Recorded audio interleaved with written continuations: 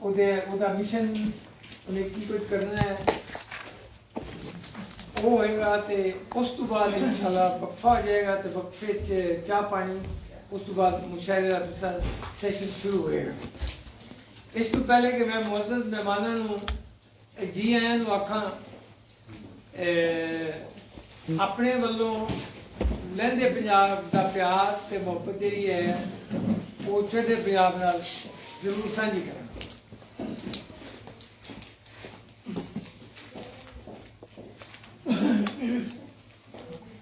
वंड के ऐसा ना कि वंड के खुशियां हासे दोवां पासे, वंड के रल मिल खुशियां हासे दोवां पासे, भरदे रांगे प्यार दे कासे दोवां पासे। अच्छा, अपने हक लई लड़ते रहे ते वेखी यारा, अपने हक लई लड़ते रहे ते वेखी यारा, भारे हुस्न रतियां मासे दोवां पासे। बहुत अच्छा, भारे हुस्न रतियां मासे दोवां पासे ते घट वध नहीं हुण इत्थे पूरे तुलसन अखर, घट वध नहीं हुण इत्थे पूरे तुलसन अखर, चलने नहीं हुण तोल एक वासे दोवां पासे। बहुत शुक्रिया। ते वेख के साडी महफल नूं कुछ नजरां वाले, वेख के साडी महफल नूं कुछ नजरां वेख के साडी महफल नूं कुछ नजरां वाले मडसन घर घर खंड पतासे दोवां पासे। नजरां वाले सुना। बहुत शुक्रिया। ते परखन पुरखियां वांगर अज भी ओवें वेख लै बैठे, पुरखियां वांगर अज भी ओवें वेख लै बैठे, कट्ठियां जिवें बांधे हासे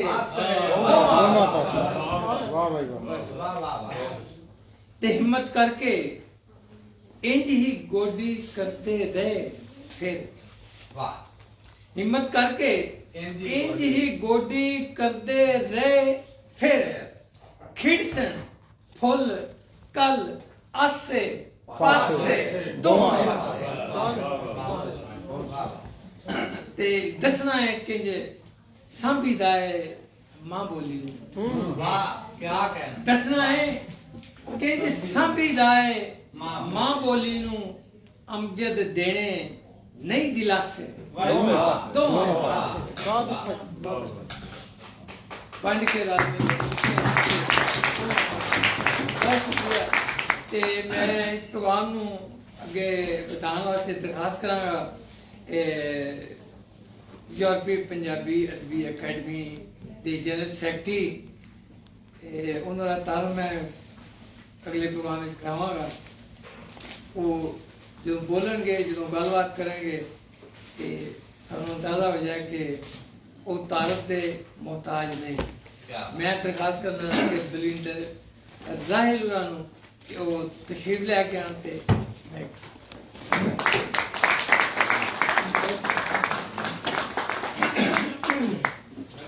बत्ती बाल के बने रहे तो आ जाओ पान नहीं हो मुशाहिद यार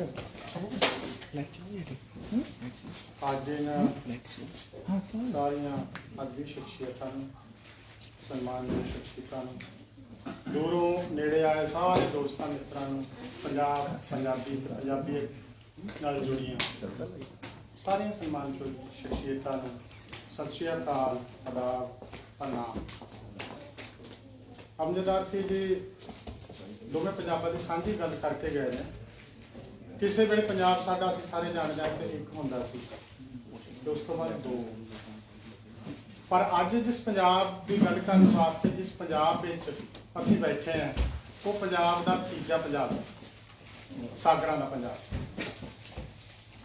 ਤੇ ਸਾਡੀ ਸਾਰਿਆਂ ਦੀ ਕੋਸ਼ਿਸ਼ ਹੈ ਕਿ ਜਿੱਥੇ ਇੱਕ ਵਿਸ਼ਵ ਪਿੰਡ ਬਣਦਾ ਜਾ ਰਿਹਾ ਹੈ, ਉੱਥੇ ਇਸ ਪਿੰਡ ਦੇ ਵਿੱਚ ਅਸੀਂ ਪੰਜਾਬੀ, ਸਾਡੀ ਪੰਜਾਬੀਅਤ, ਸਾਡੀ ਬੋਲੀ, ਸਾਡੀ ਤਹਿਜ਼ੀਬ, ਸਾਡੀ ਵਿਰਾਸਤ, ਸਾਡੀ ਵਿਚਾਰਧਾਰਾ, ਸਾਡਾ ਪੁਰਖਿਆਂ ਦਾ ਦਿੱਤਾ ਹੋਇਆ ਹੋਕਾ ਸਾਡੇ ਨਾਲ ਕਿੱਥੇ ਖੜਾ ਹੈ।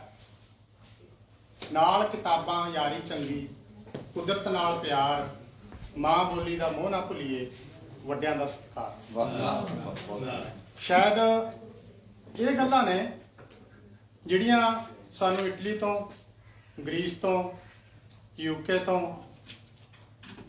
ਤੇ ਬਾਕੀ ਮੁਲਕਾਂ ਦੇ ਵਿੱਚੋਂ, ਚਾਹੇ ਉਹ ਬੈਲਜੀਅਮ ਹੋਵੇ, ਜਰਮਨ ਹੋਵੇ, ਸਪੇਨ ਹੋਵੇ, ਸਵੀਡਨ ਹੋਵੇ, ਤੇ ਬਹੁਤ ਸਾਰੇ ਜਿਹੜੇ ਸਾਡੇ ਦੋਸਤ ਵੱਖ-ਵੱਖ ਮੁਲਕਾਂ ਦੇ ਵਿੱਚੋਂ ਇਕੱਠੇ ਹੋ ਕੇ ਇੱਥੇ ਸਾਂਝੀ ਗੱਲ ਕਰਨ ਲਈ, ਉਸ ਪੰਜਾਬ ਦੀ ਗੱਲ ਕਰਨ ਲਈ, ਬਾਬੇ ਫਰੀਦ ਦੀ ਗੱਲ ਕਰਨ ਲਈ, ਬਾਬੇ ਨਾਨਕ ਦੀ ਗੱਲ ਕਰਨ ਲਈ, ਬੁੱਲੇ ਸ਼ਾਹ ਦੇ ਹੋਕੇ ਨੂੰ ਅੱਗੇ ਤੋਰਨ ਲਈ, ਹਾਸ਼ਮ ਦੀ ਦਿੱਤੀ ਹੋਈ ਪੰਜਾਬੀ ਦੀ ਗੁੜਤੀ ਨੂੰ ਅੱਗੇ ਤੋਰਨ ਲਈ ਸਾਰੇ ਇਕੱਠੇ ਹੋਏ ਨੇ।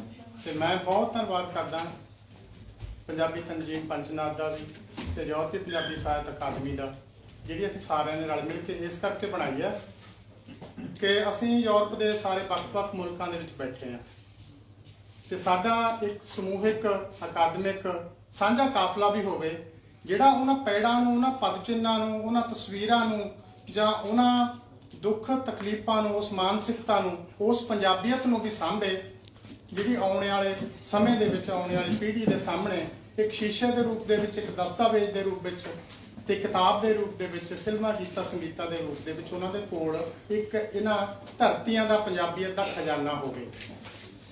ਵਿਰਾਸਤ ਨੂੰ, ਅਗਲੀ ਵਿਰਾਸਤ ਨੂੰ ਕੁਝ ਦੇਣ ਲਈ, ਪਿਛਲੀ ਵਿਰਾਸਤ ਦਾ ਕੁਝ ਮਿਲਿਆ ਹੋਇਆ ਅੱਗੇ ਤੋਰਨ ਲਈ, ਪੁਲ ਦੇ ਰੂਪ ਦੇ ਵਿੱਚ ਸਾਂਝਾ ਕੰਮ ਕਰਨ ਲਈ ਅਸੀਂ ਸਾਰੇ ਇੱਥੇ ਇਕੱਤਰ ਹੋਏ ਹਾਂ। ਤੇ ਅੱਜ ਦਾ ਜਿਹੜਾ ਸਮਾਗਮ ਹੈ, ਇਹ ਕਹਾਣੀਕਾਰ ਸੁਖਜੀਤ ਹੋਰਾਂ ਨੂੰ ਅਸੀਂ ਸਮਰਪਿਤ ਰੱਖਿਆ। ਅਸੀਂ ਚੜ੍ਹਦੇ ਪੰਜਾਬ ਵਾਲੇ ਜਾਣਦੇ ਹਾਂ ਕਿ ਜਿੱਥੇ ਪੰਜਾਬ ਦੀ ਧਰਤੀ ਤੇ ਬਹੁਤ ਸਾਰੇ ਸੂਰਮੇ, ਸੂਰਬੀਰ, ਗਿਆਨਵਾਨ ਯੋਧੇ, ਮਹਾਬਲੀ, ਪੀਰ ਫਕੀਰ ਹੋਏ ਨੇ, ਉੱਥੇ ਨਾ ਸਾਰਿਆਂ ਦਾ ਹੋਕਾ ਸਾਡੇ ਤੱਕ ਪਹੁੰਚਾਉਣ ਦਾ ਜਿਹੜਾ ਸਭ ਤੋਂ ਵੱਡਾ ਕਾਰਜ ਕਰਦੇ ਨੇ, ਉਹ ਕਲਮਾਂ ਕਰਦੇ ਨੇ, ਉਹ ਸਾਹਿਤਕਾਰ ਕਰਦੇ ਨੇ, ਉਹ ਕਿਤਾਬਾਂ ਦੇ ਰੂਪ ਦੇ ਵਿੱਚ, ਉਹ ਕਿਸੇ ਨਾ ਕਿਸੇ ਤਰੀਕੇ ਨਾਲ ਸਾਹਿਤ ਦੇ ਦਸਤਾਵੇਜ਼ ਦੇ ਰੂਪ ਦੇ ਵਿੱਚ ਸਾਡੇ ਤੱਕ ਪਹੁੰਚਦਾ ਹੈ।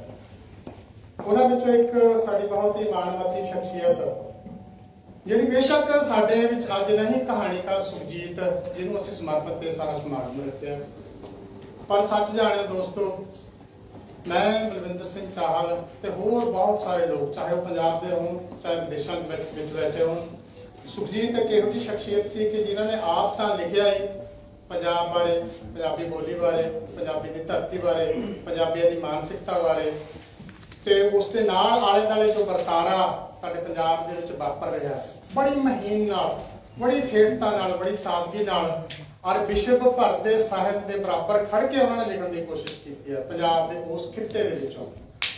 ਹੋਰ ਵੀ ਬਹੁਤ ਸਾਰੀਆਂ ਗੱਲਾਂ ਨੇ ਜਿਹੜੀਆਂ ਸੁਖਜੀਤ ਨੂੰ ਸਮਰਪਿਤ ਅਸੀਂ ਕਿਉਂ ਕੀਤਾ ਇਹ ਸਮਾਗਮ।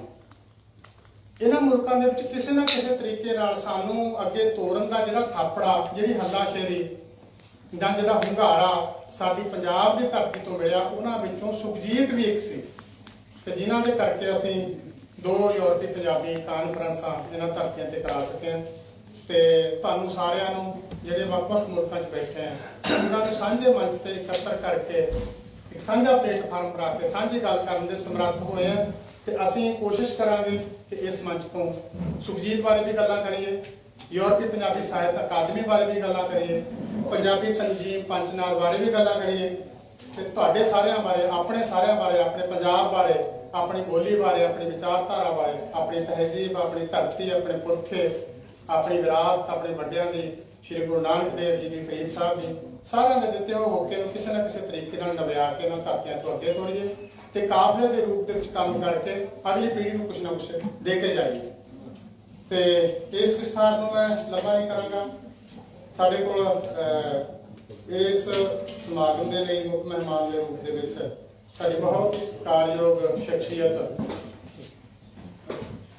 ਜਿਨ੍ਹਾਂ ਦਾ ਮੈਂ ਕਹੂੰਗਾ, ਜੇ ਅਸੀਂ ਪੰਜਾਬੀ ਦੀ ਗੱਲ ਕਰਦੇ ਹਾਂ, ਪੰਜਾਬੀ ਸਾਹਿਤ ਦੀ ਗੱਲ ਕਰਦੇ ਹਾਂ, ਇਕੱਲੇ ਚੜ੍ਹਦੇ ਪੰਜਾਬ ਬਾਰੇ ਨਹੀਂ, ਚੜ੍ਹਦੇ ਪੰਜਾਬ ਬਾਰੇ, ਲਹਿੰਦੇ ਪੰਜਾਬ ਬਾਰੇ ਤੇ ਵਿਸ਼ਵ ਵਿੱਚ ਵਸਦੇ ਦੂਜੇ ਪੰਜਾਬ ਦੀ ਜਿਹੜੀ ਕਹਾਣੀ ਅੱਜ ਲਿਖੀ ਜਾ ਰਹੀ ਹੈ, ਉਹ ਕਹਾਣੀ ਕਿੱਥੇ ਖੜੀ ਹੈ, ਉਸ ਕਹਾਣੀ 'ਚ ਕੀ ਕਰਨਾ ਚਾਹੀਦਾ ਹੈ, ਕਿੱਥੇ ਖੜੋਤ ਹੁੰਦੀ ਹੈ, ਕਿਵੇਂ ਤੋਰਿਆ ਜਾ ਸਕਦਾ ਹੈ, ਉਸ ਕਹਾਣੀ ਦਾ ਲੇਖਾ ਜੋਖਾ ਅੱਜ ਪੂਰੇ ਵਿਸ਼ਵ ਲੈਵਲ ਤੇ ਜੇ ਕੋਈ ਕਰ ਰਹੇ ਨੇ ਉਹ ਡਾਕਟਰ ਬਲਦੇਵ ਸਿੰਘ ਧਾਲੀਵਾਲ ਨੇ। ਸਾਡੇ ਲਈ ਮਾਣ ਵਾਲੀ ਗੱਲ ਹੈ ਕਿ ਉਹ ਜਿੱਥੇ ਸਿੱਖਿਆ ਸ਼ਾਸਤਰੀ, ਕਹਾਣੀਕਾਰ, ਵੱਡੇ ਆਲੋਚਕ, ਸਾਹਿਤਕਾਰ ਤੇ ਵਿਅਕਤੀਗਤ ਤੌਰ ਤੇ ਇੱਕ ਵੱਡੇ ਇਨਸਾਨ ਨੇ, ਤੇ ਉਸ ਦੇ ਨਾਲ ਉਹ ਇੱਕ ਜਿਵੇਂ ਅਸੀਂ ਵਿਦਿਆਰਥੀਆਂ ਨੂੰ ਕੋਈ ਦਿਸ਼ਾ ਨਿਰਦੇਸ਼ ਦੇ ਕੇ ਗੁਰੂ ਦੇ ਰੂਪ ਦੇ ਵਿੱਚ ਖਾਪਰਾਂ ਦੇ ਬਹੁਤ ਸਾਰੇ ਵਿਦਿਆਰਥੀਆਂ ਨੂੰ ਤੋਰਦੇ ਆ, ਤੇ ਇਹਨਾਂ ਦਾ ਉਹ ਕਾਰਜ ਇੰਨਾ ਵੱਡਾ ਹੈ ਕਿ ਵਿਸ਼ਵ ਭਰ ਦੇ ਵਿੱਚ ਕਿਤੇ ਨਾ ਕਿਤੇ ਕਿਸੇ ਨਾ ਕਿਸੇ ਮੁਲਕ ਦੇ ਵਿੱਚ ਇਹਨਾਂ ਦੇ ਚੇਲੇ, ਇਹਨਾਂ ਦੇ ਵਿਦਿਆਰਥੀ ਬੈਠੇ ਨੇ। ਅੱਜ ਵੀ ਸਾਡੇ ਕੋਲ ਇਸ ਸਮਾਗਮ ਦੇ ਵਿੱਚ ਪ੍ਰੋਫੈਸਰ ਜਸਪਾਲ ਸਿੰਘ ਹੋਣੀ ਇਹਨਾਂ ਦੇ ਵਿਦਿਆਰਥੀਆਂ ਦੇ ਰੂਪ ਦੇ ਵਿੱਚ, ਤੇ ਆਪ ਇਹ ਸਾਡੇ ਕੋਲ ਗੁਰੂਦੇਵ ਗੁਰੂਜਨ ਸਾਡੇ ਅਧਿਆਪਕ ਦੇ ਰੂਪ ਦੇ ਵਿੱਚ ਬਲਦੇਵ ਸਿੰਘ ਧਾਲੀਵਾਲ ਹੋਈ ਆਏ ਹੋਏ ਨੇ। ਤੇ ਇਸ ਮੰਚ ਤੋਂ ਜੀ ਆਇਆਂ ਮੈਂ ਬੇਨਤੀ ਕਰੂੰਗਾ ਕਿ ਅਸੀਂ ਪ੍ਰੋਗਰਾਮ ਨੂੰ ਤਰਤੀਬ ਦੇ ਲਈਏ, ਕਿਉਂਕਿ ਕੁਰਸੀਆਂ ਜਿਹੜੀਆਂ ਖਾਲੀ ਪਈਆਂ ਨੇ ਇਹਨਾਂ ਦੇ ਵਿੱਚ ਅਸੀਂ ਸ਼ੁਭ ਕਰਨਾ ਪ੍ਰਧਾਨਗੀ ਮੰਡਲ ਨੂੰ ਬਲਵਿੰਦਰ ਸਿੰਘ ਚਾਹਲ ਜੀ ਤੇ ਪ੍ਰੋਫੈਸਰ ਜਸਪਾਲ ਸਿੰਘ ਜੀ, ਤੁਹਾਨੂੰ ਬੇਨਤੀ ਹੈ ਡਾਕਟਰ ਬਲਦੇਵ ਸਿੰਘ ਧਾਲੀਵਾਲ ਨੂੰ ਲੈ ਕੇ ਜਾਓ ਪਲੀਜ਼ ਸਟੇਜ ਤੇ। ਧੰਨਵਾਦ ਜੀ, ਤੁਸੀਂ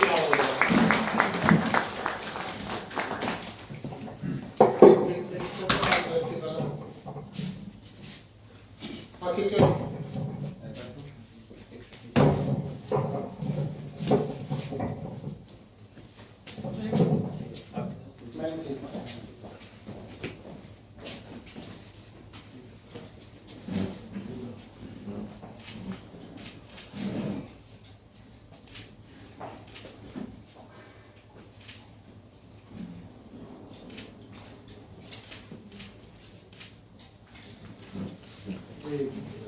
ਧਾਲੀਵਾਲ ਸਾਹਿਬ ਦੇ ਨਾਲ ਹੀ ਸਾਡੀਆਂ ਦੋ ਸਭਾਵਾਂ ਦੇ ਜਿਹੜੇ ਪ੍ਰਧਾਨ ਨੇ, ਮੁਖੀ ਨੇ, ਉਹ ਸਾਡੇ ਕੋਲ ਨੇ। ਮੇਰੇ ਬਹੁਤ ਹੀ ਪਿਆਰੇ ਛੋਟੇ ਵੀਰ ਬਲਵਿੰਦਰ ਸਿੰਘ ਚਾਹਲ, ਮੈਂ ਬੇਨਤੀ ਕਰੂੰਗਾ ਇਹਨਾਂ ਨੂੰ ਕਿ ਤੁਸੀਂ ਵੀ ਇਸ ਮੰਡਲ ਵਿੱਚ ਸ਼ਾਮਲ ਹੋ। ਤੇ ਦੂਜਾ ਸਾਡਾ ਵੱਡਾ ਭਰਾ ਜਿਹਦੀ ਕੰਪਨੀ ਦਾ ਸਾਰਾ ਇਕੱਠ ਹੋਇਆ, ਪੰਜਾਬੀ ਤਨਕੀਦ ਪੰਚਨਾਦ ਦਾ ਕਰਤਾ ਧਰਤਾ, ਚਾਹੇ ਟੀਮ ਤੁਸੀਂ ਸਾਰੇ ਹੀ ਸ਼ਾਮਲ ਹੋ, ਪਰ ਉਹਨਾਂ ਮੋਢੀ ਮੈਂਬਰਾਂ ਦੇ ਵਿੱਚ ਤੇ ਸਾਨੂੰ ਸਾਰਿਆਂ ਨੂੰ ਹੱਲਾ ਸ਼ੇਰੀ ਤੇ ਇੱਕ ਤੋੜਨ ਵਾਲਾ ਬਹੁਤ ਹੀ ਪਿਆਰਾ, ਸਤਿਕਾਰਾ, ਮੁਹੱਬਤੀ ਸਾਡਾ ਯਾਰ ਹੈ ਅਮਜਦਾਰ ਕੀ। ਮੈਂ ਬੇਨਤੀ ਕਰੂੰਗਾ ਕਿ ਯੂਰਪੀ ਪੰਜਾਬੀ ਸਾਹਿਤ ਅਕਾਦਮੀ ਦੇ ਸੱਦੇ ਤੇ ਪਲੀਜ਼ ਤੁਸੀਂ ਵੀ ਐਜ਼ ਏ ਪ੍ਰਧਾਨਗੀ ਮੰਡਲ ਚ ਆਓ।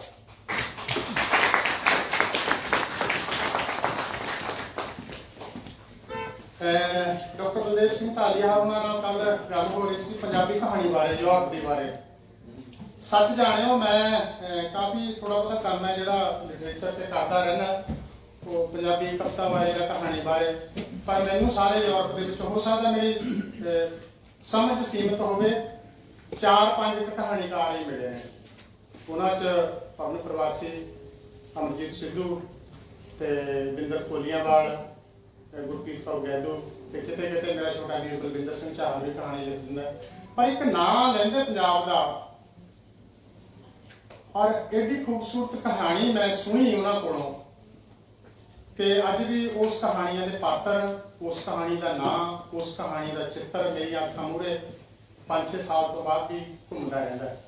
ਤੇ ਮੇਰੀ ਉਮੀਦ ਸਾਡੀ ਬਹੁਤ ਹੀ ਪਿਆਰੀ ਬੀਬੀ ਉਮਾ ਫਲੇ, ਤੁਸੀਂ ਵੀ ਪਲੀਜ਼ ਆ ਜਾਓ।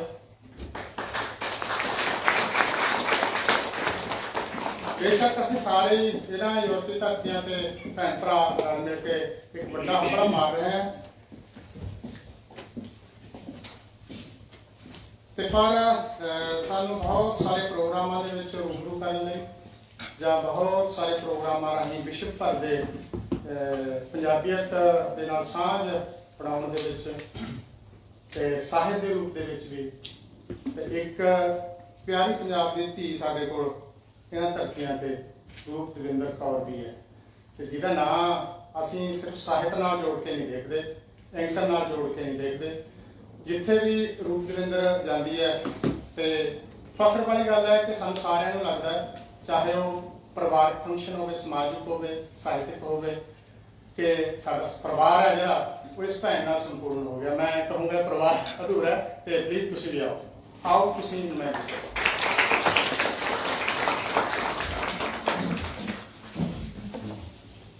ਲਓ ਜਿਹੜੇ ਨਵੇਂ ਕੰਮ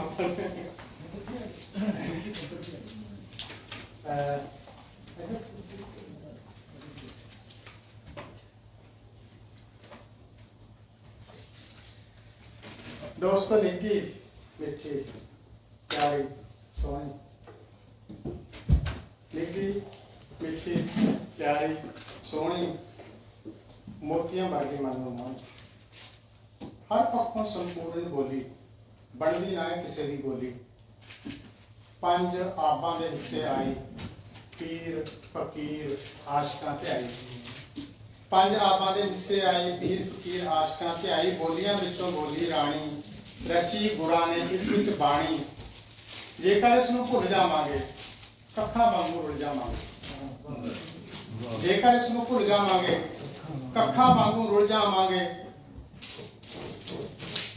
रल के बणीए पहरेदार मां बोली नूं करिए प्यार शहदों मिठी मिश्री घोली साडी मां पंजाबी बोली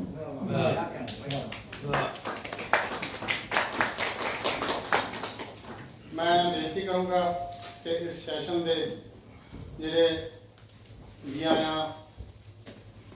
समाप्ति बोल वो साडी जिहड़ी पंजाबी साहित्य अकादमी के प्रधान उस तो पहला साहित्य संगम सभा के प्रधान ते फिर सरपरस्त ते पूरे यूरोप के विच सानूं सारिआं नूं कंटिन्यू जारी रखांगे। ठीक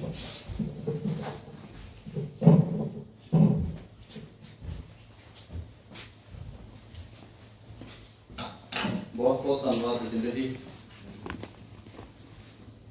हाजरी प्रतिनिधि मंडल ते सारे मेहमान मेरे वालों आप जी नूं प्यार सत्कार सहित सत श्री अकाल प्रणाम आदाब। तुसी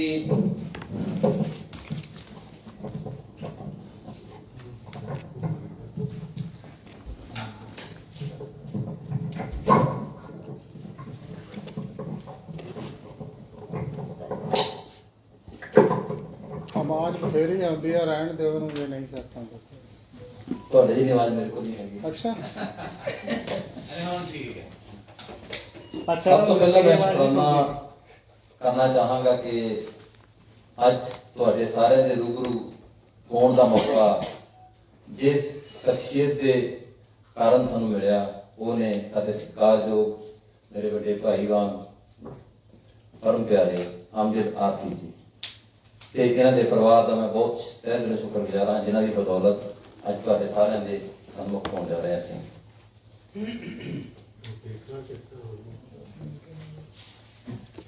यूरोपी पंजाबी साहित्य अकादमी ते पंजाबी तंजीम पंचनद जर्मनी के सहयोग के नाल ये अज ऑफनबाग दे विच जो पंजाबी समारोह होने जा रहा जिसकी असीं शुरुआत कर चुके हाँ इस विच शामिल सारिया शख्सियतां नूं मैं अपने वालों अपनी सभा के वालों तंजीम के वालों आप जी नूं जी आया आखदा। साडी तुहाडी मुलाकात हुई जिवें बलदे जंगल ते बरसात हुई। साडी तुहाडी मुलाकात हुई जिवें बलदे जंगल ते बरसात हुई सी प्यारे दिशा रात ही रात हुई तेरा मुखड़ा दिसया तां प्रभात हुई। वाह साडे विच सत्कारयोग पंजाबी कहानी नूं एक नवी दिशा देने वाले पंजाबी कहानी ते नैट के समुची पंजाबी कहानी ते जिस विच पंज दरियावां तो पार चल के सागरां तक जिन्हां ने काम कीता वो डॉक्टर बलदेव सिंह जी धालीवाल पंजाबी यूनिवर्सिटी पटियाला दे विच बड़ा लंबा समय इन्हां दा कार्ज रहा। इस दे नाल होर शख्सियतां जिवें मेरी टीम दे विच ने मेरे वड्डे वीर दजिंदर सिंह जी रहल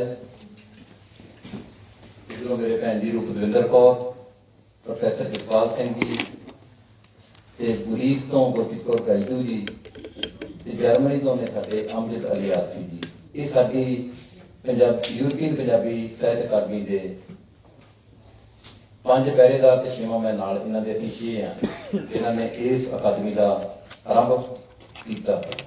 इस विच जिवें दजिंदर जी दस गए कि असीं यूरोप दे विच जिन्ना भी पंजाबी साहित्य ਰਚਿਆ ਜਾ ਰਿਹਾ ਜਾਂ ਰਚਿਆ ਗਿਆ, ਉਸ ਨੂੰ ਕਿਵੇਂ ਅਕਾਦਮਿਕ ਪੱਧਰ ਤੱਕ ਉੱਪਰ ਲੈ ਕੇ ਜਾਣਾ ਤੇ ਕਿਵੇਂ ਕਿਵੇਂ ਅਸੀਂ ਇਸ ਨੂੰ ਅੱਗੇ ਤੋਰਾਂਗੇ, ਉਹ ਸਾਡੇ ਕੁਝ ਨਿਸ਼ਾਨੇ ਹਨ ਜਿਨ੍ਹਾਂ ਬਾਰੇ ਗੱਲ ਸਾਡੇ ਪ੍ਰੋਫੈਸਰ ਸਵਾਲ ਸਿੰਘ ਜੀ ਕਰਨਗੇ।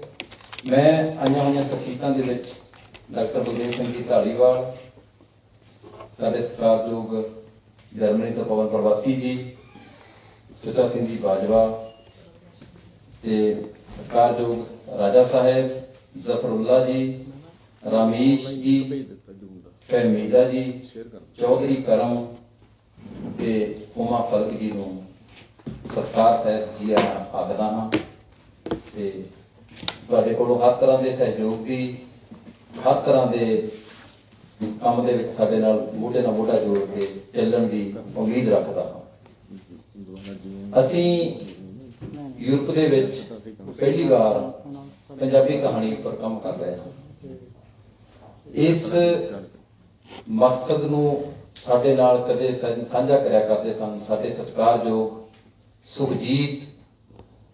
ਸੁਖਜੀਤ ਅੱਜ ਸਾਡੇ ਵਿੱਚ ਨਹੀਂ ਹਨ, ਪਰ ਅਸੀਂ ਉਹਨਾਂ ਦੀ ਯਾਦ ਦੇ ਵਿੱਚ ਅੱਜ ਦਾ ਕਹਾਣੀ ਦਰਬਾਰ ਜਿਹੜਾ ਇਹ ਰੱਖਿਆ ਤਾਂ ਕਿ ਸੁਖਜੀਤ ਦੇ ਸੁਪਨਿਆਂ ਨੂੰ ਕਿਸੇ ਨਾ ਕਿਸੇ ਤਰੀਕੇ ਦੇ ਨਾਲ ਅਸੀਂ ਪੂਰਾ ਕਰ ਸਕੀਏ। ਸੁਖਜੀਤ ਨਾਲ ਮੇਰੀਆਂ ਬਹੁਤ ਸਾਰੀਆਂ ਯਾਦਾਂ ਜੁੜੀਆਂ ਹੋਈਆਂ ਨੇ। ਸੁਖਜੀਤ ਇੱਕ ਅਜਿਹਾ ਕਹਾਣੀਕਾਰ ਸੀ ਪੰਜਾਬੀ ਦਾ ਜਿਸ ਦੀ ਕਹਾਣੀ ਪੰਜ ਦਰਿਆਵਾਂ ਤੋਂ ਪਾਰ, ਭਾਰਤੀ ਸੰਸਕ੍ਰਿਤੀ ਤੋਂ ਵੀ ਪਾਰ, ਸਮੁੱਚੇ ਸੰਸਾਰ ਦੀ ਕਹਾਣੀ ਸੀ। ਕਿਤੇ ਜੇਕਰ ਸੁਖਜੀਤ ਨੂੰ ਪੜ੍ਹਨ ਦਾ ਤੁਹਾਨੂੰ ਮੌਕਾ ਮਿਲੇ, ਅਸੀਂ ਕੋਸ਼ਿਸ਼ ਕਰਾਂਗੇ ਕਿ ਸੁਖਜੀਤ ਦੀਆਂ ਕਹਾਣੀਆਂ ਨੂੰ ਸ਼ਾਹਮੁਖੀ ਵਿੱਚ ਛਾਪ ਕੇ ਤੁਹਾਡੇ ਰੂਬਰੂ ਕਰੀਏ।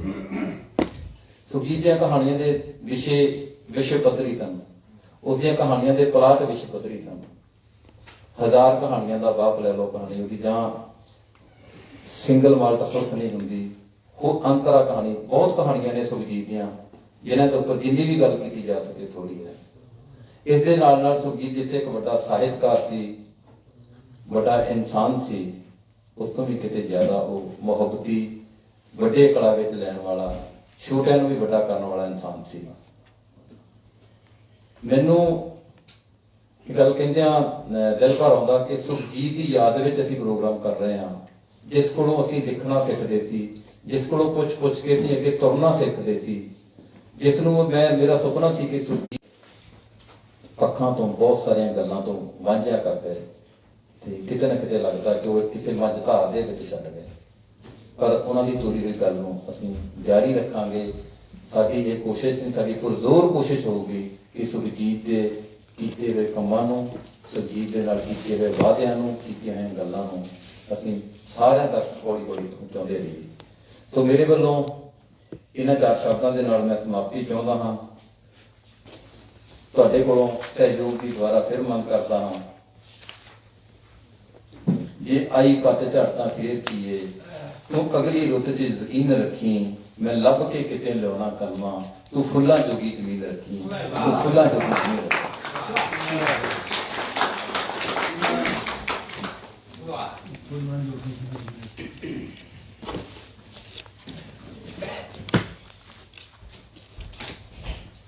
जी बहुत बहुत शुक्रिया मनविंदर सिंह चाहल जी। मैं बेनती करूँगा इस सैशन के आपके बुलारे वजों प्रोफैसर जसपाल सिंह जी साडे चीफ एडवाइजर वो आउन साडी जी संस्था यूरोपी पंजाबी साहित्य अकादमी जी शख्सियत साडे कोल आई है जिन्हें शब्द असीं उन्हां बारे कहे ने बलदेव सिंह धालीवाल उन्हां बारे वो बड़े छोटे ने क्योंकि जे किताबां की गिनती मेरा ख्याल भी 50 ਦੇ ਗੇੜੇ ਹੋ ਗਈ ਇਹਨਾਂ ਦੀ 40 ਤੋਂ ਉੱਤੇ ਤੇ ਏਡੀ ਵੱਡੀ ਸ਼ਖਸੀਅਤ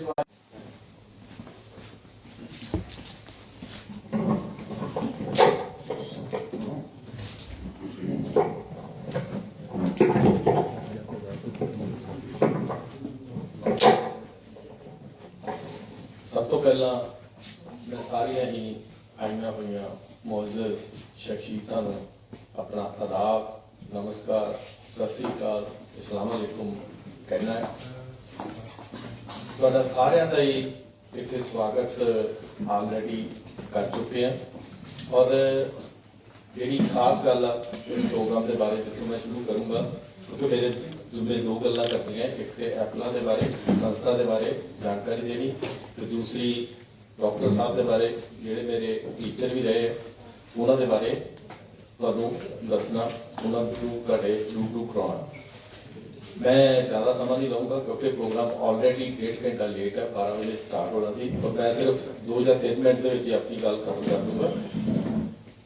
सब तो पहला तो इस समागम लई मैं अमजद आखी जी नूं बहुत बहुत मुबारकबाद देना चाहुंदा है, उन्हां दा बहुत बहुत शुक्रिया अदा करना चाहुंदा है, और नाल ही उन्हां दी इस प्राप्ति नूं सलूट मारदा है, क्योंकि पिछले 40 साल तो जर्मन विच रहिंदे हुए पता नहीं किन्ने घंटिया किन्ने पत्थरां नूं कटदे हुए इस मुकाम तक पहुंचे, और इस मुकाम ते पहुंचने लई बहुत वड्डा जिहड़ा समा बहुत मुश्किलों का सामना करना पैंदा है। इसलिए मैं इन्हां दा शुक्रिया अदा, इन्हां नूं धन्नवाद, इन्हां नूं शाबाश देना है कि इस मुकाम ते पहुंचे।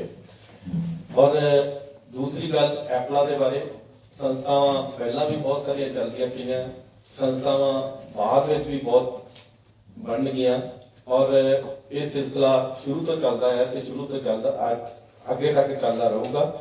और साडा जिहड़ा सुपना है यूरोप दे विच समाज दे विच पंजाबी भाषा दे लई कुछ नवा करना है, कुछ हटके करना है, और एक इहो जी संस्था बनाउणी है जिहड़ी संप्रदायिकता तो, धर्म तो, जाति तो, नस्ल तो, अमीर गरीब तो उत्ते उठ के काम करे, जिहदे विच ਇਹ ਨਹੀਂ ਹੈਗਾ कि ਅਸੀਂ ਇੱਕ ਦੇ ਬਾਰੇ ਲਿਖਾਂਗੇ, ਇਹਦੇ ਵਿੱਚ ਸਿਰਫ ਪੰਜਾਬੀ ਤੇ ਪੰਜਾਬੀਅਤ ਦੀ ਗੱਲ ਕੀਤੀ ਜਾਊਗੀ, ਕਿਉਂਕਿ ਪੰਜਾਬ ਨੂੰ ਮੈਂ ਖਿੱਤਾ ਨਹੀਂ ਸਮਝਦਾ। ਪੰਜਾਬ ਇੱਕ ਸੋਚ ਆ, ਪੰਜਾਬ ਇੱਕ ਧਰਮ ਨਹੀਂਗਾ, ਪੰਜਾਬ ਇੱਕ ਸੋਚ ਆ, ਪੰਜਾਬ ਇੱਕ ਨਸਲ ਜਾਂ ਜਾਤ ਨਹੀਂਗਾ, ਪੰਜਾਬ ਇੱਕ ਸੋਚ ਆ, ਔਰ ਇਹ ਸੋਚ ਜਿਹੜੀ ਹੈ ਸਮੇਂ-ਸਮੇਂ ਤੇ ਉਜਾਗਰ ਹੋਈ ਹੈ, ਔਰ ਇਸੇ ਸੋਚ ਨੂੰ ਅੱਗੇ ਰੱਖਣ ਵਾਸਤੇ, ਕਿਉਂਕਿ ਹਰੇਕ ਬੰਦੇ ਦਾ ਇੱਕ ਟਾਈਮ ਪੀਰੀਅਡ ਹੁੰਦਾ ਹੈ, ਟਾਈਮ ਪੀਰੀਅਡ ਕਿੰਨਾ ਹੈ 70 ਤੋਂ 80 ਸਾਲ ਆ, और जे दिन के गिण लाइए तो साल के 365 दिन है, 10 साल के 3300, ਤੇ ਉਸ ਤੋਂ ਬਾਅਦ ਲਾ ਲਓ ਕਿੰਨੇ ਕੁ ਬਣਦੇ ਆ। ਇੰਨੀ ਵਾਰੀ ਸੂਰਜ ਚੜ੍ਹਦਾ ਤੇ ਇੰਨੀ ਵਾਰੀ ਆਪਾਂ ਡੁੱਬਦਾ ਦੇਖਣਾ ਹੈ, ਔਰ ਸਾਡੀਆਂ ਪੈੜਾਂ ਪਿੱਛੇ ਰਹਿ ਜਾਣੀਆਂ। ਅਸੀਂ ਵੀ ਹੁਣ ਲਾਗੇ ਲੱਗਣ ਵਾਲੀ ਹਾਂ, ਵੱਧ ਤੋਂ ਵੱਧ ਕਿੰਨੇ 4 ਜਾਂ 5000 ਦਿਨ ਹੋਊਗਾ, ਇਸ ਤੋਂ ਵੱਧ ਨਹੀਂ ਹੈਗਾ। ਔਰ ਇਹਨਾਂ ਦੇ ਵਿੱਚ ਜੇ ਅਸੀਂ ਥੋੜਾ ਥੋੜਾ ਵੀ ਕੰਮ ਕਰੀਏ ਤਾਂ ਅਸੀਂ ਬਹੁਤ ਜ਼ਿਆਦਾ ਕਰ ਸਕਦੇ ਹਾਂ, ਔਰ ਪੈੜਾਂ ਪਾ ਸਕਦੇ ਹਾਂ। ਉਹਨਾਂ ਪੈੜਾਂ ਨੂੰ ਅੱਗੇ ਚਲਾਉਣਾ ਜਿਹੜਾ ਉਹ ਹੁੰਦਾ ਹੈ। ਔਰ ਐਪਲਾਂ ਦੇ ਬਾਰੇ ਵੈਸੇ ਤਾਂ ਮੈਂ ਸਾਰੀ ਗੱਲ ਹੀ ਕਰ ਦਿੱਤੀ ਹੈ ਕਿ ਇੱਕ ਸੰਸਥਾ ਹੈ ਜਿਹੜੀ ਪੰਜਾਬੀ ਸਾਹਿਤ ਨੂੰ, ਪੰਜਾਬੀ ਕਲਚਰ ਨੂੰ ਅਮੀਰ ਕਰਨ ਵਾਸਤੇ ਕੰਮ ਕਰੂਗੀ। ਔਰ ਜੇ ਮੈਂ ਇਹਦੇ ਬਾਰੇ ਪੜ੍ਹਨਾ ਸ਼ੁਰੂ ਕਰਾਂ ਤਾਂ 7 ਪੇਜ ਹੈ, ਔਰ ਮੈਨੂੰ ਲੱਗਦਾ ਕਿ ਬਹੁਤ ਜ਼ਿਆਦਾ ਟਾਈਮ ਲੱਗੂਗਾ। ਇਹ ਸਾਰੇ ਕੰਮ ਅਸੀਂ ਨਵੇਂ ਤਰੀਕਿਆਂ ਦੇ ਨਾਲ ਮਾਡਰਨ ਕਰਾਂਗੇ। ਔਰ ਚਾਹੇ ਤੁਸੀਂ ਜਿੱਥੋਂ ਮਰਜ਼ੀ ਚੱਕ ਕੇ ਲਿਆਓ, ਚਾਹੇ ਤੁਸੀਂ ਜਰਮਨ ਤੋਂ ਲਿਆਓ, ਚਾਹੇ ਤੁਸੀਂ ਇਟਲੀ ਤੋਂ ਲਿਆਓ, ਚਾਹੇ ਤੁਸੀਂ ਫਰਾਂਸ ਤੋਂ ਲਿਆਓ, ਚਾਹੇ ਤੁਸੀਂ ਬੈਲਜੀਅਮ ਤੋਂ ਲਿਆਓ, ਚਾਹੇ ਤੁਸੀਂ ਇੰਗਲੈਂਡ ਤੋਂ ਲਿਆਓ, ਜਿਹੜੀ ਮਰਜ਼ੀ ਭਾਸ਼ਾ ਤੋਂ ਜੋ ਮਰਜ਼ੀ ਲਿਆਓ, ਉਹ ਅਸੀਂ ਪੰਜਾਬੀ ਦੇ ਵਿੱਚ ਵੈਲਕਮ ਕਰਾਂਗੇ, ਟ੍ਰਾਂਸਲੇਸ਼ਨ ਦਾ ਕੰਮ ਕਰਾਂਗੇ। ਔਰ ਪੰਜਾਬੀ ਦੀਆਂ ਜਿਹੜੀਆਂ ਚੰਗੀਆਂ ਚੀਜ਼ਾਂ ਹੈ, ਇਹ ਨਹੀਂ ਕਿ ਪੰਜਾਬ ਦੇ ਵਿੱਚ ਆਮ ਤੌਰ ਤੇ ਪੰਜਾਬੀਆਂ ਦੇ ਬਾਰੇ ਗਲਤ ਧਾਰਨਾ ਬਣ ਗਈ ਆ, ਉਹ ਅਸੀਂ ਖੁਦ ਹੀ ਬਣਾਈ ਹੈ, ਕਿਉਂਕਿ ਅਸੀਂ ਖੁਦ ਹੀ ਆਪਣਾ ਆਪ ਨਹੀਂ ਕਰ ਸਕਦੇ ਕਿਸੇ ਨੂੰ।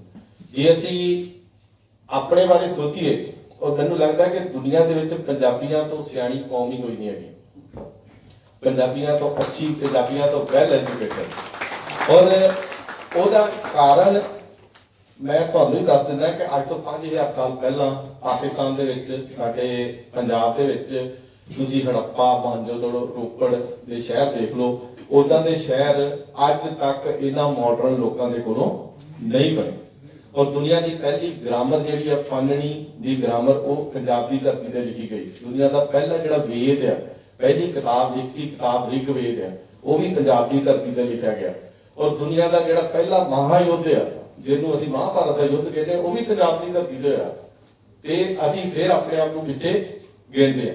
ਔਰ ਇਸ ਤੋਂ ਇਲਾਵਾ ਮਲਿੰਗ ਪ੍ਰੇਸ਼ਨ ਇੱਕ ਬਹੁਤ ਵੱਡੀ ਕਿਤਾਬ ਆ, ਉਹ ਵੀ ਇੱਥੇ ਲਿਖੀ ਗਈ। ਇਸ ਤੋਂ ਇਲਾਵਾ ਪਤਾ ਨਹੀਂ ਕਿੰਨੇ ਕੁ ਸੂਫੀ ਸੰਤ, ਦਰਵੇਸ਼, ਬਾਬਾ ਫਰੀਦ ਵਰਗੇ, ਨਾਨਕ ਵਰਗੇ, ਬੁੱਲੇ ਵਰਗੇ, ਸ਼ਾਹ ਹੁਸੈਨ ਵਰਗੇ ਆਏ।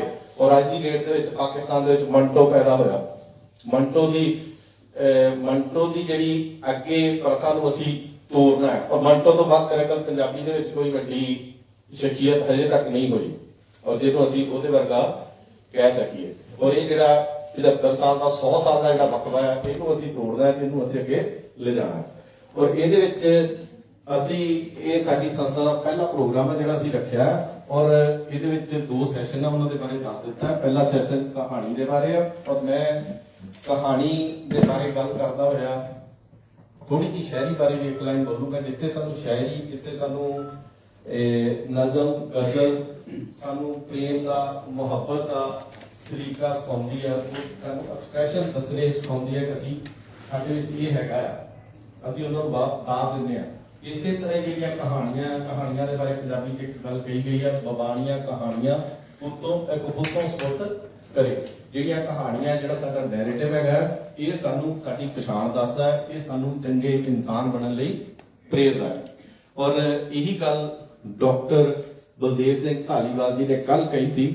ਸ਼ਾਮੀ ਅਸੀਂ ਜਦੋਂ ਗੱਲਾਂ ਕਰਦੇ ਪਏ ਸੀ ਖਾਣੇ ਦੇ ਵੇਲੇ, ਔਰ ਉਹ ਇੱਕ ਤਰ੍ਹਾਂ ਦੀ ਬਹੁਤ ਵੱਡੀ ਸੰਗਤ ਸੀ ਜਿਹੜੀ ਅਸੀਂ ਦੀ ਮਾਣੀ, ਔਰ ਉਹਦੇ ਵਿੱਚ ਇਹਨਾਂ ਨੇ ਕਿਹਾ ਕਿ ਜਿਹੜਾ ਸਾਡਾ ਨੈਰੇਟਿਵ ਆ, ਜਿਹੜੀਆਂ ਸਾਡੀਆਂ ਕਹਾਣੀਆਂ ਆ, ਉਹ ਅਸੀਂ ਹੀ ਆਪਣੇ ਆਪ ਨੂੰ ਜਾਂ ਆਪਣਿਆਂ ਨੂੰ ਸੁਣਾਉਣੀਆਂ। ਸਾਡੀ ਕਹਾਣੀ ਕਿਸੇ ਚਾਈਨਾ ਵਾਲੇ ਨੇ, ਕਿਸੇ ਜਰਮਨ ਵਾਲੇ ਨੇ, ਕਿਸੇ ਇਟਲੀ ਵਾਲੇ ਨੇ ਸਾਨੂੰ ਨਹੀਂ ਸੁਣਾਉਣੀ, ਔਰ ਨਾ ਹੀ ਅਸੀਂ ਉਹਨਾਂ ਦੀਆਂ ਕਹਾਣੀਆਂ ਸੁਣਾ ਸਕਦੇ ਆ। ਇਹ ਬਹੁਤ ਵੱਡੀ ਗੱਲ ਹੈ। ਔਰ ਜੇ ਇਹਦੇ ਵਿੱਚ ਖੜੋਤ ਆਈ ਹੈ ਤੇ ਸਾਨੂੰ ਤੋੜਨਾ ਚਾਹੀਦਾ ਔਰ ਸਾਨੂੰ ਅੱਗੇ ਚੱਲਣਾ ਚਾਹੀਦਾ। ਬਾਕੀ ਮੈਂ ਇਹ ਨਹੀਂ ਕਹਿੰਦਾ ਕਿ ਜਿਹੜੀ ਰਾਹ ਤੇ ਤੁਸੀਂ ਚੱਲਦੇ ਹੋ ਉਹਨੂੰ ਛੱਡ ਦਿਓ, ਉਹਦੇ ਤੇ ਚੱਲੀ ਜਾਓ। ਜੇ ਤੁਹਾਡਾ ਦਿਲ ਕਰਦਾ ਹੈ ਤੇ ਤੁਸੀਂ ਇੱਧਰ ਨੂੰ ਵੀ ਆ ਸਕਦੇ ਹੋ। ਔਰ ਡਾਕਟਰ ਬਲਦੇਵ ਸਿੰਘ ਧਾਲੀਵਾਲ ਜੀ ਇਹ ਜਾਣ ਪਛਾਣ ਦੇ ਮੁਹਤਾਜ ਨਹੀਂ ਹੈਗੇ।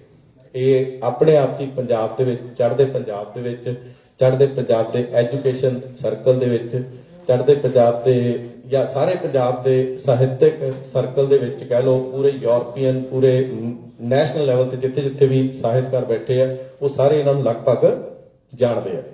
ਇਹ ਮੇਰੇ ਵਾਸਤੇ ਵੱਡੀ ਗੱਲ ਇਹ ਹੈ ਕਿ ਮੇਰੇ ਅਧਿਆਪਕ ਵੀ ਰਹੇ ਆ, ਔਰ ਅਧਿਆਪਕ ਵੀ ਮੇਰੇ 1990 ਦੇ ਵਿੱਚ ਰਹੇ ਆ। ਔਰ 1990 ਦੇ ਵਿੱਚ ਉਦੋਂ ਇਹ ਮੇਰੇ ਅਧਿਆਪਕ ਸੀ ਜਦੋਂ ਮੈਂ ਇੱਕ ਸਾਇੰਸ ਦਾ ਸਟੂਡੈਂਟ ਸੀ। ਮੇਰਾ ਸਾਹਿਤ ਦੇ ਨਾਲ ਦੂਰ ਦੂਰ ਦਾ ਸੰਬੰਧ ਨਹੀਂ ਸੀ, ਤੇ ਉਦੋਂ ਇਹ ਸਾਨੂੰ ਪੰਜਾਬੀ ਦੀ ਇੱਕ ਕਲਾਸ ਸਾਡੀ ਲਾਉਂਦੇ ਹੁੰਦੇ ਸੀ, ਔਰ ਉਦੋਂ ਦੀ ਮੇਰੇ ਤੇ ਇਹਨਾਂ ਦੀ ਛਾਪ ਪਈ ਆ, ਔਰ ਉਦੋਂ ਤੋਂ ਹੀ ਮੈਂ ਇਹਨਾਂ ਦੇ ਨਾਲ ਜੁੜਿਆ ਹੋਇਆ। ਇਹਨਾਂ ਦਾ ਜਨਮ 20 ਨਵੰਬਰ 1959 ਈਸਵੀ ਨੂੰ ਹੋਇਆ। ਮਾਤਾ ਪਿਤਾ ਦਾ ਨਾਮ ਜੋਗਿੰਦਰ ਸਿੰਘ ਤੇ ਕਰਤਾਰ ਕੌਰ ਆ, ਔਰ ਇਹਨਾਂ ਨੇ ਆਪਣੀ ਜਿਹੜੀ ਐਜੂਕੇਸ਼ਨ ਆ ਉਹ ਪੰਜਾਬ ਯੂਨੀਵਰਸਿਟੀ ਚੰਡੀਗੜ੍ਹ ਤੋਂ ਲਈ ਆ। MA, MPhil, PhD ਉੱਥੋਂ ਹੀ ਡਾਕਟਰੇਟ ਕੀਤੀ ਆ। ਉਸ ਤੋਂ ਬਾਅਦ ਇਹਨਾਂ ਨੇ DAV ਕਾਲਜ ਵਿੱਚ ਪੜ੍ਹਾਇਆ ਥੋੜਾ ਚਿਰ, ਜਿੱਥੇ ਮੈਂ ਇਹਨਾਂ ਦੇ ਕੋਲ ਪੜ੍ਹਿਆ, ਤੇ ਉਸ ਤੋਂ ਬਾਅਦ ਇੱਕ ਪਟਿਆਲਾ ਯੂਨੀਵਰਸਿਟੀ, ਪੰਜਾਬੀ ਯੂਨੀਵਰਸਿਟੀ ਪਟਿਆਲਾ ਵਿੱਚ ਚਲੇ ਗਏ, ਤੇ ਉੱਥੇ ਹੀ ਇਹਨਾਂ ਨੇ ਆਪਣਾ ਸਾਰਾ ਐਜੂਕੇਸ਼ਨ ਦਾ ਜਿਹੜਾ ਆਪਣੀ ਸਾਰੀ ਸਰਵਿਸ ਉੱਥੇ ਕੀਤੀ। ਇਸ ਸਰਵਿਸ ਦੇ ਦਰਮਿਆਨ ਇਹਨਾਂ ਨੇ 28 ਤੋਂ ਵੱਧ ਸਟੂਡੈਂਟਸ ਨੂੰ ਰਿਸਰਚ ਕਰਵਾਈ, ਜਿਹਦੇ ਵਿੱਚ MPhil ਦੇ ਸਟੂਡੈਂਟ ਵੀ ਸੀ, ਜਿਹਦੇ ਵਿੱਚ PhD ਦੇ ਸਟੂਡੈਂਟ ਵੀ ਸੀ। ਔਰ ਇਹ ਕੰਮ ਕਰਦੇ ਹੋਏ, ਆਪਣੀਆਂ ਜਿਹੜੀਆਂ ਗ੍ਰਸਤੀ ਦੀਆਂ ਜ਼ਿੰਮੇਵਾਰੀਆਂ ਨੂੰ ਨਿਭਾਉਂਦੇ ਹੋਏ, ਇਹਨਾਂ ਨੇ ਪੰਜਾਬੀ ਕਹਾਣੀ ਦੇ ਉੱਤੇ ਇੱਕ ਬਹੁਤ ਵੱਡਾ ਕੰਮ ਕੀਤਾ। ਪੰਜਾਬੀ ਕਹਾਣੀ ਤੇ ਨਹੀਂ, ਹੋਰ ਵੀ ਪੰਜਾਬੀ ਸਾਹਿਤ ਦੇ ਹਰ ਖੇਤਰ ਵਿੱਚ ਇਹਨਾਂ ਨੇ ਕੰਮ ਕੀਤਾ। ਬਹੁਤ ਸਾਰੇ ਸਫ਼ਰਨਾਮੇ ਲਿਖੇ। ਇਹ ਜਿਹੜੇ ਸਫ਼ਰਨਾਮੇ ਆ ਸਾਨੂੰ ਪੰਜਾਬੀ ਡਿਆਸਪੋਰਾ ਦੇ ਬਾਰੇ ਦੱਸਦੇ ਆ। ਇਸ ਤੋਂ ਬਾਅਦ ਇਹਨਾਂ ਨੇ ਕਹਾਣੀ, ਅਜੋਕੀ ਕਹਾਣੀ, ਸਮਕਾਲੀ ਕਹਾਣੀ, ਜਾਂ ਕਹਿ ਲਓ ਕਿ ਜਿਹੜੀ ਹਰੀ ਕ੍ਰਾਂਤੀ ਵੇਲੇ ਕਹਾਣੀ ਸੀ, ਉਹਦੇ ਬਾਰੇ ਇਹਨਾਂ ਨੇ ਸਾਨੂੰ ਦੱਸਿਆ। ਔਰ ਇਸ ਕੰਮ ਨੂੰ ਇਹ ਅੱਜ ਵੀ 65 ਈਅਰ ਦੇ ਹੋ ਗਏ ਆ, ਔਰ ਅੱਜ ਵੀ ਇਹ ਆਪਣਾ ਇਹ ਕੰਮ ਜਾਰੀ ਰੱਖ ਰਿਹਾ। 50 ਤੋਂ ਵੀ ਵੱਧ ਇਹਨਾਂ ਦੀਆਂ ਕਿਤਾਬਾਂ। ਇਸ ਤੋਂ ਇਲਾਵਾ ਇਹਨਾਂ ਨੇ ਬਹੁਤ ਸਾਰੇ ਰਿਸਰਚ ਪੇਪਰ ਵੀ ਲਿਖੇ। 85 ਤੋਂ ਵੱਧ ਇਹਨਾਂ ਦੇ ਰਿਸਰਚ ਪੇਪਰ ਆ, 100 ਤੋਂ ਵੱਧ ਇਹਨਾਂ ਦੀ ਅਖਬਾਰਾਂ ਦੇ ਵਿੱਚ ਆਰਟੀਕਲ ਲੱਗੇ ਹੋਏ ਆ।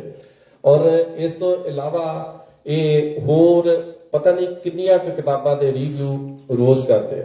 ਔਰ ਇਹਨਾਂ ਦੇ ਜਿਹੜੇ, ਜੇ ਮੈਂ ਇਹਨਾਂ ਨੂੰ ਕਹਾਂ ਕਿ ਇਹ ਪੰਜਾਬੀ ਕਹਾਣੀ ਦਾ ਜਿਉਂਦਾ ਜਾਗਦਾ, ਚੱਲਦਾ ਫਿਰਦਾ ਐਨਸਾਈਕਲੋਪੀਡੀਆ ਤੋਂ ਵੀ ਮੈਂ ਜੇ ਅੱਗੇ ਚਲੇ ਜਾਵਾਂ, ਇਹਨਾਂ ਨੂੰ ਮੈਂ ਪੰਜਾਬੀ ਕਹਾਣੀ ਦੀ AI ਕਹਿ ਦੇਵਾਂ, ਆਰਟੀਫੀਸ਼ੀਅਲ ਇੰਟੈਲੀਜੈਂਸ ਕਹਿ ਦੇਵਾਂ, ਇਹਦੇ ਵਿੱਚ ਮੇਰੇ ਖਿਆਲ ਨਾਲ ਕੋਈ ਅਫਕਥਨੀ ਨਹੀਂ ਹੋਊਗੀ।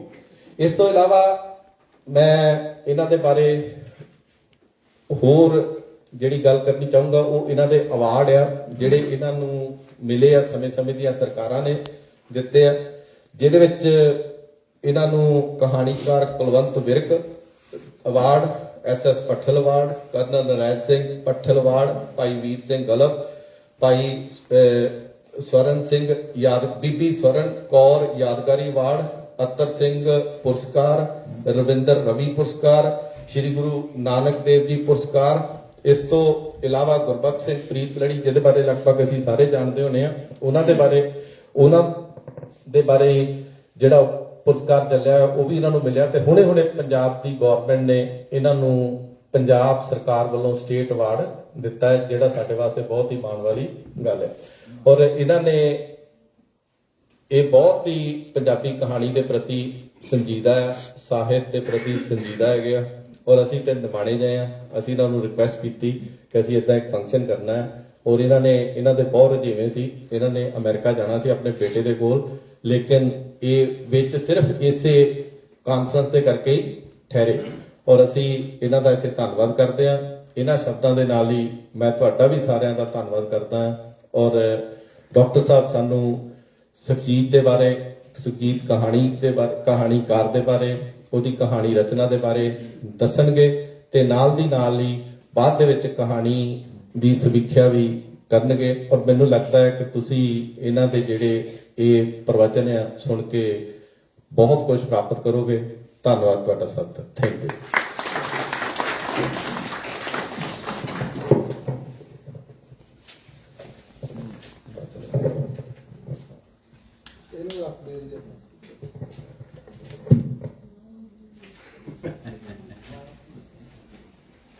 ਚਿਰ ਲੋਡ ਚਲਾਉਂਦਾ ਨਹੀਂ ਤੇਰੇ ਵੀ ਸੰਗੀਤ ਹੀ ਹੈ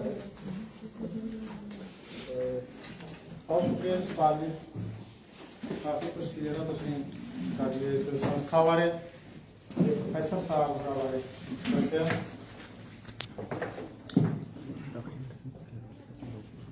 ਤੇ ਸਾਡੇ ਲਈ ਸਾਰੀਆਂ ਸਨਮਾਨਯੋਗ ਸ਼ਖਸੀਅਤਾਂ ਨੇ ਜਿਹੜੇ ਇੱਥੇ ਆਈਆਂ ਹੋਈਆਂ ਨੇ, ਤੇ ਬਾਕੀ ਸਾਰਿਆਂ ਦੇ ਤਾਂ ਮੈਂ ਨਾਮ ਜਾਣਦਾ ਨਹੀਂ ਹੈਗਾ। ਸਾਡੇ ਲਈ ਸਾਰੇ ਰਿਸਪੈਕਟਡ ਨੇ, ਸਤਿਕਾਰਤ ਨੇ ਇਸ ਮੰਚ ਕੋਲੋਂ। ਹਮਦਰਦ ਕੀ ਹੋਈ ਜਦੋਂ ਅਗਲਾ ਸੈਸ਼ਨ ਆਇਆ ਸਾਰਿਆਂ ਦੇ ਨਾਲ ਰਹਿਣਗੇ।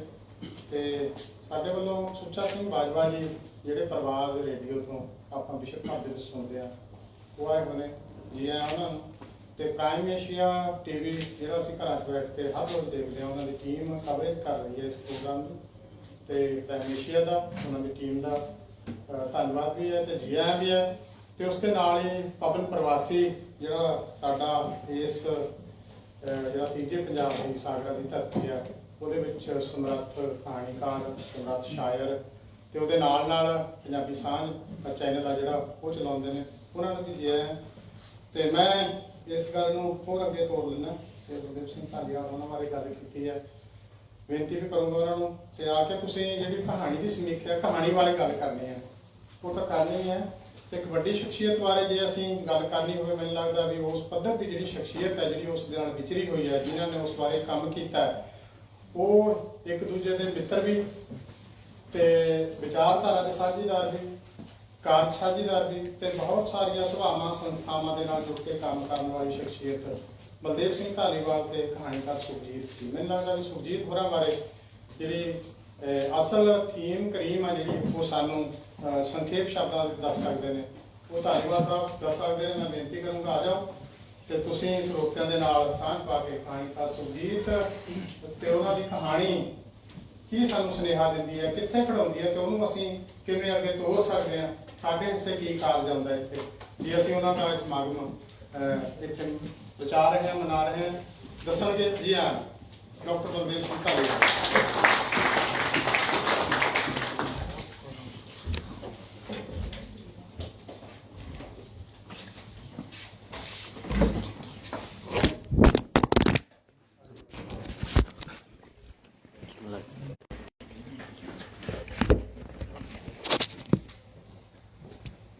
ਪਹਿਲਾਂ ਤੁਹਾਡਾ ਸਾਰਿਆਂ ਦਾ ਬਹੁਤ ਬਹੁਤ ਧੰਨਵਾਦ, ਸ਼ੁਕਰੀਆ ਕਿ ਤੁਸੀਂ ਮੈਨੂੰ ਮੌਕਾ ਦਿੱਤਾ ਆਪਣੇ ਰੂਬਰੂ ਹੋਣ ਦਾ, ਤਾਂ ਕਿ ਅਸੀਂ ਕੁਝ ਗੱਲਾਂ ਸਾਂਝੀਆਂ ਕਰ ਸਕੀਏ।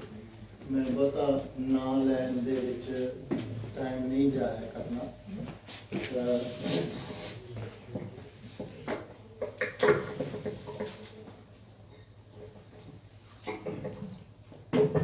ਮੈਂ ਇਹ ਯੂਰਪੀ ਪੰਜਾਬੀ ਸਾਹਿਤ ਅਕਾਦਮੀ ਨਾਲ ਜੁੜੇ ਹੋਏ ਸਾਰਿਆਂ ਨੂੰ ਬਹੁਤ ਆਪਣਾ ਸਤਿਕਾਰ ਪਿਆਰ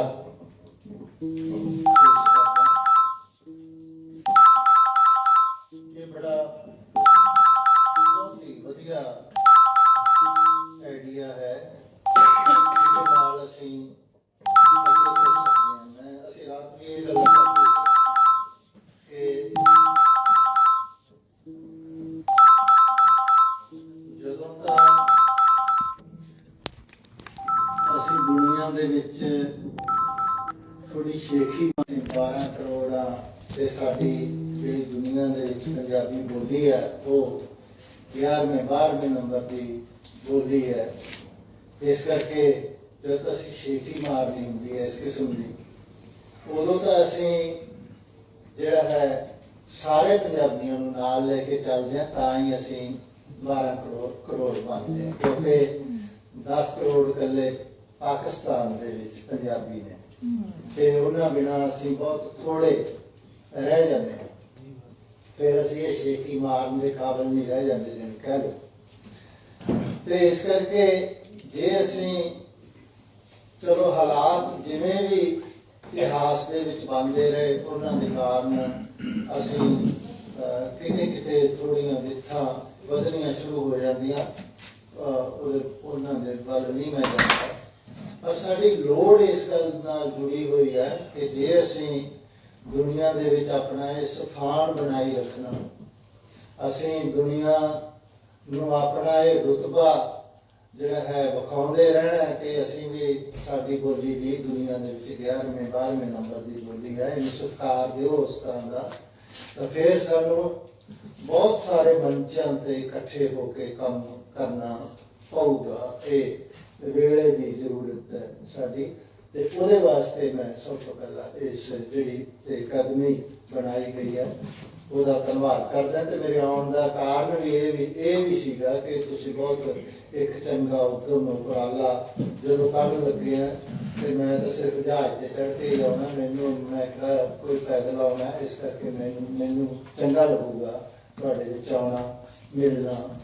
ਭਾਵੇਂ ਅਸੀਂ ਸੋਸ਼ਲ ਮੀਡੀਆ ਤੇ ਉਸ ਤਰ੍ਹਾਂ ਜੁੜੇ ਰਹਿੰਦੇ ਹਾਂ, ਪਰ ਇਹਦਾ ਜਿਹੜਾ ਯੁੱਗ ਹੈ ਇਹਨੂੰ ਨੈਰੇਟਿਵ ਦਾ ਯੁੱਗ ਕਿਹਾ ਜਾਂਦਾ। ਨੈਰੇਟਿਵ ਇਹ ਸ਼ਬਦ ਮੈਂ ਇੰਗਲਿਸ਼ ਦੇ ਤਾਂ ਵਰਤ ਰਿਹਾ ਵਿੱਚ ਤਾਂ ਕਿ ਇਸ ਦੋਨੋਂ ਕਮਿਊਨੀਕੇਟ ਹੋ ਜੇ। ਸਾਡੇ ਹੁਣ ਉਹਦੇ ਲਈ ਹੋਰ ਸ਼ਬਦ ਵਰਤੇ ਜਾਂਦੇ, ਜੇ ਮੈਂ ਬਰਤਾਂਤ ਵਰਤੂੰਗਾ ਤੇ ਤੁਹਾਨੂੰ ਹੋ ਸਕਦਾ ਪਤਾ ਨਾ ਲੱਗੇ। ਐਕੈਡਮਿਕ ਸ਼ਬਦਾਵਲੀ ਵੀ ਨਹੀਂ ਵਰਤੂੰਗਾ ਬਿਲਕੁਲ। ਤਾਂ ਅੱਜ ਦਾ ਯੁੱਗ ਨੈਰੇਟਿਵ ਦਾ ਯੁੱਗ ਹੈ, ਕਿਉਂਕਿ ਜਿਹੜੇ ਬੰਦੇ ਕੋਲੇ ਆਪਣੀਆਂ ਕਹਾਣੀਆਂ ਜਾਂ ਨੈਰੇਟਿਵ ਹੈ ਤੇ ਦੁਨੀਆ ਨੂੰ ਸੁਣਾਉਣ ਦੀ ਉਹਦੇ ਕੋਲੇ ਕਲਾ ਹੁਨਰ ਵੀ ਹੈ, ਉਸੇ ਦਾ ਰਾਜ ਹੈ ਦੁਨੀਆ ਤੇ। ਗੱਲ ਤੁਹਾਡੀ ਸੱਚੀ ਹੈ ਕਿ ਝੂਠੀ ਹੈ, ਇਹ ਗੱਲ ਬਾਅਦ ਚ ਮਾਨੇ ਰੱਖਦੀ ਹੈ। ਮਾਨੇ ਇਹ ਰੱਖਦੇ ਕਿ ਤੁਸੀਂ ਉਹਨੂੰ ਕਿੱਡਾ ਪਾਵਰਫੁਲੀ ਕਿੱਡੇ ਤਕੜੇ ਜੇ ਇੱਕ ਅੱਛਾ ਤੇ ਅਸੀਂ ਬੋਲ ਸਕਦੇ ਹਾਂ ਕਿ ਅਸੀਂ ਕਿਸੇ ਵੀ ਪੱਖੋਂ ਜਦੋਂ ਘੱਟ ਨਹੀਂ ਜਸਪਾਲ ਨੂੰ ਕਹਿ ਰਹੇ ਸੀ, ਤਾਂ ਫਿਰ ਜਦੋਂ ਜਿਹਦੇ ਪੱਲੇ ਸੱਚ ਤੇ ਫਿਰ ਕਹਿੰਦਾ ਵੀ ਫਿਰ ਕੋਠੇ ਚੜ੍ਹ ਕੇ ਨੱਚ, ਫਿਰ ਅਸੀਂ ਕਿਉਂ ਨਾ ਕੋਠੇ ਚੜ੍ਹ ਕੇ ਨੱਚੀਏ ਜੋ ਸਾਡੇ ਕੋਲ ਸੱਚ ਹੈ, ਸਾਡੇ ਕੋਲ ਹੁਨਰ ਹੈ। ਤੁਸੀਂ ਇਹ ਜਿਹੀਆਂ ਬਹੁਤ ਕਹਾਣੀਆਂ ਸੁਣੀਆਂ ਹੋਣੀਆਂ ਕਿ ਜੀ ਮੈਂ $20 ਜੇਬ ਦੇ ਵਿੱਚ ਪਾ ਕੇ ਆਇਆ ਤੇ ਇੱਥੇ ਆ ਕੇ ਮੈਂ ਆ ਕੁਛ ਕਰ ਲਿਆ, ਮੈਂ ਜੀ $5 ਬਣਾ ਕੇ ਮੈਂ ਜੀ ਇੱਧਰੋਂ ਦੀ ਆਇਆ, ਮੈਂ ਇੱਧਰੋਂ ਦੀ ਆਇਆ। ਇਹ ਸਾਡਾ ਹੁਨਰ ਹੈ। ਇਹਦੇ ਚ ਸਾਡੇ ਕੋਲੇ ਤਹਿਜ਼ੀਬ ਦੀਆਂ ਗੱਲਾਂ ਕਰ ਲਓ, ਚਾਹੇ ਤੁਸੀਂ ਕਿਸੇ ਪੱਖੋਂ ਵੀ ਗੱਲ ਕਰ ਲਓ, ਅਸੀਂ ਕਿਸੇ ਵੱਲੋਂ ਊਣੇ ਨਹੀਂ। ਅਸੀਂ ਊਣੇ ਕਿਸ ਗੱਲ ਤੋਂ ਆ? ਅਸੀਂ ਊਣੇ ਸਿਰਫ ਇਸ ਗੱਲ ਤੋਂ ਸਾਂ ਕਿ ਕਿਉਂਕਿ ਅਸੀਂ ਸਾਡੇ ਤੇ ਰਾਜ ਰਿਹਾ, ਅਸੀਂ ਕਲੋਨਾਈਜ਼ਰਾਂ ਦੇ ਥੱਲੇ ਰਹੇ ਹਾਂ। ਉਹਨਾਂ ਨੇ ਸਾਡੇ ਚ ਕੰਪਲੈਕਸ ਪੈਦਾ ਕੀਤਾ, ਇੱਕ ਹੀਣ ਭਾਵਨਾ ਪੈਦਾ ਕੀਤੀ, ਜਿਹਦੇ ਚੋਂ ਨਿਕਲਦਿਆਂ ਸਾਨੂੰ ਟਾਈਮ ਲੱਗ ਰਿਹਾ ਹੈ, ਸਾਨੂੰ ਕੋਸ਼ਿਸ਼ਾਂ ਕਰਦਿਆਂ ਨੂੰ। ਤੇ ਇਹ ਕੋਸ਼ਿਸ਼ਾਂ ਹੀ ਨੇ, ਇਸ ਕਰਕੇ ਮੈਂ ਤੁਹਾਡਾ ਸਾਰਿਆਂ ਨੂੰ ਇਸ ਗੱਲ ਦੀ ਵਧਾਈ ਦਿੰਦਾ ਕਿ ਤੁਸੀਂ ਰਲ ਬੈਠੇ ਆ। ਇਹ ਗੱਲ ਸਾਨੂੰ ਕਿਤੇ ਦੂਰ ਤੱਕ, ਜੇ ਗਾਲਬ ਸਾਹਿਬ ਦੇ ਕਹਿਣ ਵਾਂਗ ਵੀ बात निकलेगी तो फिर दूर तक जाएगी, तो जाएगी दूर तक, यही अपनी उम्मीद करते। सुखजीत ਕਿਉਂਕਿ ਸਾਡਾ ਰਾਬਤਾ ਕੁਝ ਘਟਿਆ ਹੋਇਆ ਸੀ ਤੇ ਇਸ ਕਰਕੇ ਪਾਕਿਸਤਾਨ ਦੇ ਨਾਲ ਸੰਬੰਧਿਤ ਜਿਹੜੇ ਦੋਸਤ ਨੇ ਉਹ ਹੋ ਸਕਦਾ ਸੁਖਜੀਤ ਬਾਰੇ ਉਨੀ ਡੂੰਘਾਈ ਦੇ ਨਾਲ ਨਾ ਜਾਣਦੇ ਹੋਣ, ਜਾਂ ਕਿਉਂਕਿ ਉੱਥੇ ਤੱਕ ਸਾਡੀ ਪਹੁੰਚ ਨਹੀਂ ਹੋ ਸਕੀ, ਅਸੀਂ ਆਪਣੀਆਂ ਕਹਾਣੀਆਂ ਉੱਥੋਂ ਤੱਕ ਅਪਣਾ ਨਹੀਂ ਸਕੇ ਜਾਂ ਜਾ ਨਹੀਂ ਸਕੇ। ਤੇ ਹੋ ਸਕਦਾ ਹੈ ਇਸ ਕਰਕੇ ਉਹਨਾਂ ਦਾ ਦੋਸ਼ ਨਹੀਂ ਕੋਈ ਜੇ ਉਹ ਨਹੀਂ ਜਾਣਦੇ, ਬਲਕਿ ਦੋਸ਼ ਸਾਡਾ ਇਹ ਹੈਗਾ ਕਿ ਅਸੀਂ ਕਮਿਊਨੀਕੇਸ਼ਨ ਥੋੜੀ ਘੱਟ ਕਰਦੇ ਹਾਂ। ਵਰਨਾ ਜਿਹੜੇ ਅਸੀਂ ਅਕੈਡਮਿਕ ਫੀਲਡ ਦੇ ਵਿੱਚ ਜਿਹੜੇ ਵਿਚਰਦੇ ਹਾਂ, ਮੈਂ ਤਾਂ ਅਹਿਮਦ ਨਦੀਮ ਕਾਸਮੀ ਬਾਰੇ ਵੀ ਉਨਾ ਹੀ ਜਾਣਦਾ, ਇੰਤਜ਼ਾਰ ਹੁਸੈਨ ਬਾਰੇ ਵੀ ਉਨਾ ਹੀ ਜਾਣਦਾ, ਤੇ ਮੈਂ ਤਾਂ ਮੰਟੋ ਬਾਰੇ ਵੀ ਉਨਾ ਹੀ ਜਾਣਦਾ। ਤੇ ਮੈਨੂੰ ਉਹ ਕਿਸੇ ਬਿਲਕੁਲ ਨਵੇਂ ਜਿਹੜੇ ਅਜੇ 25-30 ਸਾਲਾਂ ਦੇ ਨੌਜਵਾਨ ਨੇ ਪਾਕਿਸਤਾਨ ਦੇ ਸੋਹਣੀ ਕਹਾਣੀ ਲਿਖਣ ਵਾਲੇ, ਜਾਂ ਕੁੜੀਆਂ ਨੇ ਜਿਹੜੀਆਂ ਅੰਬਰੀ ਵਰਗੀਆਂ, ਤੁਸੀਂ ਉਹਨਾਂ ਦੀਆਂ ਕਹਾਣੀਆਂ ਪੜ੍ਹਦੇ ਹੋਵੋਗੇ, ਤੇ ਬਿਲਕੁਲ ਅਜੇ ਤਾਜ਼ਾ ਤਰੀਨ ਨੇ, ਇਸ ਕਰਕੇ ਕਿਉਂਕਿ ਮੈਂ ਉਹਨਾਂ ਦੇ ਨਾਲ ਜੁੜਿਆ ਰਹਿਣਾ ਔਰ ਉਹਦੇ ਕਰਕੇ। ਸੁਖਜੀਤ ਸਾਡਾ ਟ੍ਰੈਂਡ ਸੈਟਰ ਕਹਾਣੀਕਾਰ ਅਸੀਂ ਉਹਨੂੰ ਕਹਿੰਦੇ ਹਾਂ, ਕਿਉਂਕਿ ਟ੍ਰੈਂਡ ਸੈਟਰ ਉਹ ਹੁੰਦਾ ਹੈ ਜਿਹੜਾ ਇਸ ਤਰ੍ਹਾਂ ਦੀਆਂ ਨਵੀਆਂ ਗੱਲਾਂ ਲੈ ਕੇ ਆਉਂਦਾ ਹੈ, ਆਪਣੇ ਵੇਲੇ ਦੀ ਰਿਐਲਿਟੀ ਨੂੰ, ਉਹਦੀਆਂ ਕੰਟਰਾਡਿਕਸ਼ਨਸ ਨੂੰ, ਉਹਦੇ ਸੱਚਾਂ ਨੂੰ, ਉਹਦੇ ਝੂਠਾਂ ਨੂੰ, ਉਹਦੀਆਂ ਉਲਝਣਾਂ ਨੂੰ, ਉਹਦੇ ਸੁਪਨਿਆਂ ਨੂੰ, ਉਹਦੀਆਂ ਕਾਂਘਾਂ ਨੂੰ, ਜਿਹੜਾ ਬਹੁਤ ਡੂੰਘਾਈ ਦੇ ਵਿੱਚ ਜਾ ਕੇ ਪਹਿਲਾਂ ਪਕੜਦਾ ਤੇ ਫਿਰ ਆਵਾਮ ਦੇ ਮੂਹਰੇ ਉਹਨਾਂ ਨੂੰ ਲੈ ਕੇ ਜਾਂਦਾ ਹੈ। ਇੱਕ ਹੁਨਰ ਹੁੰਦਾ ਉਹਦੇ ਕੋਲੇ, ਤਾਂ ਉਹ ਟ੍ਰੈਂਡ ਸੈਟਰ ਬਣਦਾ ਹੈ। ਇਸ ਤੋਂ ਪਹਿਲੀ ਪੀੜ੍ਹੀ ਦੇ ਸਾਡੇ ਕੋਲੇ ਟ੍ਰੈਂਡ ਸੈਟਰ ਜਿਹੜੇ ਲੋਕ ਸੀਗੇ ਉਹ ਵੀ ਸੀਗੇ, ਜਿਨ੍ਹਾਂ ਦੇ ਵਿੱਚ ਤੁਸੀਂ ਗੁਰਿਆਮ ਸਿੰਘ ਸੰਧੂ ਹੋਰਾਂ ਦਾ ਨਾਮ ਸੁਣਿਆ ਹੋਊਗਾ, ਕਿਉਂਕਿ ਉਹਨਾਂ ਦਾ ਸੰਬੰਧ ਥੋੜਾ ਪਾਕਿਸਤਾਨ ਨਾਲ ਵੀ ਉਹਦੇ ਪੁਰਖਿਆਂ ਦਾ ਸੰਬੰਧ ਸੀ। ਉਸ ਤੋਂ ਪਹਿਲਾਂ ਜਿਨ੍ਹਾਂ ਲੋਕਾਂ ਨੇ ਸਾਨੂੰ ਵੰਡ ਦੀਆਂ ਕਹਾਣੀਆਂ ਸੁਣਾਈਆਂ ਸੀ, ਉਹਦੇ ਦੁੱਖ ਸੁੱਖ ਦੋਵੇਂ ਤਰ੍ਹਾਂ ਦੀਆਂ ਗੱਲਾਂ ਹੀ ਸਾਨੂੰ ਸੁਣਾਈਆਂ ਸੀ। ਕੁਲਵੰਤ ਸਿੰਘ ਵਿਰਕ ਜਿਨ੍ਹਾਂ ਨੇ ਖੱਬਲ ਵਰਗੀਆਂ ਕਹਾਣੀਆਂ, ਮੈਨੂੰ ਜਾਣਨਾ ਵਰਗੀਆਂ ਕਹਾਣੀਆਂ, ਦੋ ਆਨੇ ਦਾ ਘਾਹ ਵਰਗੀਆਂ ਕਹਾਣੀਆਂ, ਚੂੜੀ ਦੀ ਪੰਡ ਵਰਗੀਆਂ ਕਹਾਣੀਆਂ ਸਾਨੂੰ ਸੁਣਾਈਆਂ ਸੀ, ਜਿਹੜੀਆਂ ਅਜੇ ਵੀ ਸਾਡੇ ਸਾਂਝੇ ਦੁੱਖਾਂ ਸੁੱਖਾਂ ਦੀ ਬਾਤ ਪਾਉਣ ਵਾਲੀਆਂ ਕਹਾਣੀਆਂ ਸੀ। ਉਸ ਵੇਲੇ ਸਾਡਾ ਉਹ ਟ੍ਰੈਂਡ ਸੈਟਰ ਸੀ ਜਿਹੜਾ ਜਦੋਂ ਸਾਡੇ ਉਰਦੂ ਦੀ ਇੱਕ ਵੱਡੀ ਜਿਹੜੀ ਸੀਗੀ ਟ੍ਰੈਡੀਸ਼ਨ ਸੀਗੀ, ਜਿਹਦੇ 'ਚ ਜਿਵੇਂ ਕਹਿ ਰਹੇ ਸੀਗੇ ਕਿ ਜਿਹਦੇ 'ਚ ਜਾਤਾਂ ਨਸਲਾਂ ਧਰਮਾਂ ਦਾ ਕੋਈ ਮਤਲਬ ਨਹੀਂ ਸੀ। ਜੇ ਇੱਕ ਪਾਸੇ ਰਜਿੰਦਰ ਸਿੰਘ ਬੇਦੀ ਸੀ ਤੇ ਇੱਕ ਪਾਸੇ ਕ੍ਰਿਸ਼ਨ ਚੰਦਰ ਵੀ ਸੀ ਤੇ ਇੱਕ ਪਾਸੇ ਖਵਾਜਾ ਅਹਿਮਦ ਆਬਾਸ ਵੀ ਸੀ, ਮੰਟੋ ਵੀ ਸੀ, ਉਹ ਸਾਰੇ ਇੱਕ ਕਾਫਲਾ ਬਣਿਆ ਹੋਇਆ ਸੀ ਜਿਨ੍ਹਾਂ ਨੇ ਸਾਡੇ ਦੁੱਖਾਂ ਸੁੱਖਾਂ ਦੀਆਂ ਕਹਾਣੀਆਂ ਦੁਨੀਆ ਨੂੰ ਸੁਣਾਈਆਂ ਉਸ ਵੇਲੇ। ਤੇ ਉਹ ਕਹਾਣੀਆਂ ਦੂਰ ਦੂਰ ਤੱਕ ਪਹੁੰਚੀਆਂ, ਸਾਰੀਆਂ ਭਾਸ਼ਾਵਾਂ ਰਾਹੀਂ ਪਹੁੰਚੀਆਂ, ਕੱਲੀਆਂ ਪੰਜਾਬੀ ਉਰਦੂ ਹਿੰਦੀ ਰਾਹੀਂ ਨਹੀਂ ਬਲਕਿ ਇੰਗਲਿਸ਼ ਰਾਹੀਂ ਵੀ ਤੇ ਦੁਨੀਆ ਦੀਆਂ ਹੋਰ ਭਾਸ਼ਾਵਾਂ। ਕਿਉਂਕਿ ਉਹ ਜੇ ਮੈਂ ਸੁਖਜੀਤ ਦੀ ਗੱਲ ਟ੍ਰੈਂਡ ਸੈਟਰ ਵਜੋਂ ਕੀਤੀ ਹੈ ਕਿਉਂਕਿ ਉਹ ਉਹਨਾਂ ਕੋਲੇ ਗੱਲ ਵੀ ਵੱਡੀ ਸੀ ਤੇ ਗੱਲ ਸੁਣਾਉਣ ਦਾ ਢੰਗ ਤਰੀਕਾ ਵੀ ਬੜਾ ਲਾਜਵਾਬ ਸੀ। ਜੇ ਕੋਈ ਉਹ ਗੱਲ ਸੁਣਾਉਣ ਲੱਗਦੇ ਸੀ ਤੇ ਫਿਰ ਕਿਸੇ ਨੂੰ ਨੀਂਦ ਨਹੀਂ ਸੀ ਆਉਂਦੀ, ਫਿਰ ਉਹ ਦਿਨ ਰਾਤ ਅੱਖਾਂ ਖੋਲ ਕੇ ਉਹਨਾਂ ਦੀ ਗੱਲ ਸੁਣਦਾ ਵੀ ਸੀ। ਇਹ ਉਹਨਾਂ ਦਾ ਹੁਨਰ ਸੀ। ਤੇ ਸੁਖਜੀਤ ਵੀ ਸਾਡਾ ਨਵੇਂ ਯੁੱਗ ਦਾ ਇਸ ਤਰ੍ਹਾਂ ਦਾ ਕਹਾਣੀਕਾਰ ਹੈ। ਗੁਰਿਆਮ ਸੰਧੂ ਹੋਰਾਂ ਨੇ ਉਹਨਾਂ ਬਾਰੇ ਇੱਕ ਐਡਜੈਕਟਿਵ ਵਰਤਿਆ, ਵਿਸ਼ੇਸ਼ਣ। ਉਹ ਕਹਿੰਦੇ ਵੀ ਸੁਖਜੀਤ ਦੀ ਸਮਝ ਨਹੀਂ ਆ ਸਕਦੀ ਕਿਉਂਕਿ ਉਹ ਨਾ ਗੋਰਖ ਧੰਦਾ, ਉਹਦੇ ਵਾਸਤੇ ਉਹਨਾਂ ਨੇ ਵਿਸ਼ੇਸ਼ਣ ਵਰਤਿਆ ਵੀ ਉਹ ਮੈਨੂੰ ਤਾਂ ਸਮਝ ਆਇਆ ਨਹੀਂ, ਉਹਦੀ ਕਹਾਣੀ ਨਹੀਂ ਸਮਝ ਆਉਂਦੀ, ਉਹਦੀ ਵਿਚਾਰਧਾਰਾ ਨਹੀਂ ਸਮਝ ਆਉਂਦੀ। ਗੱਲ ਇਸ ਹੈ ਕਿ ਉਹ ਐਡਾ ਨਵੀਂ ਕਿਸਮ ਦਾ ਬੰਦਾ ਸੀ, ਏਡੀਆਂ ਗੁੱਝੀਆਂ ਰਮਜਾਂ ਵਾਲੀਆਂ ਗੱਲਾਂ ਕਰ ਰਿਹਾ ਸੀ, ਏਡੀਆਂ ਨਵੀਆਂ ਗੱਲਾਂ ਕਰ ਰਿਹਾ ਸੀ ਕਿ ਵੱਡੇ ਵੱਡੇ ਬੰਦਿਆਂ ਨੂੰ ਵੀ ਲੱਗਦਾ ਸੀ ਵੀ ਯਾਰ ਇਹ ਕਿੱਥੋਂ ਕਰੀ ਜਾਂਦਾ ਗੱਲਾਂ ਇਹ ਬੰਦਾ, ਜਿਹੜੀਆਂ ਸਾਡੇ ਡੂੰਘੇ ਮਨ ਨੂੰ ਟੱਚ, ਸਾਡੇ ਇੱਕ ਸਾਡਾ ਜਿਵੇਂ ਕਹਿੰਦੇ ਆ ਵੀ ਸਾਡਾ ਕੌਨਸ਼ੀਅਸ ਮਾਈਂਡ ਹੁੰਦਾ ਜਿਹਦੇ ਨਾਲ ਅਸੀਂ ਸਾਰਾ ਦਿਨ ਤੁਰਦੇ ਫਿਰਦੇ ਆ, ਇੱਥੇ ਆਏ ਆ, ਤੇ ਅਨਕੌਨਸ਼ੀਅਸ ਮਾਈਂਡ ਹੁੰਦਾ ਜਿਹੜਾ ਸਾਨੂੰ ਵੀ ਨਹੀਂ ਪਤਾ ਸਾਡੇ ਮਨ ਦੀ ਹਨੇਰੀ ਪ੍ਰਸ਼ਕਤੀ ਹੈ ਜਿਹਦੇ ਤੇ ਅਸੀਂ ਵੀ ਕਦੇ ਉੱਥੇ ਚੀਜ਼ ਰੱਖ ਕੇ ਭੁੱਲ ਜਾਂਦੇ ਆ ਤੇ ਸਾਨੂੰ ਪਤਾ ਨਹੀਂ ਲੱਗਦਾ ਕਿ ਵੀ ਆਹ ਚੀਜ਼ ਉਹ ਪ੍ਰਸ਼ਕਤੀ ਤੇ ਰੱਖੀ ਸੀ। ਉਹ ਸਾਡਾ ਮਾਈਂਡ ਜਿਹੜਾ ਹੈਗਾ ਉਹਦੇ 'ਚ ਬੜਾ ਕੁਝ ਪਿਆ ਸੀਗਾ, ਪੰਜਾਬ ਦਾ ਪਿਆ ਸੀ, ਪੰਜਾਬ ਦੇ ਆਰਕੀਟਾਈਪਸ ਪਏ ਸੀ, ਜਿਹੜੀਆਂ ਚੀਜ਼ਾਂ ਸਾਨੂੰ ਭੁੱਲ ਭੁਲਾ ਜਾਂਦੀਆਂ, ਮਤਲਬ ਸਾਨੂੰ ਯਾਦ ਵੀ ਨਹੀਂ ਰਹਿੰਦੀਆਂ, ਉਹ ਚੀਜ਼ਾਂ ਉਹ ਸਾਡੇ ਸਾਹਮਣੇ ਲੈ ਕੇ ਆਇਆ। ਉਹਨੇ ਆਪਣੀ ਗੱਲ ਬਾਤ ਸ਼ੁਰੂ ਕੀਤੀ ਕਹਾਣੀਆਂ ਦੇ ਵਿੱਚ। ਮੈਂ ਬਹੁਤ ਜ਼ਿਆਦਾ ਵੇਰਵੇ ਨਹੀਂ ਦੇਣੀ ਕਿਉਂਕਿ ਮੈਂ ਥੋੜਾ ਜਿਹਾ ਸਮਾਂ ਉਹਦੇ ਬਾਰੇ ਲਾਉਣਾ। ਗੱਲਬਾਤ ਸੀ ਉਹਨਾਂ ਨੇ ਸ਼ੁਰੂ ਕੀਤੀ ਜਿਹੜੀ ਕਿ ਪੰਜਾਬ ਦਾ ਬੰਦਾ ਚਾਹੁੰਦਾ ਕੀ ਹੈ, ਪੰਜਾਬ ਦੇ ਬੰਦੇ ਦੇ ਸੁਪਨੇ ਡ੍ਰੀਮਸ ਕਿੱਥੇ ਪਏ। ਤੇ ਉਹਨੇ ਕਹਾਣੀ ਲਿਖੀ ਬੁੱਢਲਿਆਂ ਦੇ ਵਿੱਚ, ਮੈਂ ਉਹਦਾ ਜ਼ਿਕਰ ਵੀ ਕੀਤਾ, ਜਲ ਭਰਮ। ਜਿਵੇਂ ਤੁਸੀਂ ਕਹੋ ਵੀ ਮਾਰੂਥਲਾਂ ਦੇ ਵਿੱਚ ਕੋਈ ਬੰਦਾ ਚਲਾ ਜਾਵੇ ਤੇ ਉਹਨੂੰ ਮੂਰੇ ਉਹ ਪਾਣੀ ਦਿਖਦਾ ਪਰ ਪਾਣੀ ਹੁੰਦਾ ਨਹੀਂ, ਹੈ ਨਾ। ਜਲ ਦੇ ਭਰਮ ਦੇ ਵਿੱਚ ਤੁਰਿਆ ਜਾਂਦਾ ਤੇ ਕਈ ਵਾਰੀ ਮਾਰੂਥਲ ਦੀ ਭੇਟ ਵੀ ਚੜ ਜਾਂਦਾ।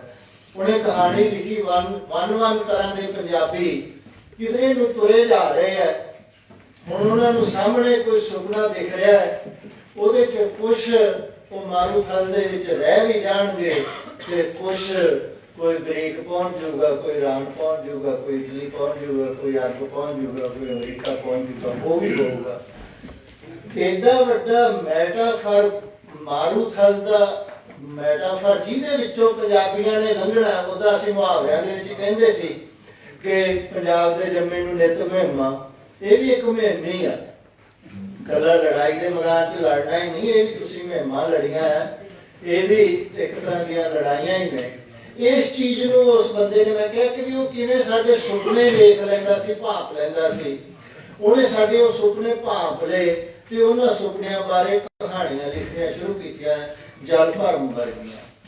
ਤੇ ਫਿਰ ਜਿਹਦੀ ਹੁਣੇ ਗੱਲ ਕੀਤੀ ਸੀਗੀ, ਜਿਵੇਂ 1000 ਕਹਾਣੀਆਂ ਦਾ ਬਾਪ ਵਰਗੀਆਂ ਕਹਾਣੀਆਂ ਲਿਖੀਆਂ, ਕਿ ਜਿਵੇਂ ਸਾਡਾ ਸਮਾਜ ਸੋਚਦਾ ਸੀਗਾ ਕਿ ਬੰਦਾ ਇੱਕ ਕੁੜੀ ਦਾ ਬਾਪ ਹੋਵੇ ਤੇ ਜਾਂ ਦੋ ਕੁੜੀਆਂ ਦਾ ਬਾਪ ਹੋਵੇ ਤੇ ਉਹਦੇ ਫਿਕਰ ਦੂਜੇ ਸਮਾਜ ਨਾਲੋਂ ਕਿਵੇਂ ਵੱਡੇ ਹੋ ਜਾਂਦੇ ਆ। ਤੁਸੀਂ ਤੇ ਦੱਸਣ ਦੀ ਲੋੜ ਨਹੀਂ, ਤੁਸੀਂ ਪੰਜਾਬੀ ਸਾਰੇ ਇਹਨਾਂ ਗੱਲਾਂ ਨੂੰ ਸਮਝਦੇ ਆ। ਉਹ ਕਹਿੰਦਾ ਵੀ ਮੈਂ ਤਾਂ ਇੱਕ ਕੁੜੀ ਨਹੀਂ, ਦੋ ਕੁੜੀ ਨਹੀਂ, ਚਾਰ ਕੁੜੀਆਂ ਨਹੀਂ, 100 ਕੁੜੀਆਂ ਨਹੀਂ, ਮੈਂ ਤਾਂ 1000 ਕਹਾਣੀਆਂ ਦਾ ਬਾਪ ਆ। ਮੇਰੇ ਫਿਕਰ ਕਿਤੇ ਹੋਣਗੇ, ਹੈਨਾ। ਮੈਂ ਪਤਾ ਨਹੀਂ ਕਿਹਦੇ ਦੁੱਖਾਂ ਸੁੱਖਾਂ ਨੂੰ ਤੇ ਸੁਪਨਿਆਂ ਨੂੰ ਮੈਂ ਜ਼ੁਬਾਨ ਦੇਣੀ ਆ, ਮੇਰੇ ਤੇ ਕਿਸ ਤਰ੍ਹਾਂ ਦੀਆਂ ਜ਼ਿੰਮੇਵਾਰੀਆਂ ਹੋਣਗੀਆਂ। ਤੇ ਉਹ ਫਿਰ ਉਹ ਕਹਾਣੀ ਲਿਖਦਾ ਹੈ, ਇਸ ਕਿਸਮ ਦੀ ਕਹਾਣੀ। ਜਾਣੀ ਕਹਿਣ ਤੋਂ ਮੈਂ ਦੱਸਣਾ ਇਹ ਚਾਹੁੰਦਾ ਕਿ ਜਿਹੜਾ ਟ੍ਰੈਂਡ ਸੈਟਰ ਜਾਂ ਵੱਡਾ ਕਹਾਣੀਕਾਰ ਜਾਂ ਵੱਡਾ ਬੰਦਾ ਬਣਦਾ ਉਹ ਹੀ ਹੈ ਜਿਹੜਾ ਸਾਰੀ ਕੌਮ ਦੇ, ਉਹ ਇੱਕ ਕੌਮ ਕੋਈ ਵੀ ਇੱਕੋ ਤਰ੍ਹਾਂ ਦੀ ਨਹੀਂ ਹੁੰਦੀ, ਉਹਦੇ ਚ ਬਹੁਤ ਸਾਰੀਆਂ ਵੰਨਗੀਆਂ ਹੁੰਦੀਆਂ, ਬਹੁਤ ਸਾਰੇ ਉਹਦੇ ਚ ਫਰਕ ਹੁੰਦੇ ਆ। ਐ ਨਹੀਂ ਨਾ ਸਾਡਾ ਸਾਰਿਆਂ ਦਾ ਧਰਮ ਇੱਕ ਹੋ ਸਕਦਾ, ਨਾ ਬੋਲੀ ਇੱਕ ਹੋ ਸਕਦੀ ਹੈ, ਨਾ ਲਹਿਜਾ ਇੱਕ ਹੋ ਸਕਦਾ ਹੈ ਨਾ। ਇਹ ਸਾਡਾ ਬਹੁਤ ਸਾਰਾ ਕੁਝ ਵੱਖਰਾ ਵੱਖਰਾ ਵੀ ਹੋਊਗਾ, ਪਰ ਇੱਕ ਸਾਡੇ ਵਿੱਚ ਦੀ ਸਾਡੀ ਮਾਲਾ ਮੋਤੀਆਂ ਦੇ ਵਿੱਚ ਦੀ ਇੱਕ ਸਾਂਝਾ ਧਾਗਾ ਲੰਘਦਾ ਹੈਗਾ, ਉਹ ਹੈਗਾ ਪੰਜਾਬੀਅਤ ਦਾ। ਇਹ ਜਿਹੜੀ ਚੀਜ਼ ਸਾਨੂੰ ਜੋੜਦੀ ਹੈ। ਇਸ ਕਰਕੇ ਉਹ ਪੰਜਾਬੀਅਤ ਦੇ ਧਾਗੇ ਨੂੰ ਫੜ ਕੇ ਜਦੋਂ ਸੁਖਜੀਤ ਨੇ ਇਸ ਤਰ੍ਹਾਂ ਦੀਆਂ ਕਹਾਣੀਆਂ ਲਿਖੀਆਂ ਤਾਂ ਜਿਹੜੀ ਉਹਨੇ, ਜੇ ਮੈਂ ਉਹਦੇ ਜਿਹੜਾ ਉਹਦਾ ਸੈਂਟਰਲ ਪੁਆਇੰਟ ਹੈ ਉਹਦੀਆਂ ਕਹਾਣੀਆਂ ਦਾ, ਜੇ ਮੈਂ ਇੱਕ ਕਹਾਣੀ ਦੀ ਗੱਲ ਕਰਾਂ ਤਾਂ ਮਤਲਬ ਬਹੁਤ ਲੰਬਾ ਚਲਾ ਜਾਓ। ਉਹਨਾਂ ਦੀ ਇੱਕ ਕਹਾਣੀ ਹੈ, ਸਭ ਵੱਡਾ ਕਹਾਣੀਕਾਰ ਉਹ ਵੀ ਹੁੰਦਾ ਜਿਹੜਾ ਨਾ ਆਮ ਬੰਦਿਆਂ ਦੀ ਗੱਲ ਕਰਦਾ ਕਰਦਾ ਫਲਸਫੇ ਵੱਲ ਚਲਾ ਜਾਂਦਾ, ਸਾਡੇ ਹੋਂਦ ਦੇ ਮਸਲਿਆਂ ਵੱਲ ਚਲਾ ਜਾਂਦਾ ਕਿ ਬੰਦਾ ਯਾਰ ਹੁੰਦਾ ਕੀ ਹੈ ਬੇਸਿਕਲੀ। ਕੱਲ ਪੰਜਾਬੀ ਦਾ ਛੱਡੋ, ਪੰਜਾਬੀ ਵੀ ਗਾਂ ਹੈ ਤਾਂ ਬੰਦਾ ਹੀ ਨਾ। ਇਹ ਬੰਦਾ ਚਾਹੁੰਦਾ ਕੀ ਹੈ, ਬੰਦੇ ਦੇ ਡਰ ਕੀ ਹੁੰਦੇ ਆ, ਬੰਦੇ ਦੇ ਸੁਪਨੇ ਕੀ ਹੁੰਦੇ ਆ। ਉਹਨੇ ਅੰਤਰਾ ਵਰਗੀਆਂ ਕਹਾਣੀਆਂ ਲਿਖੀਆਂ ਇਸ ਕਿਸਮ ਦੀਆਂ। ਮੌਤ ਕੀ ਹੁੰਦੀ ਹੈ ਬੰਦੇ ਵਾਸਤੇ, ਜ਼ਿੰਦਗੀ ਕੀ ਹੁੰਦੀ ਹੈ, ਸੰਬੰਧ ਕੀ ਹੁੰਦਾ, ਕਾਮ ਕੀ ਹੁੰਦਾ। ਤੇ ਜਿਹੜੀ ਮੈਂ ਕਹਿੰਦਾ ਕਿ ਵੀ ਜੇ ਆਪਾਂ ਇੱਕ ਕੇਂਦਰੀ ਜੇ ਕੋਈ ਬਿਲਕੁਲ ਸੈਂਟਰਲ ਪੁਆਇੰਟ ਲੱਭਣਾ ਹੋਵੇ ਸੁਖਜੀਤ ਦਾ, ਜਿੱਥੋਂ ਸਾਰੇ ਪਾਸੇ ਨੂੰ ਜੰਕਸ਼ਨ ਤੋਂ ਗੱਡੀਆਂ ਚੱਲਦੀਆਂ, ਤੇ ਉਹਨੇ ਕਹਾਣੀ ਲਿਖੀ ਇੱਕ, ਮੈਂ ਉਹਦੇ ਬਾਰੇ ਤੁਹਾਨੂੰ ਥੋੜਾ ਜਿਹਾ ਦੱਸਦਾ। ਕਾਮਬਲੀ ਸਾਡੀ ਮਿੱਥ ਚਾਹੇ ਇਸਲਾਮ ਨਾਲ ਸੰਬੰਧਿਤ ਹੋਵੇ ਤੇ ਚਾਹੇ ਹਿੰਦੂ ਮੈਥੋਲੋਜੀ ਹੋਵੇ, ਦੋਨਾਂ ਹੀ ਇਹਦੇ ਨਾਲ ਭਰੀਆਂ ਪਈਆਂ ਹੈਗੀਆਂ ਕਿ ਕਾਮ ਇੱਕ ਇਹੋ ਜਿਹੀ ਮਨੁੱਖੀ ਸ਼ਕਤੀ ਹੈ ਤੇ ਕਿੱਥੇ ਜਾ ਕੇ ਤਾਂ ਕ੍ਰੀਏਸ਼ਨ ਬਣ ਜਾਂਦੀ ਹੈ ਤੇ ਕਿਤੇ ਜਾ ਕੇ ਇਹ ਡਿਸਟਰਕਸ਼ਨ ਬਣ ਜਾਂਦੀ ਹੈ। ਇੱਕ ਇਹੋ ਜਿਹੀ ਚੀਜ਼ ਹੈਗੀ ਹੈ, ਇਹਨੂੰ ਆਧਾਰ ਬਣਾ ਕੇ ਸਾਡੇ ਦੋਨਾਂ ਪੂਰੇ ਇਲਾਕੇ, ਸਾਡੇ ਤਾਂ ਸੰਤ ਕਿਹਾ ਹੀ ਧਾਰਮਿਕ ਅਧਿਆਤਮਿਕ ਲੋਕ ਜਾਂਦਾ ਸੀਗਾ, ਤਾਂ ਉਹਨੂੰ ਆਧਾਰ ਬਣਾ ਕੇ ਇੱਕ ਕਹਾਣੀ ਲਿਖੀ ਜੇ ਕਾਮਬਲੀ, ਕਿ ਇੱਕ ਡੇਰਾ ਹੈ, ਕਿਉਂਕਿ ਡੇਰਿਆਂ ਦਾ ਸੁਖਜੀਤ ਨੂੰ ਬਹੁਤ ਨੇੜਲਾ ਅਨੁਭਵ ਸੀ। ਉਹ ਡੇਰਿਆਂ ਦੇ ਵਿੱਚੋਂ ਰਿਹਾ, ਉੱਥੋਂ ਦੀ ਅੰਦਰਲੀ ਜ਼ਿੰਦਗੀ ਨੂੰ ਦੇਖਿਆ, ਵੱਡੇ ਵੱਡੇ ਬਾਬਿਆਂ ਨੂੰ ਨੇੜਿਓਂ ਦੇਖਿਆ ਤੇ ਉਹਨਾਂ ਦਾ ਕੱਚ ਸੱਚ ਜਾਣਿਆ। ਤੇ ਫਿਰ ਉਦੋਂ ਬਾਅਦ ਜਦੋਂ ਜਿਵੇਂ ਘਿਓ ਨਿੱਤਰ ਕੇ ਆ ਜਾਂਦਾ ਤੇ ਫਿਰ ਉਹ ਨਿੱਤਰੇ ਹੋਏ ਸੱਚ ਨੂੰ ਉਹਨੇ ਸਾਡੇ ਨਾਲ ਸਾਂਝਾ ਕੀਤਾ ਤੇ ਉਹ ਖੰਡੇ ਦੀ ਧਾਰ ਤੇ ਤੁਰਨ ਵਾਲਾ, ਜਿਹਨੂੰ ਸਿੱਖ ਕਹਿੰਦੇ ਆ ਵੀ ਇਹ ਕੰਮ ਭਾਈ ਖੰਡੇ ਦੀ ਧਾਰ ਤੇ ਤੁਰਨ ਵਾਲਾ ਹੈ, ਉੱਤੇ ਤੁਰੋਗੇ ਫੇਰ ਵੀ ਪੈਰ ਵੱਡੇ ਜਾਣਗੇ, ਇੱਧਰ ਉੱਧਰ ਡਿੱਗੋਗੇ ਤਾਂ ਕੁਛ ਨਾ ਕੁਛ ਖੂਨ ਤਾਂ ਤੁਹਾਨੂੰ ਮਿਲੂਗਾ ਹੀ, ਇਹ ਸੌਖਾ ਕੰਮ ਹੈ। ਤੇ ਉਹਨੇ ਲਿਖਿਆ ਇੱਕ ਬੰਦਾ ਹੱਠ ਕਰ ਲੈਂਦਾ, ਓਮੀ ਨਾਂ ਦਾ ਇੱਕ ਸਾਧ ਡੇਰੇ 'ਚ ਰਹਿਣ ਵਾਲਾ, ਇਹ ਹੱਠ ਕਰ ਲੈਂਦਾ, ਕਹਿੰਦਾ ਵੀ ਲੋਕ ਕਹਿੰਦੇ ਆ ਵੀ ਕਾਮ ਜਿੱਤਿਆ ਨਹੀਂ ਜਾ ਸਕਦਾ, ਕਹਿੰਦਾ ਵੀ ਮੈਂ ਤੁਹਾਨੂੰ ਕਾਮ ਨੂੰ ਜਿੱਤ ਕੇ ਦਿਖਾਉਂ। ਇੱਕ ਡੇਰੇ ਦੀ ਸਾਧਵੀ ਜਿਹੜੀ ਹੈਗੀ ਆ ਭੈਰਵੀ, ਉਹ ਕਹਿੰਦੀ ਜੇ ਤੂੰ ਏਡਾ ਵੱਡਾ ਦੁਨੀਆ 'ਚ ਤੇ ਅੱਜ ਤੱਕ ਇਹ ਹੋਇਆ ਨਹੀਂ, ਜੇ ਤੂੰ ਏਡਾ ਵੱਡਾ ਕੋਈ ਜੰਗ ਲੜਨੀ ਚਾਹੁੰਦਾ, ਲੜਾਈ ਲੜਨੀ ਚਾਹੁੰਦਾ, ਮੈਂ ਤੇਰਾ ਸਾਥ ਦੇਵਾਂਗੀ ਇਹਦੇ ਵਿੱਚ। ਜਾਨੀ ਮੈਂ ਇੱਕ ਲੈਬੋਰਟਰੀ ਦੀ ਚੀਜ਼ ਭਾਵੇਂ ਮੈਨੂੰ ਬਣਨਾ ਪਵੇ, ਵੀ ਮੈਂ ਦੇਖਦੀ ਹਾਂ ਵੀ ਤੂੰ ਕਿਵੇਂ ਇਹਦੇ ਚੋਂ ਪਾਰ ਲੰਘਦਾ, ਜਿੱਤਦਾ। ਤਾਂ ਉਹ ਡੇਰੇ 'ਚ ਇਕੱਠੇ ਹੁੰਦੇ ਆ, ਹਾਲਾਂਕਿ ਉਹ ਔਰਤ ਦੇ ਮੱਥੇ ਨਹੀਂ ਲੱਗਦਾ ਪਹਿਲਾਂ, ਪਰ ਉਹ ਕਹਿੰਦੀ ਮੱਥੇ ਤਾਂ ਤੈਨੂੰ ਲੱਗਣਾ ਪਊਗਾ, ਵਰਨਾ ਜੰਗਲਾਂ 'ਚ ਬੈਠਾ ਤਾਰੇ ਕੀ ਬ੍ਰਹਮਚਾਰੀ ਹੋਊਗਾ, ਮੇਰੇ ਸਾਹਮਣੇ ਆਏਗਾ ਤੇ ਤੈਨੂੰ ਤਾਂ ਹੀ ਪਤਾ ਲੱਗੂਗਾ ਨਾ। ਤੇ ਜਦੋਂ ਉਹ ਹਾਰ ਜਾਂਦਾ ਹੈ ਤਾਂ ਜਿਹੜਾ ਡੇਰੇ ਦਾ ਮੁਖੀ ਹੈ ਉਹ ਚਾਰੇ ਪਾਸੇ ਦੋਨਾਂ ਦੀ ਮਰਜ਼ੀ ਨਾਲ ਇਹ ਗੱਲ ਫੈਲਾ ਦਿੰਦਾ ਹੈ ਕਿ ਵੀ ਉਵੇਂ ਹਾਰਿਆ ਨਹੀਂ ਬਈ, ਉਵੇਂ ਜਿੱਤ ਪ੍ਰਾਪਤ ਕਰ ਲਈ ਉਹਨੇ ਕਾਮ ਤੇ ਉਹਨੂੰ ਜਾਨੀ ਉਹਦੀ ਪੂਜਾ ਇਸੇ ਤਰ੍ਹਾਂ ਹੋਣੀ ਚਾਹੀਦੀ ਆ। ਵੱਡੇ ਸੰਤ ਜੈਨ ਮੁਨੀ ਮੰਗ ਤਾਂ ਉੱਥੇ ਹੁਣ ਡੇਰੇ 'ਚ ਗੱਲ ਚੱਲਦੀ ਹੈ ਕਿ ਵੀ ਇਹ ਤਾਂ ਹਾਰ ਗਿਆ ਕਾਮ ਮੂਹਰੇ, ਤੁਸੀਂ ਕਹਿੰਦੇ ਜੀ ਇਹ ਜਿੱਤ ਗਿਆ, ਇਹ ਕੀ ਗੱਲ? ਉਹ ਕਹਿੰਦਾ ਤੁਸੀਂ ਅੱਜ ਕਹਿ ਦਿਓਗੇ ਵੀ ਇਹ ਹਾਰ ਗਿਆ ਤੇ ਫਿਰ ਤਾਂ ਇਹ ਆਮ ਬੰਦਾ ਹੀ ਬਣ ਗਿਆ ਨਾ, ਫਿਰ ਸਾਧ ਮੈਂ ਨਾ ਰਿਹਾ। ਤੇ ਜੇ ਤੁਸੀਂ ਅੱਜ ਇਹ ਗੱਲ ਫੈਲਾ ਦਿਓਗੇ ਤਾਂ ਡੇਰਾ ਤੁਹਾਡਾ ਬੰਦ ਹੋ ਜਾਊਗਾ, ਤੇ ਇਕੱਲੇ ਤੁਸੀਂ ਨਹੀਂ, ਮੇਰੀਆਂ ਵੀ ਨਹੀਂ ਕੱਲੀਆਂ, ਸਾਰਿਆਂ ਦੇ ਰੋਟੀ ਪਾਣੀ ਟੁਕੜਾ ਬੰਦ ਹੋ ਜਾਊਗਾ। ਇਸ ਕਰਕੇ ਭਾਈ ਸੰਗਤੋ, ਜੇ ਤੁਸੀਂ ਇਹ ਚੱਲਦਾ ਰੱਖਣਾ ਹੈ ਤੇ ਤੁਹਾਨੂੰ ਇਹ ਝੂਠ ਫੈਲਾਉਣਾ ਪਊਗਾ ਸੱਚ ਬਣਾ ਕੇ ਵੀ ਇਹ ਸੱਚਮੁੱਚ ਬੰਦੇ ਨੇ ਕਾਮ ਨੂੰ ਜਿੱਤ ਲਿਆ, ਇਹ ਕਾਮ ਬਲੀ ਹੈ। ਹੁਣ ਕਹਾਣੀ ਸੁਣਾਈ ਨਹੀਂ ਜਾ ਸਕਦੀ, ਵੈਸੇ ਮੈਂ ਐਵੇਂ ਤੁਹਾਨੂੰ ਉਹਦਾ, ਤੁਸੀਂ ਕਿਉਂਕਿ ਪੜ੍ਹੀ ਨਹੀਂ ਜਿਨ੍ਹਾਂ ਨੇ, ਉਹ ਮੈਂ ਤਾਂ ਤੁਹਾਨੂੰ ਸੁਣਾਈ ਹੈ, ਥੋੜਾ ਜਿਹਾ ਰੈਫਰੈਂਸ ਦਿੱਤਾ। ਜਦੋਂ ਇਹ ਗੱਲ ਹੋਊਗੀ ਤਾਂ ਡੇਰੇ ਚੱਲਣਗੇ, ਤੇ ਡੇਰੇ ਚੱਲ ਰਹੇ ਆ। ਤੇ ਜਦੋਂ ਸੱਚ ਸਾਹਮਣੇ ਆਊਗਾ, ਜਾਣੀ ਉਹਨੂੰ ਗੱਲ ਨੂੰ ਬਚਾ ਵੀ ਲਿਆ ਤੇ ਨਾਲ ਤੋਂ ਉਹਨੂੰ ਸੱਚ ਦੱਸ ਵੀ ਦਿੱਤਾ ਆਪਦੇ ਢੰਗ ਨਾਲ ਕਿ ਭਾਈ ਸਾਹਿਬ ਇਸ ਕੰਟਰਡਿਕਸ਼ਨ ਨੂੰ ਸਮਝੋਗੇ ਤਾਂ ਅੱਗੇ ਤੁਰ ਸਕੋਗੇ, ਵਰਨਾ ਜਿਹੜਾ ਪੰਜਾਬ ਡੇਰਿਆਂ 'ਚ ਉਲਝਿਆ ਪਿਆ ਹੈ, ਪੰਜਾਬ ਕੀ ਮਤਲਬ ਸਾਡਾ ਸਾਰਾ ਏਸ਼ੀਆ ਦਾ ਵੱਡਾ ਹਿੱਸਾ ਜਿਹੜਾ ਉਹ ਡੇਰਿਆਂ 'ਚ ਇਹੋ ਜਿਹੀਆਂ ਚੀਜ਼ਾਂ ਦੇ ਵਿੱਚ, ਧਰਮ ਦੇ ਵਿੱਚ, ਜਿਹੜਾ ਬੰਦੇ ਨੂੰ, ਜਿਹੜਾ ਆਮ ਮਨੁੱਖ ਨੂੰ ਆਮ ਮਨੁੱਖ ਦੀ ਤਰ੍ਹਾਂ ਵੇਖਣ ਨਹੀਂ ਦਿੰਦਾ, ਸਾਡੇ ਦਿਮਾਗ 'ਚ ਪਤਾ ਨਹੀਂ ਕੀ ਕੁਛ ਪਾ ਦਿੰਦਾ। ਤਾਂ ਇਸ ਤਰ੍ਹਾਂ ਦੀਆਂ ਚੀਜ਼ਾਂ ਨੂੰ ਜਿਹੜਾ ਹੈ ਉਹਨੇ ਸਮਝਣ ਦਾ ਯਤਨ ਕੀਤਾ। ਫਿਰ ਉਹਨੇ ਹੋਰ ਕਹਾਣੀਆਂ ਲਿਖੀਆਂ ਇਸ ਤਰ੍ਹਾਂ ਦੀਆਂ, ਪਾਤਸ਼ਾਹ ਲਿਖੀ, ਆਦਮਖੋਰ ਲਿਖੀ। ਆਦਮਖੋਰ ਨਾਂ ਤੋਂ ਤੁਹਾਨੂੰ ਪਤਾ ਲੱਗ ਜਾਊਗਾ। ਅੱਛਾ, ਫਿਰ ਉਸ ਤੋਂ ਬਾਅਦ ਉਹ ਚੀਜ਼ਾਂ ਨੂੰ ਡੇਰਾ ਇੱਕ ਸੰਸਥਾ ਹੈ, ਉਸ ਤੋਂ ਬਾਅਦ ਉਹ ਪਰਿਵਾਰ ਦੇ ਪੱਧਰ ਤੇ ਲੈ ਆਇਆ ਵੀ ਪਰਿਵਾਰ ਦੇ ਵਿੱਚ ਵੀ ਹੁੰਦਾ ਕੀ ਹੈਗਾ ਕਿ ਅਸੀਂ ਉੱਤੋਂ ਢਕਿਆ ਹੁੰਦਾ ਬਹੁਤ ਕੁਛ, ਅਸਲ ਵਿੱਚੋਂ ਕੁਛ ਹੋਰ ਵਾਪਰੀ ਜਾਂਦਾ ਹੁੰਦਾ। ਤਾਂ ਉਹਨੇ ਕਹਾਣੀ ਲਿਖੀ ਮੈਂ ਐਨ ਘੋਸ਼ ਨਹੀਂ। ਐਨ ਘੋਸ਼ ਹਿੰਦੂ ਮੈਥੋਲੋਜੀ ਤੋਂ ਲੈ ਕੇ ਇੱਕ ਪਾਤਰ ਜਿਹੜਾ ਉਹ ਲਿਆ ਗਿਆ, ਉਹਦੇ ਬਾਰੇ ਮੈਂ ਬਹੁਤਾ ਨਹੀਂ ਦੱਸਦਾ।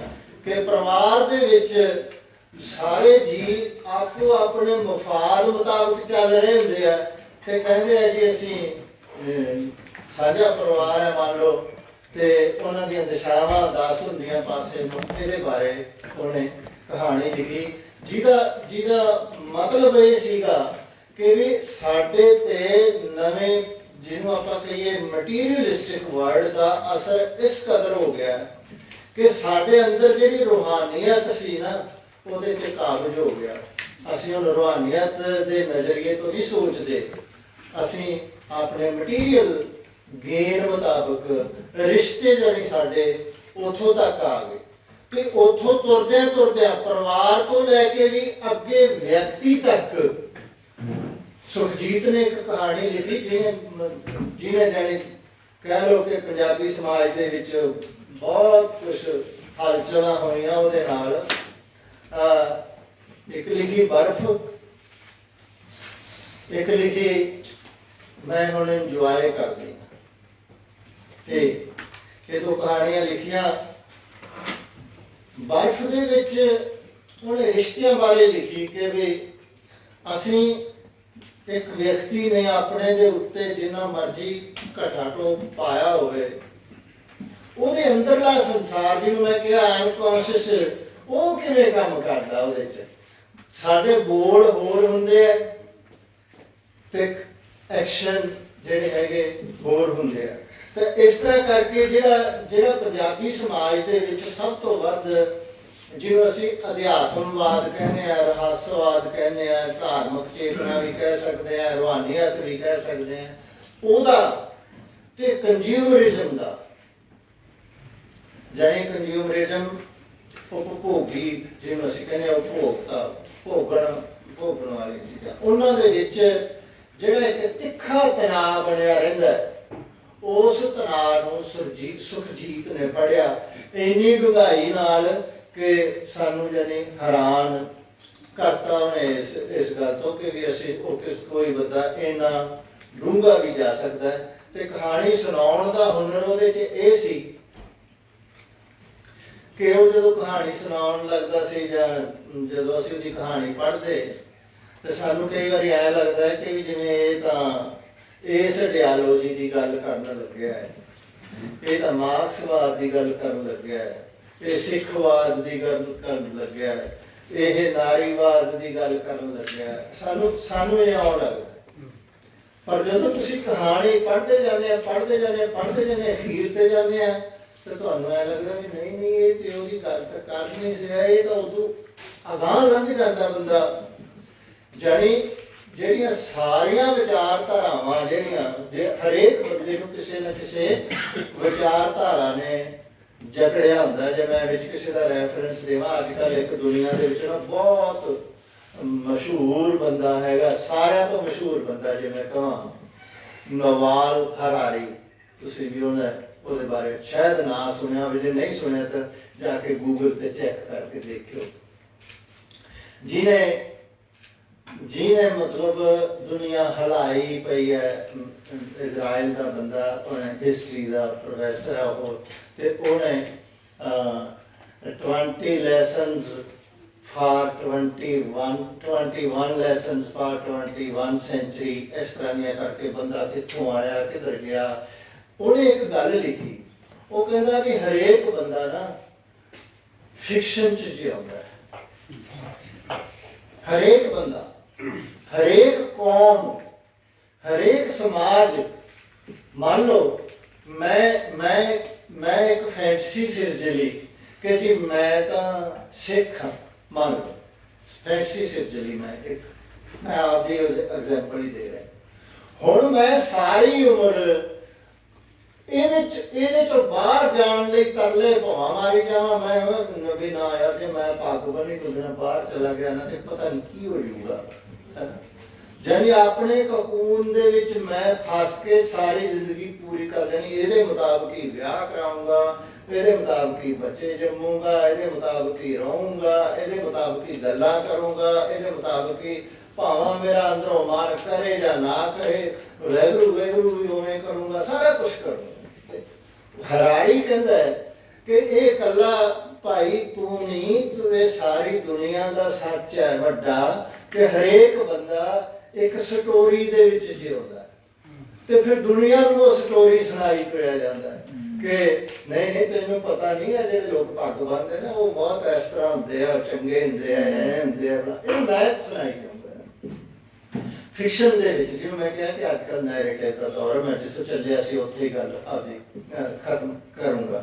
ਤਾਂ ਸੁਖਜੀਤ ਨੇ ਸਾਨੂੰ ਜਾਨੀ ਇੱਕ ਸਾਨੂੰ ਹੁਨਰ ਦਿੱਤਾ ਇਸ ਗੱਲ ਦਾ ਕਿ ਤੁਸੀਂ ਭਾਈ ਆਪਣੇ ਦੁਆਲੇ ਜਿਹੜਾ ਇੱਕ ਖੋਲ ਸਿਰਜਿਆ ਹੋਇਆ ਹਰੇਕ ਬੰਦੇ ਨੇ, ਉਹਦੇ ਚੋਂ ਤੁਸੀਂ ਜੇ ਲੰਘ ਕੇ ਨਹੀਂ ਸੋਚਦੇ ਨਾ ਤੇ ਤੁਸੀਂ ਬੰਦਿਆਂ ਵਾਂਗੂ ਨਹੀਂ ਸੋਚ ਸਕਦੇ।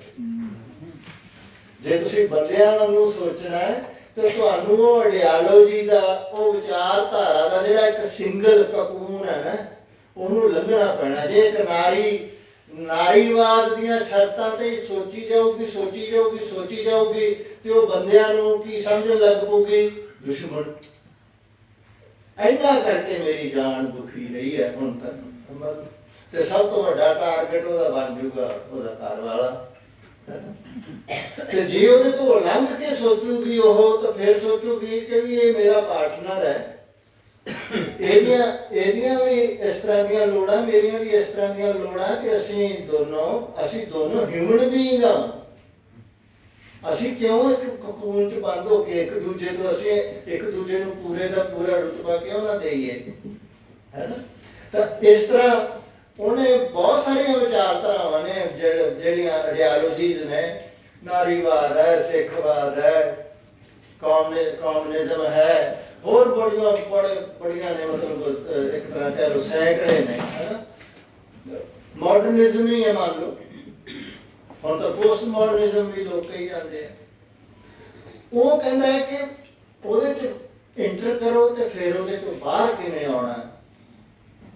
ਜਿਵੇਂ ਸਾਡੀ ਇੰਡੀਅਨ ਮੈਥੋਲੋਜੀ ਚ ਕਹਿੰਦੇ ਸੀਗੇ ਨਾ ਕਿ ਵੀ ਤੁਸੀਂ ਚੱਕਰਵਿਊਹ ਦੇ ਵਿੱਚ ਜਾਣ ਦਾ ਤਾਂ ਇੱਕ ਤਰੀਕਾ ਸੀਗਾ ਤੇ ਬਾਹਰ ਨਿਕਲਣ ਦਾ ਤਰੀਕਾ ਨਹੀਂ ਸੀ। ਸੁਖਜੀਤ ਸਾਨੂੰ ਆਈਡੀਆਲੋਜੀ ਦੇ ਚੱਕਰਵਿਊਹਾਂ ਤੋਂ ਬਾਹਰ ਨਿਕਲਣ ਦਾ ਤਰੀਕਾ ਦੱਸਦਾ ਹੈ ਆਪਣੀਆਂ ਕਹਾਣੀਆਂ ਰਾਹੀਂ। ਇਸ ਕਰਕੇ ਉਹਦੇ ਵਾਸਤੇ ਅਸੀਂ ਇੱਕ ਅਕੈਡਮਿਕਸ ਦੇ ਵਿੱਚ, ਮੈਂ ਇੱਕੋ ਹੀ ਸ਼ਬਦ ਅਕੈਡਮਿਕਸ ਦਾ ਵਰਤਣਾ ਹੈ, ਉਹਦੇ ਵਾਸਤੇ ਅਸੀਂ ਇੱਕ ਸ਼ਬਦ ਵਰਤਦੇ ਹਾਂ ਉਹਨੂੰ ਸਮਝਣ ਵਾਸਤੇ, ਉਹ ਹੈਗਾ ਪੋਸਟ ਰੀਅਲਿਜ਼ਮ। ਪੋਸਟ ਰੀਅਲਿਸਟ ਉਹ ਰੀਅਲਿਜ਼ਮ ਦੀਆਂ ਟਰਮਸ ਦੇ ਵਿੱਚ ਖੜ ਕੇ ਉਹਦੇ ਫਰੇਮ ਦੇ ਵਿੱਚ ਸਾਰੀਆਂ ਚੀਜ਼ਾਂ ਨੂੰ ਛੋਟੀਆਂ ਨਹੀਂ ਕਰਦਾ, ਬਲਕਿ ਉਸ ਦਾਇਰੇ ਤੋਂ ਬਾਹਰ ਖੜ ਕੇ ਜਾਂ ਉਸ ਦਾਇਰੇ ਦੇ ਵਿੱਚੋਂ ਲੰਘ ਕੇ ਉਹਨਾਂ ਚੀਜ਼ਾਂ ਨੂੰ ਵੇਖਣ ਦਾ ਇੱਕ ਤਰੀਕਾਕਾਰ ਦੱਸਦਾ। ਇਸ ਕਰਕੇ ਉਹ ਟ੍ਰੈਂਡ ਸੈਟਰ ਸੀ। ਟ੍ਰੈਂਡ ਸੈਟਰ ਤਾਂ ਹੁਣ ਵੀ ਹੈ ਕਿਉਂਕਿ ਉਹ ਵਜੂਦ ਹੀ ਗਿਆ ਉਹਦਾ, ਸੋ ਕਹਾਣੀਕਾਰ ਦੇ ਤੌਰ ਤੇ ਤਾਂ ਸਾਡੇ 'ਚ ਜਿਉਂਦਾ।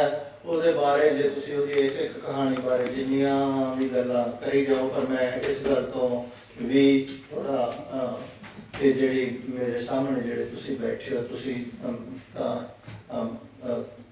ਆਮ ਜਿਹੜੀ ਅਕੈਡਮਿਕਸ ਵਰਕ ਤੋਂ ਬਾਹਰ ਆਪਦਾ ਕੰਮਕਾਰ ਕਰਨ ਵਾਲੇ ਲੋਕ ਹੋ। ਮੈਂ ਤੁਹਾਨੂੰ ਉਸ ਭਾਸ਼ਾ ਦੇ ਵਿੱਚ ਇਸੇ ਕਰਕੇ ਕੋਸ਼ਿਸ਼ ਕੀਤੀ ਹੈ। ਹੁਣ ਤੁਹਾਡੇ ਤੱਕ ਮੇਰੀ ਗੱਲ ਕਿੰਨੀ ਕੁ ਪਹੁੰਚੀ ਹੈ ਮੈਂ ਨਹੀਂ ਕਹਿ ਸਕਦਾ, ਪਰ ਮੈਂ ਕੋਸ਼ਿਸ਼ ਕੀਤੀ ਹੈ ਕਿ ਤੁਹਾਡੇ ਪੱਧਰ ਤੇ ਆ ਕੇ ਮੈਂ ਆਪਣੀ ਗੱਲ ਜਿਹੜੀ ਤੁਹਾਡੇ ਨਾਲ ਸਾਂਝੀ ਕਰਾਂ।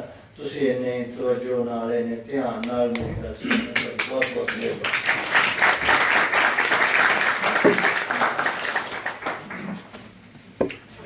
ਸ਼ੁਕਰੀਆ ਡਾਕਟਰ ਸਾਹਿਬ। ਬਾਕੀ ਚਲੋ ਅਸੀਂ ਥੋੜਾ ਬਹੁਤਾ ਸਾਹਿਤ ਨਾਲ ਜੁੜੇ ਹੋਏ ਹਾਂ। ਇਸ ਤਰ੍ਹਾਂ ਦੀਆਂ ਗੱਲਾਂ ਡਾਕਟਰ ਸਾਹਿਬ ਸਮਝਾ ਰਹੇ ਸੀ, ਜੀ ਤਾਂ ਕਰਦਾ ਸੀ ਕਿ ਸੁਣੀ ਹੀ ਜਾਈਏ, ਪਰ ਸਾਡੇ ਕੋਲ ਤਾਂ ਹਰੇ 1-2 ਦਿਨ ਹੈਗੇ ਨੇ, ਅਸੀਂ ਸੁਣਾਂਗੇ ਤੇ ਆਪਣੇ ਜਿਹੜਾ ਪ੍ਰੋਗਰਾਮ ਦੇ ਹੋਰ ਵੀ ਕਾਰਜ ਨੇ ਜਿਹੜੇ ਉਹਨਾਂ ਤੱਕ ਵੀ ਜਾਣਾ ਸੀ। ਤੇ ਬਹੁਤ ਖੂਬਸੂਰਤ ਗੱਲਾਂ ਕਰੀਆਂ ਕਹਾਣੀ ਬਾਰੇ, ਸੁਖਜੀਤਪੁਰਾ ਬਾਰੇ। ਤੇ ਕਹਾਣੀ ਦੇ ਵਿੱਚ ਕਿਉਂਕਿ ਮਾਨਸਿਕਤਾ ਸਾਡੀ ਜਿਹੜਾ ਵੇਸ ਹੈ, ਸਾਡੀ ਜਿਹੜੀ ਧਰਤੀ ਹੈ, ਸਾਡੀ ਜਿਹੜੇ ਲੋਕ ਨੇ ਤੇ ਜਿਹੜਾ ਕਾਰ ਵਿਹਾਰ ਹੈ ਆਲੇ ਦੁਆਲੇ ਸਾਰਾ, ਬਹੁਤ ਸਾਰੀਆਂ ਗੱਲਾਂ ਸੀ ਇਹਦੇ ਵਿੱਚ ਨੋਟ ਵੀ ਕਰੀਆਂ ਨੇ, ਰਿਕਾਰਡ ਹੋ ਗਈਆਂ, ਕਿਉਂਕਿ ਬਾਅਦ ਵਿੱਚ ਕੰਮ ਕਰਾਂਗੇ। ਬਹੁਤ ਚੰਗਾ ਲੱਗਿਆ। ਤੇ ਸਾਡੇ ਕੋਲ ਕੁਝ ਸਨਮਾਨਯੋਗ ਸ਼ਖਸੀਅਤਾਂ ਨੇ ਜਿਹੜੀਆਂ ਆਈਆਂ ਹੋਈਆਂ, ਜਿਵੇਂ ਗਰੀਸ ਤੋਂ ਜਿੱਥੇ ਸਾਡੇ ਕੋਲ ਗੁਰਪ੍ਰੀਤ ਕੌਰ ਗੈਜੂ ਆਈ ਹੈ, ਉੱਥੇ ਅਰਜੇਨੀਆ ਵਿਦੇਸੀ ਵੀ ਸਾਡੇ ਕੋਲ ਆਈ ਹੋਈ ਹੈ, ਪੈਟਰਸ ਯੂਨੀਵਰਸਿਟੀ ਤੋਂ, ਜਿਹੜੀ ਪੰਜਾਬੀ ਸੱਭਿਆਚਾਰ ਬਾਰੇ PhD ਕਰ ਰਹੀ ਹੈ। ਤੇ ਇਸ ਤਰ੍ਹਾਂ ਦਾ ਜੇ ਰੁਝਾਨ ਸਾਡੇ ਦੂਜੇ ਭਰਾਵਾਂ ਕੋਲ ਕਿਸੇ ਪ੍ਰੋਫੈਸਰ ਦਾ, ਕਿਸੇ ਵਿਦਿਆਰਥੀ ਦਾ ਪੰਜਾਬੀ ਦੇ ਨਾਲ ਜੁੜਿਆ ਹੋਇਆ ਹੈਗਾ, ਤਾਂ ਪਲੀਜ਼ ਉਹ ਯੂਰਪੀ ਪੰਜਾਬੀ ਸਾਹਿਤ ਅਕਾਦਮੀ ਨਾਲ ਜ਼ਰੂਰ ਕੰਟੈਕਟ ਕਰੇ ਤੇ ਸਾਨੂੰ ਬੁਲਾਵੇ। ਅਸੀਂ ਆਪਣੇ ਪ੍ਰੋਗਰਾਮਾਂ 'ਚ ਉਹਦੇ ਪ੍ਰੋਜੈਕਟਾਂ ਨੂੰ ਸ਼ਾਮਿਲ ਵੀ ਕਰਾਂਗੇ ਤੇ ਯੂਨੀਵਰਸਿਟੀਆਂ ਵਾਲੇ ਬੰਦੇ ਸਾਡੇ ਕੋਲ ਬੈਠੇ ਨੇ, ਇਹਨਾਂ ਤੱਕ ਲੈ ਕੇ ਜਾਵਾਂਗੇ। ਤੇ ਇਹ ਕੰਮ ਅਸੀਂ ਤਾਂ ਪ੍ਰੋ ਦੇ ਰੂਪ 'ਚ ਕਰਨਾ ਤੇ ਇਹ ਅਸਲ ਕੰਮ ਨੇ ਜਿਹੜੇ ਉਹ ਇਹਨਾਂ ਦੇ ਨੇ, ਸੁਨੇਹੇ ਨੂੰ ਇੱਕ ਅਕਾਦਮਿਕ ਤਰੀਕੇ ਨਾਲ ਕਿਵੇਂ ਅੱਗੇ ਲੈ ਕੇ ਜਾਣਾ। ਤੇ ਕੁਝ ਸਨਮਾਨਯੋਗ ਸ਼ਖਸੀਅਤਾਂ ਸਮਾਗਮ ਦੇ ਵਿੱਚ, ਜਿਵੇਂ ਸਾਡੇ ਕੋਲ ਸ਼ਾਮ ਲਾਲ ਸਾਂਪਲਾ ਜੀ, ਜਿਹੜੇ president doctor Ambedkar mission society Europe ਤੋਂ ਆਏ ਨੇ, ਉਹਨਾਂ ਦਾ ਵੀ ਇਸ ਸਮਾਗਮ ਦੇ ਵਿੱਚ ਇਸ ਮੰਚ ਤੋਂ ਜੀ ਆਇਆਂ, ਸਤਿਕਾਰ ਹੈ। ਤੇ ਮੈਂ ਗੱਲ ਕਰ ਰਿਹਾ ਸੀਗਾ ਅਰਜੇਨੀਆ ਵਿਦੇਸੀ ਦੀ, ਕਿ ਇਸ ਸੈਸ਼ਨ ਦੇ ਵਿੱਚ ਹੀ ਅਸੀਂ ਅਸਲ ਤਾਂ ਕਹਾਣੀਆਂ ਸੁਣੀਆਂ ਨੇ, 4 ਕਹਾਣੀਕਾਰ ਨੇ ਸਾਡੇ ਕੋਲ 15-20 ਮਿੰਟ ਦੇ, ਤੇ ਫਿਰ ਉਹ ਸੈਸ਼ਨ ਸਮਾਪਤੀ ਵੱਲ ਲੈ ਜਾਣਾ। ਉਸ ਤੋਂ ਬਾਅਦ ਅਗਲਾ ਸੈਸ਼ਨ ਹੈ ਜਿਹੜਾ ਉਹ ਮੁਸ਼ਾਇਰੇ ਦਾ। ਤੇ ਪਰ ਮੈਂ ਕਹਿੰਦਾ ਵੀ ਇਹ ਜਿਹੜੀ ਗ੍ਰੀਸ ਤੋਂ ਚੱਲ ਕੇ ਸਾਡੇ ਤੱਕ ਇੱਕ ਕਲਮ ਦੇ ਨਾਲ ਜੁੜੀ ਹੋਈ, ਸਾਹਿਤ ਨਾਲ ਜੁੜੀ ਹੋਈ ਜਾਂ ਧਰਤੀ ਨਾਲ ਜੁੜੀ ਹੋਈ, ਤੇ ਸਾਡੇ ਲੋਕਾਂ ਦੀ ਗੱਲ ਆਪਣੀ ਭਾਸ਼ਾ 'ਚ ਕਰ ਰਹੀ ਹੈ, ਤਾਂ ਸਾਨੂੰ ਇਹਨੂੰ ਜ਼ਰੂਰ ਸੁਣਨਾ ਚਾਹੀਦਾ। ਮੈਂ ਬੇਨਤੀ ਕਰੂੰਗਾ ਗੁਰਪ੍ਰੀਤ ਕੌਰ ਗੈਜੂ ਨੂੰ ਕਿ ਉਹ ਸੰਖੇਪ ਦੇ ਵਿੱਚ ਉਹਦੀ ਜਾਣ ਪਛਾਣ ਵੀ ਕਰਵਾਉਣ ਤੇ ਉਹਨੂੰ ਸੱਦਾ ਵੀ ਦੇਣ, ਤਾਂ ਕਿ ਉਹ 5 ਜਾਂ 10 ਮਿੰਟਾਂ ਦੇ ਵਿੱਚ ਜਿਹੜੀ ਆਪਣੀ ਗੱਲ ਹੈ ਉਹ ਇਹ ਸੈਸ਼ਨ ਦੇ ਵਿੱਚ ਸਾਡੇ ਸਾਹਮਣੇ ਰੱਖਣ। ਤੇ ਉਸ ਤੋਂ ਬਾਅਦ ਅਸੀਂ ਜਿਹੜਾ ਕਹਾਣੀ ਸੈਸ਼ਨ ਹੈ ਉਹ ਸ਼ੁਰੂ ਕਰਾਂਗੇ ਜੀ।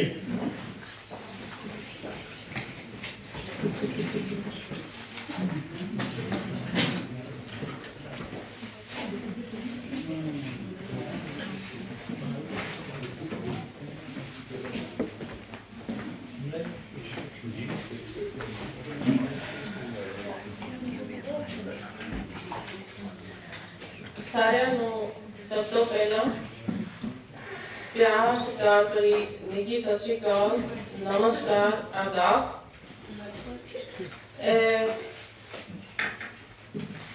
ਸਭ ਤੋਂ ਪਹਿਲਾਂ ਮੈਂ ਅਰਜੇਨੀਆ ਵਿਦੇਸੀ ਬਾਰੇ ਦੱਸਣਾ ਚਾਹਾਂਗੀ। ਹੁਣ ਇਸ ਵਕਤ ਅਸੀਂ ਪਾਤਰਾ ਵਿੱਚ ਰਹਿ ਰਹੇ ਹਾਂ, ਜਿਹੜੀ ਸਿਟੀ ਗ੍ਰੀਸ ਦੀ ਤੀਸਰੇ ਨੰਬਰ ਤੇ ਸਭ ਤੋਂ ਵੱਡੀ ਹੈ। ਉਸ ਯੂਨੀਵਰਸਿਟੀ 'ਚ ਇਹ ਆਪਣੀ ਪੰਜਾਬੀ ਭਾਸ਼ਾ ਤੇ PhD ਕਰ ਰਹੀ ਹੈ। ਇਹਦੇ ਬਾਰੇ ਥੋੜਾ ਜਿਹਾ ਦੱਸਾਂਗੀ। ਅਰਜੇਨੀਆ ਵਿਦੇਸੀ ਕਾਲਾ ਮਾਤਾ ਪਾਤਰਾ ਯੂਨੀਵਰਸਿਟੀ, ਜਿੱਥੇ ਅਸੀਂ ਹੁਣ ਰਹਿ ਰਹੇ ਹਾਂ, ਉੱਥੋਂ ਲਗਭਗ 200 ਕਿਲੋਮੀਟਰ ਦੀ ਦੂਰੀ ਤੇ ਹੈ। 12ਵੀਂ ਤੱਕ ਦੀ ਪੜ੍ਹਾਈ ਇਹਨਾਂ ਨੇ ਕਾਲਾ ਮਾਤਾ ਤੋਂ ਹੀ ਕਰੀ। BA ਇੰਗਲਿਸ਼ ਤੇ ਗ੍ਰੀਕ ਭਾਸ਼ਾ 'ਚ ਕਰੀ। ਉਸ ਤੋਂ ਬਾਅਦ 2 ਡਬਲ MA ਕੀਤੀ। ਉਸ ਤੋਂ ਬਾਅਦ PhD ਦੀ ਵਾਰੀ ਆਉਂਦੀ ਹੈ, ਉਹ 2024 ਵਿੱਚ ਇਹਨਾਂ ਨੇ ਸ਼ੁਰੂ ਕੀਤੀ। ਮੇਰੇ ਕੰਟੈਕਟ 'ਚ ਇਹ 2025 6 ਮਹੀਨੇ ਪਹਿਲਾਂ ਹੀ ਆਏ ਆ। ਜਦੋਂ ਮੈਨੂੰ ਪਤਾ ਲੱਗਿਆ ਕਿ ਇਹ ਪੰਜਾਬੀ ਤੇ ਇਹਨਾਂ ਨੇ ਮੈਨੂੰ ਕੰਟੈਕਟ ਕੀਤਾ ਕਿ ਮੈਂ ਪੰਜਾਬੀ ਭਾਸ਼ਾ ਤੇ ਕਰ ਰਹੀ ਹਾਂ PhD, ਤੇ ਮੈਨੂੰ ਇਸ ਤਰ੍ਹਾਂ ਦੀ ਹੈਲਪ ਦੀ ਲੋੜ ਹੈ। ਤੇ ਬਹੁਤ ਖੁਸ਼ੀ ਹੋਈ। ਪਹਿਲਾਂ ਤਾਂ ਇਸ ਗੱਲ ਦੀ ਮਾਣ ਵੀ ਮਹਿਸੂਸ ਹੋਇਆ ਕਿ ਇਹ ਸਾਡੀ ਇਹਨਾਂ ਨੇ ਭਾਸ਼ਾ ਚੁਣੀ, ਤੇ ਬਹੁਤ ਸਾਰੇ ਕੁਐਸਚਨਾਂ ਦੇ ਨਾਲ ਮੈਂ ਇੱਕਦਮ ਹੀ ਭਰ ਗਈ ਕਿ ਤੈਨੂੰ ਪਤਾ ਕਿੱਥੋਂ ਲੱਗਿਆ, ਕਿਵੇਂ ਤੂੰ ਕਿਉਂ ਕਰਨਾ ਚਾਹੁੰਦੀ ਹੈ। ਤਾਂ ਇਸ ਦਾ ਇਹੀ ਜਵਾਬ ਸੀਗਾ ਕਿ ਤੁਸੀਂ ਸਾਰੀ ਦੁਨੀਆ ਵਿੱਚ ਬਹੁਤ ਥੋੜੇ ਹੋ। ਇਸ ਕਰਕੇ ਜਦੋਂ ਸਾਰੀਆਂ ਭਾਸ਼ਾਵਾਂ ਦੀ ਗਿਣਤੀ ਕੀਤੀ ਗਈ ਜਾਂ ਉਹਦੇ ਬਾਰੇ ਜਾਣਕਾਰੀ ਕੀਤੀ ਗਈ, ਲਗਭਗ ਹਰ ਭਾਸ਼ਾ ਤੇ ਖੋਜ ਹੋ ਰਹੀ ਸੀ ਜਾਂ ਫਿਰ ਖੋਜ ਕੀਤੀ ਗਈ ਸੀ, ਤੇ ਤੁਹਾਡੀ ਹੀ ਇੱਕ ਭਾਸ਼ਾ ਸੀਗੀ ਜਿਹਦੇ ਬਾਰੇ ਅਜੇ ਤੱਕ ਗ੍ਰੀਸ ਵਿੱਚ ਤਾਂ ਕੋਈ ਖੋਜ ਨਹੀਂ ਹੋਈ ਸੀ। ਇਸ ਕਰਕੇ ਮੈਂ ਤੁਹਾਡੀ ਭਾਸ਼ਾ ਚੁਣੀ। ਮੈਨੂੰ ਬਹੁਤ ਮਾਣ ਮਹਿਸੂਸ ਹੋਇਆ, ਬਹੁਤ ਖੁਸ਼ੀ ਹੋਈ ਤੇ ਥੋੜਾ ਜਿਹਾ ਅੰਦਰ ਵਿਰਾਗ ਵੀ ਆਇਆ ਕਿ ਸਾਡੀ ਭਾਸ਼ਾ ਨੂੰ ਪੁੱਛਣ ਵਾਲਾ ਵੀ ਕੋਈ ਹੈ। ਸਾਡੀ ਭਾਸ਼ਾ ਤੇ ਸਾਡੀ ਚਿੰਤਾ ਬਹੁਤ ਜ਼ਿਆਦਾ ਬਣੀ ਹੋਈ ਹੈ ਕਿ ਸਾਡੀ ਭਾਸ਼ਾ ਕਿਤੇ ਗੁਆਚ ਨਾ ਜਾਵੇ, ਸਾਡੀ ਭਾਸ਼ਾ ਨੂੰ ਅਸੀਂ ਭੁੱਲ ਨਾ ਜਾਈਏ। ਕਿਉਂਕਿ ਸਾਡੇ ਲਈ ਜ਼ਿਆਦਾ ਚੁਣੌਤੀ ਦਾ ਵਿਸ਼ਾ ਹੈ, ਕਿਉਂਕਿ ਅਸੀਂ ਆਪਦੇ ਦੇਸ਼ ਤੋਂ ਆਪਦੀ ਮਾਤ ਭੂਮੀ ਤੋਂ ਬਹੁਤ ਦੂਰ ਰਹਿੰਦੇ ਹਾਂ। ਤੇ ਲਗਭਗ ਮੈਨੂੰ ਲੱਗਦਾ ਮੈਂ ਵੀ ਇੱਕ ਮਾਂ ਹੋਣ ਦੇ ਨਾਤੇ ਸਾਰਿਆਂ ਦੇ ਬਾਰੇ ਮੈਨੂੰ ਲੱਗਦਾ ਕਿ ਜੋ ਮੈਂ ਸੋਚਦੀ ਹਾਂ ਕਿ ਇੱਕੋ ਹੀ ਵਿਸ਼ਾ ਹੈ ਕਿ ਅਸੀਂ ਕਿੰਨਾ ਕੁ ਆਪਦੀ ਭਾਸ਼ਾ ਨੂੰ ਅਗਲੀ ਜਨਰੇਸ਼ਨ ਨੂੰ ਦੇ ਸਕਾਂਗੇ। ਬਹੁਤ ਔਖਾ ਵਿਸ਼ਾ ਹੈ ਇਹ, ਬਹੁਤ ਜ਼ਿਆਦਾ ਔਖਾ ਹੈ, ਪਰ ਸਾਡੀ ਸਾਰਿਆਂ ਦੀ ਇਹੀ ਕੋਸ਼ਿਸ਼ ਹੈ। ਤੇ ਮੇਰੀ ਐਵਜੇਨੀਆ ਬਰਦੇਸੀ ਦੇ ਨਾਲ ਮੁਲਾਕਾਤ ਹੋਣਾ ਮੈਨੂੰ ਲੱਗਦਾ ਇਹ ਮੈਂ ਆਮ ਨਹੀਂ ਸਮਝਦੀ। ਇਸ ਨੂੰ ਪਿਛਲਾ ਕੋਈ ਲਿਖਿਆ ਹੀ ਗਿਣਦੀ ਹਾਂ ਮੈਂ। ਇਹਨੂੰ ਵੀ ਆਣੀ ਹੈ ਕਿ ਸ਼ਾਇਦ ਸਾਡੇ ਤੋਂ ਪਰਮਾਤਮਾ ਨੂੰ ਵੀ ਕੋਈ ਇਸ ਤਰ੍ਹਾਂ ਦੀ ਉਮੀਦ ਉਸਨੇ ਲਾਈ ਹੋਣੀ ਹੈ ਕਿ ਸਾਡੀ ਮੁਲਾਕਾਤ ਹੋਈ। ਤੇ ਅਸੀਂ ਆਪਦਾ ਗ੍ਰੀਸ ਵਿੱਚ ਪੂਰਾ ਜ਼ੋਰ ਲਾ ਰਹੇ ਹਾਂ ਇਸ ਗੱਲ ਤੇ ਕਿ ਇਹਦੀ ਤਾਂ ਚਲੋ ਮਦਦ ਇਸ ਲੈਵਲ ਤੇ ਹੀ ਕਰਨੀ ਹੈ ਜੋ ਇਹਦਾ ਵਿਸ਼ਾ ਹੈ। ਉਹਨੇ ਸੀਮਤ ਦਾ ਵਿਸ਼ਾ ਹੈ ਤਾਂ ਕੋਈ ਜ਼ਿਆਦਾ ਬਰੋਡ ਨਹੀਂ ਹੈ, ਪਰ ਇਸ ਨੂੰ ਮੈਂ ਜਿੰਨਾ ਕਰ ਸਕਦੀ ਸੀ ਇਹ ਆਪਣੀ ਭਾਸ਼ਾ ਤੋਂ ਇੰਨੀ ਜ਼ਿਆਦਾ ਨਹੀਂ ਪ੍ਰਭਾਵਿਤ ਹੋਈ ਕਿ ਇਹ ਹੁਣ ਸੱਭਿਆਚਾਰ ਵੀ ਸਿੱਖਣਾ ਚਾਹੁੰਦੀ ਹੈ।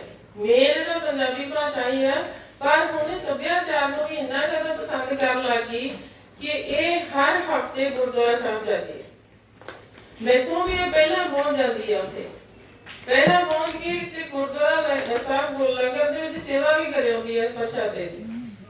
ਤੇ ਜਦੋਂ ਮੈਂ ਜਾਂਦੀ ਹਾਂ ਤੇ ਬਾਅਦ ਚ ਪਤਾ ਲੱਗਦਾ ਕਿ ਇਹਦਾ ਮੈਸੇਜ ਆਇਆ ਪਿਆ ਹੁੰਦਾ ਆਈ ਪੌਪਡ ਟੂ ਗੁਰਦੁਆਰਾ, ਕਿ ਮੈਂ ਉੱਥੇ ਜਾ ਵੀ ਆਈ। ਬਹੁਤ ਖੁਸ਼ੀ ਹੁੰਦੀ ਹੈ ਇਸ ਗੱਲ ਦੀ। ਤੇ ਮੈਂ ਇਸ ਦੇ ਨਾਲ ਹੀ ਅੱਜ ਤੁਸੀਂ ਵੇਖ ਹੀ ਸਕਦੇ ਹੋ ਕਿ ਕਲਚਰ ਦਾ ਪਿਆਰ, ਉਹਦੇ ਵਾਲੀ ਡਰੈਸ ਮੈਂ ਪਾਈ ਹੈ ਤੇ ਉਹਨੇ ਮੇਰੇ ਵਾਲੀ ਪਾਈ ਹੋਈ। ਜਾਨੀ ਮੇਰੇ ਨਹੀਂ ਡਰੈਸ ਤਾਂ ਚਲੋ, ਲੇਕਿਨ ਸੱਭਿਆਚਾਰ ਨਾਲ ਪ੍ਰੇਮ ਦੇਖੋ। ਮੈਂ ਇਸਨੂੰ ਕਿਹਾ ਕਿ ਜਿਹੜੀ PhD ਹੈ ਉਹ 2024 ਚ ਸ਼ੁਰੂ ਹੋਈ ਹੈ। ਜਦ ਤੱਕ ਇਹ ਪੂਰੀ ਹੋਊਗੀ ਮੇਰੇ ਖਿਆਲ ਚ ਤੂੰ ਸਾਰੀ ਤਾਂ ਨਹੀਂ, ਮੈਂ ਨਹੀਂ ਚਾਹੁੰਦੀ ਵੀ ਤੂੰ ਆਪਦੀ ਮਾਤ ਭਾਸ਼ਾ ਤੋਂ ਦੂਰ ਜਾਵੇਂ, ਪਰ ਲਗਭਗ ਪੌਣੀ ਕਿ ਤਾਂ ਮੈਂ ਤੈਨੂੰ ਪੰਜਾਬੀ ਬਣਾ ਦੂੰਗੀ। ਯਾਨੀ ਕਿ ਇਸ ਤੇ ਬਹੁਤ ਸ਼ੁਕਰੀਆ ਤੇ ਬਹੁਤ ਪਸੰਦ ਹੈ ਇਹਨੂੰ ਆਪਣਾ ਕਲਚਰ। ਮੇਰੇ ਖਿਆਲ ਵਿੱਚ ਇਹਨੂੰ ਇਸ ਗੱਲ ਦੀ ਨੌਲੇਜ ਨਹੀਂ ਸੀ ਕਿ ਪੰਜਾਬੀ ਦੇ ਵੀ ਦੋ ਭਾਗ ਹੈ, ਇੱਕ ਪੰਜਾਬੀ ਗੁਰਮੁਖੀ ਤੇ ਇੱਕ ਪੰਜਾਬੀ ਸ਼ਾਹਮੁਖੀ। ਸ਼ਾਇਦ ਜੇ ਪਹਿਲਾਂ ਮੇਰੇ ਕੰਟੈਕਟ ਵਿੱਚ ਆਉਂਦੀ ਤਾਂ ਇਸ ਨੂੰ ਇਸ ਗੱਲ ਦਾ ਪਤਾ ਲੱਗ ਜਾਂਦਾ ਕਿ ਇਹ ਭਾਸ਼ਾ ਜਿਹੜੀ ਪੰਜਾਬੀ ਦਾ ਵੀ ਇਹ ਲੈਵਲ ਹੈ ਸਾਡਾ, ਇਹ ਵੀ ਵੱਡੀ ਹੋਈ ਹੈ, ਤੇ ਸ਼ਾਇਦ ਇਹ ਜਿਹੜਾ ਵਿਜ਼ਨ ਸੀਗਾ ਇਹ ਫਾਸਟ ਬਣ ਜਾਂਦਾ। ਹੁਣ ਇਹਦਾ ਵਿਜ਼ਨ ਇਸ ਕਰਕੇ ਸੀਮਤ ਰਹਿ ਗਿਆ ਕਿ ਜਦੋਂ ਮੈਂ ਇਹਨੂੰ ਬਹੁਤ ਚਾਅ ਨਾਲ ਦੱਸਦੀ ਹਾਂ, ਉਹ ਸਾਡੇ ਨੇੜੇ ਇੱਕ ਪਾਕਿਸਤਾਨੀ ਪੰਜਾਬੀ ਵੀ ਰਹਿੰਦੇ ਆ, ਉਹਨਾਂ ਨਾਲ ਵੀ ਤੂੰ ਮੁਲਾਕਾਤ ਕਰ ਸਕਦੀ ਹੈ ਕਿਉਂਕਿ ਇਹਨੇ 10 ਕਰਨੀ ਤੇ ਸਰਚ ਕਰਨੀ ਆ। ਉਹ ਨੋ ਮੈਂ ਨਹੀਂ ਕਰ ਸਕਦੀ ਕਿਉਂਕਿ ਮੈਂ ਗੁਰਮੁਖੀ ਤੇ ਕਰ ਰਹੀ ਹਾਂ, ਕਿਉਂਕਿ ਇਸ ਨੂੰ ਗੁਰਮੁਖੀ ਵਾਲੇ ਹੀ, ਕਿਉਂਕਿ ਇਹਨੂੰ ਪਤਾ ਨਹੀਂ ਸੀ ਇਸ ਗੱਲ ਦਾ। ਸੋ ਇੱਕ ਸਾਡੇ ਪਾਤਰਾ ਜਿਹੜਾ ਸ਼ਹਿਰ ਹੈ ਉੱਥੇ ਜਿੰਨੇ ਕੁ ਪੰਜਾਬੀ ਰਹਿੰਦੇ ਆ ਉਹਦੇ ਤੇ ਇਹ ਸਰਚ ਕਰ ਰਹੀ ਹੈ। ਇਹਨੇ ਪੂਰਾ ਗ੍ਰੀਸ ਦਾ ਵੀ ਨਹੀਂ ਰੱਖਿਆ। ਸੋ ਇਸ ਕਰਕੇ ਥੋੜਾ ਜਿਹਾ ਉਹ ਮੇਰੇ ਖਿਆਲ ਚ ਇਹਨੇ ਸੀਮਤ ਜਿਹਾ ਰੱਖਿਆ। ਚਲੋ ਫਿਰ ਵੀ ਜਿੰਨਾ ਕੁ ਹੋ ਸਕਿਆ ਅਸੀਂ ਪੂਰੀ ਕੋਸ਼ਿਸ਼ ਕਰ ਰਹੇ ਹਾਂ ਕਿ ਜਿੰਨੀ ਵੱਧ ਤੋਂ ਵੱਧ ਜਿਹੜੀ ਮਦਦ ਇਹਦੀ ਕੀਤੀ ਜਾ ਸਕੇ।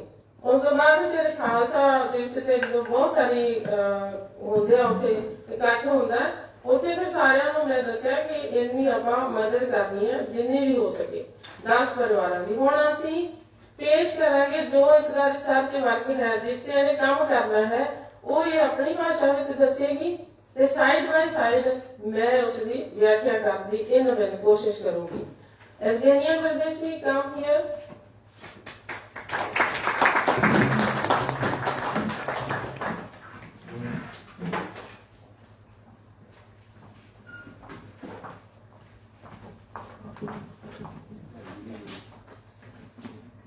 Kalispera. This is good afternoon in Greek. So before starting my presentation, I would like to express my deepest gratitude to Amutadakti and his family for hosting us. I'm giving my best wishes for this new book. And a special thanks to the European Punjabi Literary Academy for their invitation. I'm truly delighted to be here and take part in such a meaningful session. Special thanks to Gurpreet Gaidu. She has supported me so far with my research. She has been my mediator. Today she's going to be my interpreter, so I decided to give my presentation in Greek and she will help me out with Punjabi. She has already told you some things about my background. I'm in social linguistics and also in education. I hold an MA in adult learning from Linköping University, Sweden, and another one in language education for migrants and refugees from Kerala Open University. Right now I'm a PhD student at the University of Patras studying family language policy in Punjabi families in a higher region. And I will start with my presentation right now.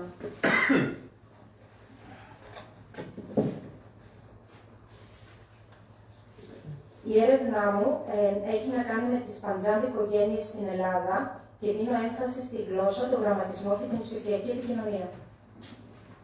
ਅੱਜ ਮੈਂ ਯੂਨਾਨ ਵਿੱਚ ਪਰਿਵਾਰਾਂ ਬਾਰੇ ਆਪਣੀ PhD ਖੋਜ ਪੇਸ਼ ਕਰਨ ਜਾ ਰਹੀ ਹਾਂ ਜੋ ਭਾਸ਼ਾ, ਸਾਖਰਤਾ ਅਤੇ ਡਿਜੀਟਲ ਸੰਚਾਰ ਤੇ ਕੇਂਦਰਿਤ ਹੋਵੇਗੀ.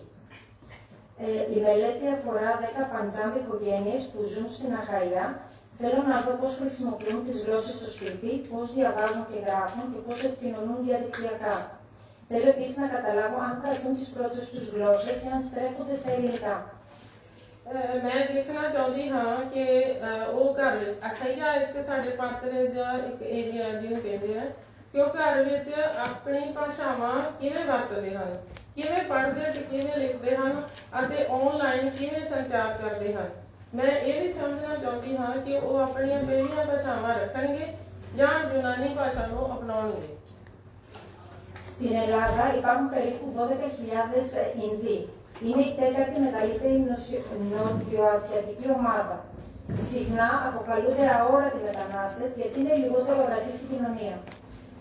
ਯੂਨਾਨ ਵਿੱਚ ਲਗਭਗ 12,000 ਭਾਰਤੀ ਹਨ. ਉਹ ਇੱਥੇ ਚੌਥਾ ਸਭ ਤੋਂ ਵੱਡਾ ਦੱਖਣੀ ਏਸ਼ੀਆਈ ਸਮੂਹ ਹੈ, ਪਰ ਉਹਨਾਂ ਨੂੰ ਅਧਿਕ ਪ੍ਰਵਾਸੀ ਕਿਹਾ ਜਾਂਦਾ, ਅਧਿਕ ਮਤਲਬ ਜਿਹੜੇ ਦਿਖਦੇ ਹੀ ਨਹੀਂ, ਕਿਉਂਕਿ ਉਹ ਸਮਾਜ ਵਿੱਚ ਘੱਟ ਦਿਖਾਈ ਦਿੰਦੇ ਹਨ. Στην Πάτρα, η Ινδία είναι η τρίτη μεγαλύτερη νοτιοασιατική ομάδα. Είναι περίπου 333 άτομα. Οι άνδρες είναι λίγο περισσότεροι από τις γυναίκες, περίπου 60% άνδρες και 40% γυναίκες. ਪਾਤਰਾ ਵਿੱਚ ਤੀਜਾ ਸਭ ਤੋਂ ਵੱਡਾ ਏਸ਼ੀਆਈ ਸਮੂਹ ਹੈ, ਲਗਭਗ 333 ਲੋਕ ਹਨ. ਇੱਥੇ ਔਰਤਾਂ ਨਾਲੋਂ ਜ਼ਿਆਦਾ ਮਰਦ ਹਨ, ਲਗਭਗ 60% ਮਰਦ ਅਤੇ 40% ਔਰਤਾਂ. Η οικογενειακή γλωσσική πολιτική που μελετώ σημαίνει μελετώ το πώς οι οικογένειες επιλέγουν, διαχειρίζονται και χρησιμοποιούν τις γλώσσες στο σπίτι. ਪਰਿਵਾਰਕ ਭਾਸ਼ਾ ਨੀਤੀ ਦਾ ਅਰਥ ਹੈ ਕਿ ਪਰਿਵਾਰ ਘਰ ਵਿੱਚ ਭਾਸ਼ਾਵਾਂ ਦੀ ਚੋਣ, ਪ੍ਰਬੰਧਨ ਅਤੇ ਵਰਤੋਂ ਕਿਵੇਂ ਕਰਦੇ ਹਨ. Διεθνείς μελέτες δείχνουν ότι οι οικογένειες μπορούν να κρατήσουν τις γλώσσες τους, να τις χάσουν ή να τις αναμίξουν. Επίσης δείχνουν πως οι οικογένειες διαβάζουν, γράφουν και χρησιμοποιούν ψηφιακά εργαλεία στις γλώσσες που ξέρουν. ਅੰਤਰਰਾਸ਼ਟਰੀ ਅਧਿਐਨ ਦਰਸਾਉਂਦੇ ਹਨ ਕਿ ਪਰਿਵਾਰ ਆਪਣੀਆਂ ਭਾਸ਼ਾਵਾਂ ਰੱਖ ਸਕਦੇ ਹਨ, ਉਹਨਾਂ ਨੂੰ ਗਵਾ ਵੀ ਸਕਦੇ ਹਨ ਜਾਂ ਉਹਨਾਂ ਨੂੰ ਮਿਲਾ ਸਕਦੇ ਹਨ, ਮਿਕਸ ਕਰ ਸਕਦੇ ਹਨ. ਉਹ ਇਹ ਵੀ ਦਰਸਾਉਂਦੇ ਹਨ ਕਿ ਪਰਿਵਾਰ ਕਈ ਭਾਸ਼ਾਵਾਂ ਵਿੱਚ ਡਿਜੀਟਲ ਟੂਲ ਵੀ ਕਿਵੇਂ ਵਰਤਦੇ ਹਨ. Στην Ελλάδα, οι περισσότερες μελέτες αφορούν αλβανικές οικογένειες ή οικογένειες με γλώσσες υψηλού κύρους. Υπάρχουν πολύ λίγες μελέτες για Παντζάμπι οικογένειες. ਯੂਨਾਨ ਵਿੱਚ ਜ਼ਿਆਦਾਤਰ ਅਧਿਐਨ ਅਲਬਾਨੀਅਨ ਪਰਿਵਾਰਾਂ ਦੇ ਜਾਂ ਉੱਚ ਦਰਜੇ ਦੀਆਂ ਭਾਸ਼ਾਵਾਂ ਵਾਲੇ ਪਰਿਵਾਰਾਂ ਬਾਰੇ ਹਨ. ਪੰਜਾਬੀ ਪਰਿਵਾਰਾਂ ਬਾਰੇ ਬਹੁਤ ਹੀ ਘੱਟ ਅਧਿਐਨ ਹੋਇਆ ਹੈ. Τα ερευνητικά μου ερωτήματα είναι τα εξής.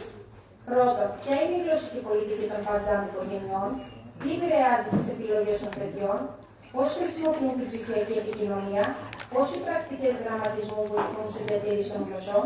मैं पूछना चाहती हाँ पंजाबी परिवारों की भाषा नीति की है बच्चों की भाषा चोण ਨੂੰ ਕੀ ਪ੍ਰਭਾਵਿਤ ਕਰਦਾ ਹੈ ਉਹ ਡਿਜੀਟਲ ਸੰਚਾਰ ਦੀ ਵਰਤੋਂ ਕਿਵੇਂ ਕਰਦੇ ਹਨ ਸਾਖਰਤਾ ਅਭਿਆਸ ਆਪਣੀਆਂ ਭਾਸ਼ਾਵਾਂ ਨੂੰ ਬਣਾਈ ਰੱਖਣ ਵਿੱਚ ਕਿਵੇਂ ਮਦਦ ਕਰਦੇ ਹਨ Θα συνεργαστώ με 10 οικογένειες Πατζάμ από την Αχαϊά, θα κάνω συνεντεύξεις, επισκέψεις στο σπίτι και θα συλλέξω παραδείγματα από την ψηφιακή επικοινωνία τους. Θα αναλύσω τα δεδομένα με ένα ειδικό λογισμικό.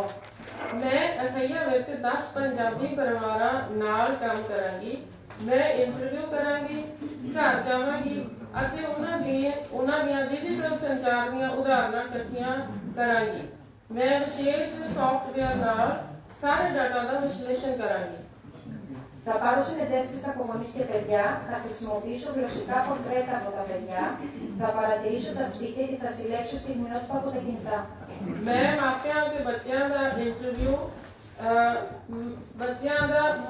ਇੰਟਰਵਿਊ ਲਵਾਂਗੀ ਮੈਂ ਘਰਾਂ ਨੂੰ ਦੇਖਾਂਗੀ ਉਹਨਾਂ ਦੇ ਚਿੱਤਰਾਂ ਨੂੰ ਦੇਖਾਂਗੀ ਤੇ ਫੋਨਾਂ ਤੇ ਕਿਹੜੇ ਸਕਰੀਨਸ਼ਾਟ ਵਗੈਰਾ ਵਰਤੇ ਜਾਂਦੇ ਆ ਉਹਨਾਂ ਦਾ ਵੀ ਧਿਆਨ ਕਰਾਂਗੀ Το 2024 που ξεκίνησα να κάνω το διδακτορικό, διάβασα τη βιβλιογραφία, ετοίμασα τα εργαλεία και έκανα μια πιλωτική έρευνα.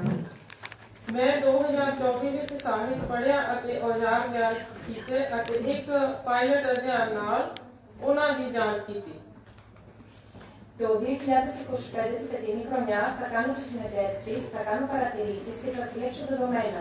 Επίσης θα αρχίσω να γράφω άρθρα και κεφάλαια της διατριβής μου. 2025 ਵਿੱਚ ਮੈਂ ਇੰਟਰਵਿਊ ਕਰਾਂਗੀ ਨਿਰੀਖਣ ਕਰਾਂਗੀ ਅਤੇ ਡਾਟਾ ਇਕੱਠਾ ਕਰਾਂਗੀ ਮੈਂ ਆਪਣੇ ਖੋਜ ਪ੍ਰਬੰਧ ਦੇ ਲੇਖ ਅਤੇ ਅਧਿਆਏ ਲਿਖਣਾ ਸ਼ੁਰੂ ਕਰਾਂਗੀ Είναι δύσκολο να βρω συμμετέχοντες στην Αχαϊά. Κάποιες οικογένειες μπορεί να μην θέλουν να κάνουν παρατηρήσεις στο σπίτι.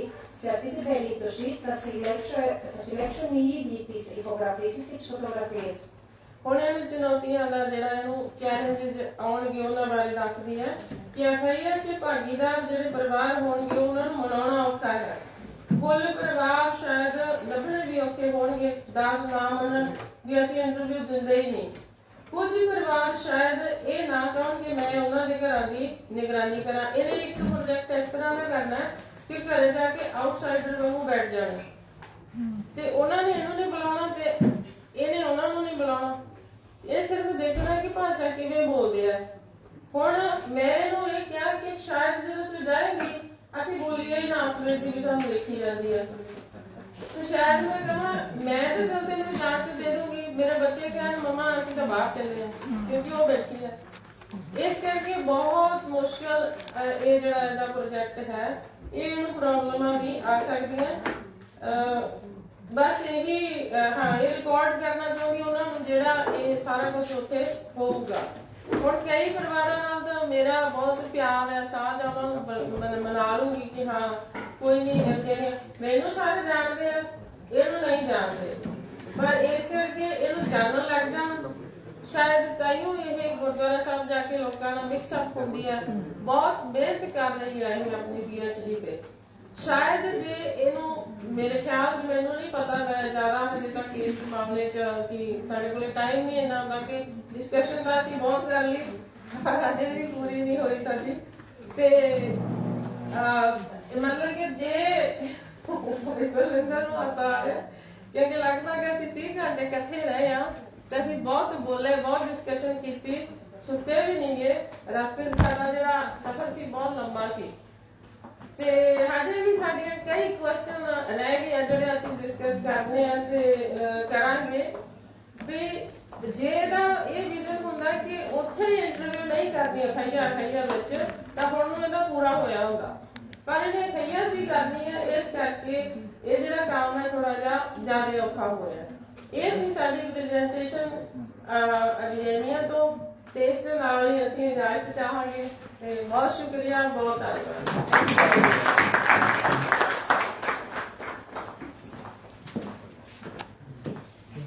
ਬਹੁਤ ਸ਼ੁਕਰੀਆ ਗੁਰਪ੍ਰੀਤ ਕੌਰ ਗੈਦੂ ਜੀ ਤੁਸੀਂ ਆਪ ਤਾਂ ਇਹਨਾਂ ਧਰਤੀਆਂ ਤੋਂ ਪੰਜਾਬੀ ਦੀ ਨੁਮਾਇੰਦਗੀ ਕਰਦੇ ਹੀ ਹੋ ਪਰ ਅਰਜੇਨੀਆ ਵਰਗੀ ਧਿਰ ਨੂੰ ਨਾਲ ਖੜਾ ਕਰਨਾ ਇਹਨਾਂ ਭਾਸ਼ਾਵਾਂ ਦੇ ਵਿੱਚੋਂ, ਇਹਨਾਂ ਮੁਲਕਾਂ ਦੇ ਵਿੱਚੋਂ ਤੇ ਨਾਲ ਤੋੜਨਾ। ਅੱਜ ਭਾਵੇਂ ਸਾਨੂੰ ਇਹ ਪ੍ਰੋਗਰਾਮ ਕਿਤੇ ਨਾ ਕਿਤੇ, ਕਿਉਂਕਿ ਅਸੀਂ ਬਹੁਤੇ ਜਿਹੜੇ ਸ਼ਾਇਰ ਹੈ ਸੁਣਨ ਚ ਸੁਣਾਉਣ ਚ ਚਾਹੇ ਕਹਾਣੀ ਲਾ ਲਓ ਜਾਂ ਸ਼ਾਇਰ ਲਾ ਲਓ, ਉਹਦੇ ਵਿੱਚ ਜ਼ਿਆਦਾ ਵਿਸ਼ਵਾਸ ਰੱਖਦੇ ਹਾਂ। ਪਰ ਜਿਹਨਾਂ ਧਰਤੀਆਂ ਤੇ ਅਸੀਂ ਰਹਿੰਦੇ ਹਾਂ, ਜੇ ਇਹਨਾਂ ਧਰਤੀਆਂ ਤੇ ਰਹਿ ਕੇ ਅਸੀਂ ਅਗਲੀ ਪੀੜ੍ਹੀ ਨੂੰ ਕੁਛ ਦੇ ਕੇ ਜਾਣਾ, ਤਾਂ ਮੈਨੂੰ ਲੱਗਦਾ ਇਹ ਕਾਰਜ ਨੇ ਜਿਹੜੇ ਅੱਜ ਇੱਥੇ ਅਸੀਂ ਸ਼ੁਰੂ ਕਰ ਰਹੇ ਹਾਂ, ਮੁੱਢ ਬੰਨ੍ਹਦੇ ਨੇ ਇਸ ਚੀਜ਼ ਦਾ ਕਿ ਵਾਕਈ ਅਸੀਂ ਸੰਜੀਦਾ ਹਾਂ। ਅਸੀਂ ਸਿਰਫ ਰੁਜ਼ਗਾਰ ਕਰਨ ਲਈ ਜਾਂ ਡਾਲਰ ਜਾਂ ਯੂਰੋ ਕਮਾਉਣ ਲਈ ਇਹਨਾਂ ਧਰਤੀਆਂ ਤੇ ਨਹੀਂ ਹੁੰਦੇ। ਸਾਡੀ ਤਹਿਜੀਬ, ਸਾਡੀਆਂ ਬੋਲੀਆਂ 'ਚ, ਸਾਡੀ ਵਿਰਾਸਤ 'ਚ ਬਹੁਤ ਕੁਛ ਪਿਆ ਹੈ। ਅਗਰ ਅਸੀਂ ਇਹਨਾਂ ਧਰਤੀਆਂ ਤੇ ਆਪਣੇ ਬੱਚਿਆਂ ਨੂੰ ਤੇ ਇਹਨਾਂ ਲੋਕਾਂ ਨਾਲ ਸਾਂਝਾ ਕਰਨਾ, ਤਾਂ ਸਾਨੂੰ ਕੋਲ ਦੇ ਰੂਪੀ ਭਾਸ਼ਾਵਾਂ ਦਾ ਤਾਲਮੇਲ ਬਣਾ ਕੇ ਚੱਲਣਾ ਪਊਗਾ। ਸ਼ਾਬਾਸ਼ ਹੈ ਗੁਰਪ੍ਰੀਤ, ਤੁਹਾਡੇ ਤੇ ਅਰਜੇਨੀਆ ਦੇ ਬਹੁਤ ਵਧੀਆ ਪ੍ਰੋਜੈਕਟ ਹੈ। ਅਸੀਂ ਇਸ ਮੰਚ ਵੱਲੋਂ, ਆਪਣੀ ਅਕਾਦਮੀ ਵੱਲੋਂ ਜਿੰਨਾ ਕੰਮ ਕਰ ਸਕਿਆ ਕਰਾਂਗੇ, ਤੇ ਬਾਕੀ ਵੀ ਸਾਰੇ ਦੋਸਤਾਂ ਮਿੱਤਰਾਂ ਨੂੰ, ਭੈਣਾਂ ਭਰਾਵਾਂ ਨੂੰ ਗੁਜ਼ਾਰਿਸ਼ ਹੈ, ਬੇਨਤੀ ਹੈ ਕਿ ਉਹਨਾਂ ਦੇ ਆਸ ਪੜੋਸ ਦੇ ਵਿੱਚ ਬੱਚੇ, ਟੀਚਰ, ਪ੍ਰੋਫੈਸਰ ਸਾਰੇ ਨੇ ਜਿਹੜੇ ਕੋਈ ਵੀ ਜੇ ਪੰਜਾਬੀ ਭਾਸ਼ਾ, ਪੰਜਾਬੀ ਕਲਚਰ ਤੇ ਆਪਣੀ ਭਾਸ਼ਾ 'ਚ ਕੰਮ ਕਰਦਾ, ਚਾਹੇ ਉਹ ਸਾਡੇ ਬੱਚੇ ਹੀ ਨੇ, ਕਿਸੇ ਵੀ ਭਾਸ਼ਾ ਦੇ ਵਿੱਚ ਜਿਹੜੇ ਭਾਸ਼ਾ ਨਾਲ ਜੁੜੇ ਹੋਏ ਨੇ, ਤਾਂ ਪਲੀਜ਼ ਉਹਨਾਂ ਦਾ ਕੰਟੈਕਟ ਸਾਨੂੰ ਦਿਓ। ਉਹਨਾਂ ਦੇ ਕੰਮ ਨੂੰ ਅਸੀਂ ਅੱਗੇ ਲੈ ਕੇ ਜਾਵਾਂਗੇ ਤੇ ਉਹਨੂੰ ਦੂਜੀਆਂ ਭਾਸ਼ਾਵਾਂ ਦੇ ਨਾਲ ਪੰਜਾਬੀ ਦੇ ਵਿੱਚ ਅਨੁਵਾਦ ਕਰਕੇ ਇੱਕ ਵੱਡਾ ਕਾਰਜ ਹੈ ਜਿਹੜਾ ਅਗਲੀ ਪੀੜ੍ਹੀ ਨੂੰ ਲੈ ਕੇ ਜਾਵਾਂਗੇ। ਕਹਾਣੀਆਂ ਦੀ ਗੱਲ ਹੋ ਰਹੀ ਹੈ, ਸੁਰਜੀਤ ਦੇ ਉਹਨਾਂ ਕੰਮਾਂ ਨੂੰ ਜਿਹਨਾਂ ਦੀ ਕਦੇ ਕਲਪਨਾ ਕਰਦੇ ਸੀ, ਜਿਹਨਾਂ ਬਾਰੇ ਕਹਾਣੀਆਂ ਲਿਖਦੇ ਸੀ, ਅਸੀਂ ਕਿਸੇ ਨਾ ਕਿਸੇ ਰੂਪ ਦੇ ਵਿੱਚ ਉਹਨਾਂ ਨੂੰ ਅੱਗੇ ਤੋਰ ਰਹੇ ਹਾਂ। ਤੇ ਮੈਨੂੰ ਲੱਗਦਾ ਆਪਣੀ ਸੁਰ ਖਾਸ ਹੀ ਮਿਲਦੀ ਹੈ। ਆਹ ਹੀ ਕੁਝ ਮੈਂ ਲਿਖਿਆ ਹੋਇਆ ਸੀ ਤੇ ਮੈਂ ਹੁਣ ਕੜੀ ਨਹੀਂ ਬਹੁਤੀ ਦੇਰ ਤੱਕ ਬਣਨੀ ਚਾਹੁੰਦਾ, ਕਿਉਂਕਿ ਪ੍ਰੋਗਰਾਮ ਅਸੀਂ ਉਲੀਕੇ ਸਮੇਂ ਮੁਤਾਬਕ ਪਹਿਲਾਂ ਹੀ ਘੰਟਾ ਡੇਢ ਘੰਟਾ ਲੇਟ ਹੋ ਜਾਂਦਾ, ਕਿਉਂਕਿ ਇੰਨੇ ਪੰਜਾਬੀ ਇਕੱਠੇ ਹੁੰਦੇ ਨੇ ਜਿਹੜੇ ਚਾਹੇ ਰਹਿੰਦੇ ਯੂਰਪ 'ਚ, ਲੇਕਿਨ ਉਹ ਲੇਟ ਕੀਤਾ ਹੁੰਦੇ ਹੀ ਨੇ ਨਾ। ਕੁਛ ਅਸੀਂ ਜਿਹੜਾ ਇੱਥੇ ਸੈਟਿੰਗ ਕਰਨੀ ਸੀ ਉਹਦੇ ਵਿੱਚ ਹੋ ਗਏ।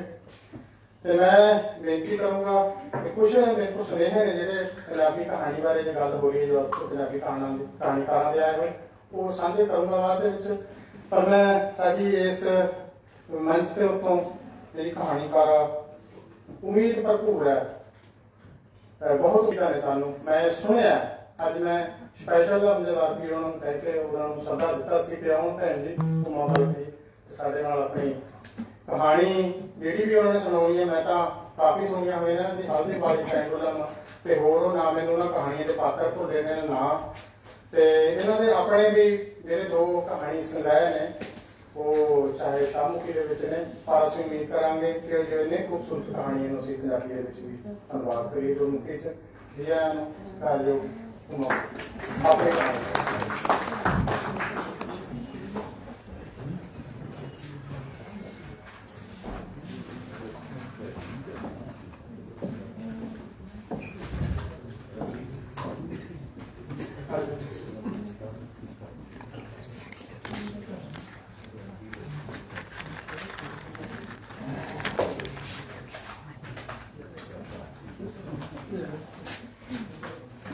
जी अस्सलाम वालेकुम और सत श्री अकाल। सब तो पहले तो पंजाबी अकेडमी का शुक्रिया अदा करांगी और पंचरत का कहना जी मैंने मेहमान दिता।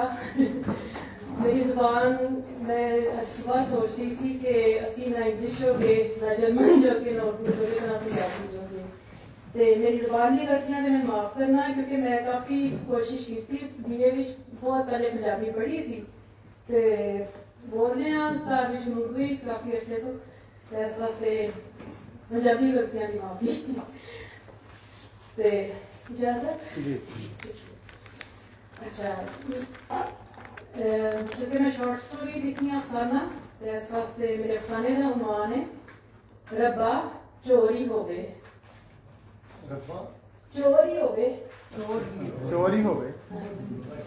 राती किसी पैर कुछ खड़ाक होया ते फिर उसकी अख खुल गई। वो सोची बैठ गया कि वेला होया होना है, ए खड़ाक आता सी। फिर दिल कम गया किधरे फिर वही तो नहीं आ गया। ऐसे सोच विच कुछ घड़ियां हो लंघ गईयां ते ओनू लगा ओहदा भुलेखा होना है। पहली अजान की आवाज कन्ना विच पई ते पता लगा सरगी वेला शुरू हो गया। पहले थोड़ी देर बिस्तर विच पासे मारदा रहा, फिर उठ के बह गया। हल्की हल्की सर्दी शुरू हो गई हुई सी। ਆਸੇ-ਪਾਸੇ ਦਾ ਬਿਸਤਰ ਠੰਡਾ ਸੀ। ਜਿੱਥੇ ਉਹ ਲੇਟਿਆ ਸੀ ਉਹ ਜਗ੍ਹਾ ਹਾਲੇ ਵੀ ਗਰਮ ਸੀ। ਉਹਦਾ ਹੱਥ ਉੱਤੇ ਪਿਆ ਤੇ ਦਿਲ ਕੀਤਾ ਫੇਰ ਸੋ ਗਏ।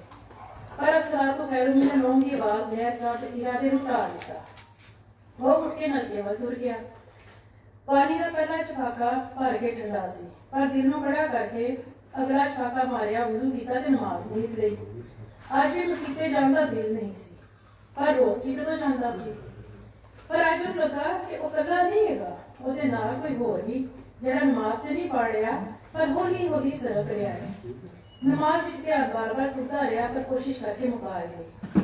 ਸਲਾਮ ਫੇਰਦੇ ਹੋਏ ਉਹਦੀ ਨਜ਼ਰ ਪਲੰਗ ਤੇ ਅਲਮਾਰੀ ਦੇ ਵਿਚਕਾਰ ਖੜੇ ਬੰਦੇ ਤੇ ਪਈ, ਜਿਹੜਾ ਸਾਹ ਰੋਕ ਕੇ ਉੱਥੇ ਖੜਾ ਸੀ। ਉਹਨੂੰ ਚੁੰਕੇ ਹਨੇਰੇ ਵਿੱਚ ਨਮਾਜ਼ ਪੜ੍ਹਨ ਦੀ ਆਦਤ ਸੀ, ਇਸ ਵਾਸਤੇ ਕਮਰੇ ਵਿੱਚ ਵੜਦਿਆਂ ਉਹ ਨਜ਼ਰ ਨਹੀਂ ਆਇਆ, ਜਾਂ ਫਿਰ ਉਹ ਆਪਣੇ ਕਿਸੇ ਧਿਆਨ ਵਿੱਚ ਡੁੱਬਿਆ ਹੋਇਆ ਸੀ। ਉਹਨੇ ਉੱਠ ਕੇ ਬੱਤੀ ਬਾਲ ਦਿੱਤੀ ਤੇ ਹੋਰ ਨਾਲ ਸਾਹਮਣੇ ਖੜੇ 20-22 ਸਾਲ ਦੇ ਮੁੰਡੇ ਨੂੰ ਵੇਖਿਆ, ਜਿਹਦੇ ਮੂੰਹ ਤੇ ਪੱਕੇ ਚੋਰਾਂ ਵਾਲੀ ਮਿਠਾਈ ਨਹੀਂ ਸੀ, ਪਰ ਕੱਚੇ ਚੋਰ ਵਾਲਾ ਘਬਰਾ ਵੀ ਨਜ਼ਰ ਨਹੀਂ ਸੀ ਆ ਰਿਹਾ। ਬਸ ਉਹ ਨਜ਼ਰਾਂ ਉਹਦੇ ਵੱਲ ਕਰਕੇ ਚੁੱਪ-ਚੁਪੀਤਾ ਉਹਨੂੰ ਤੱਕ ਰਿਹਾ ਸੀ, ਜਿਵੇਂ ਉਹਦੇ ਅਗਲੇ ਭਾਗ ਨੂੰ ਪਰਖਣ ਦੀ ਕੋਸ਼ਿਸ਼ ਕਰ ਰਿਹਾ ਹੋਵੇ। ਫਿਰ ਉਸਨੇ ਵੀ ਉੱਥੇ ਖੜਾ ਉਹਨੂੰ ਸਿਰ ਤੋਂ ਲੈ ਕੇ ਪੈਰਾਂ ਤੱਕ ਤੱਕਿਆ, ਫਿਰ ਆਪਣੇ ਲਹਿਜੇ ਨੂੰ ਬੜਾ ਨਰਮ ਰੱਖ ਕੇ ਪੁੱਛਿਆ, ਇੱਥੋਂ ਕੀ ਲੱਭਣਾ ਹੈ?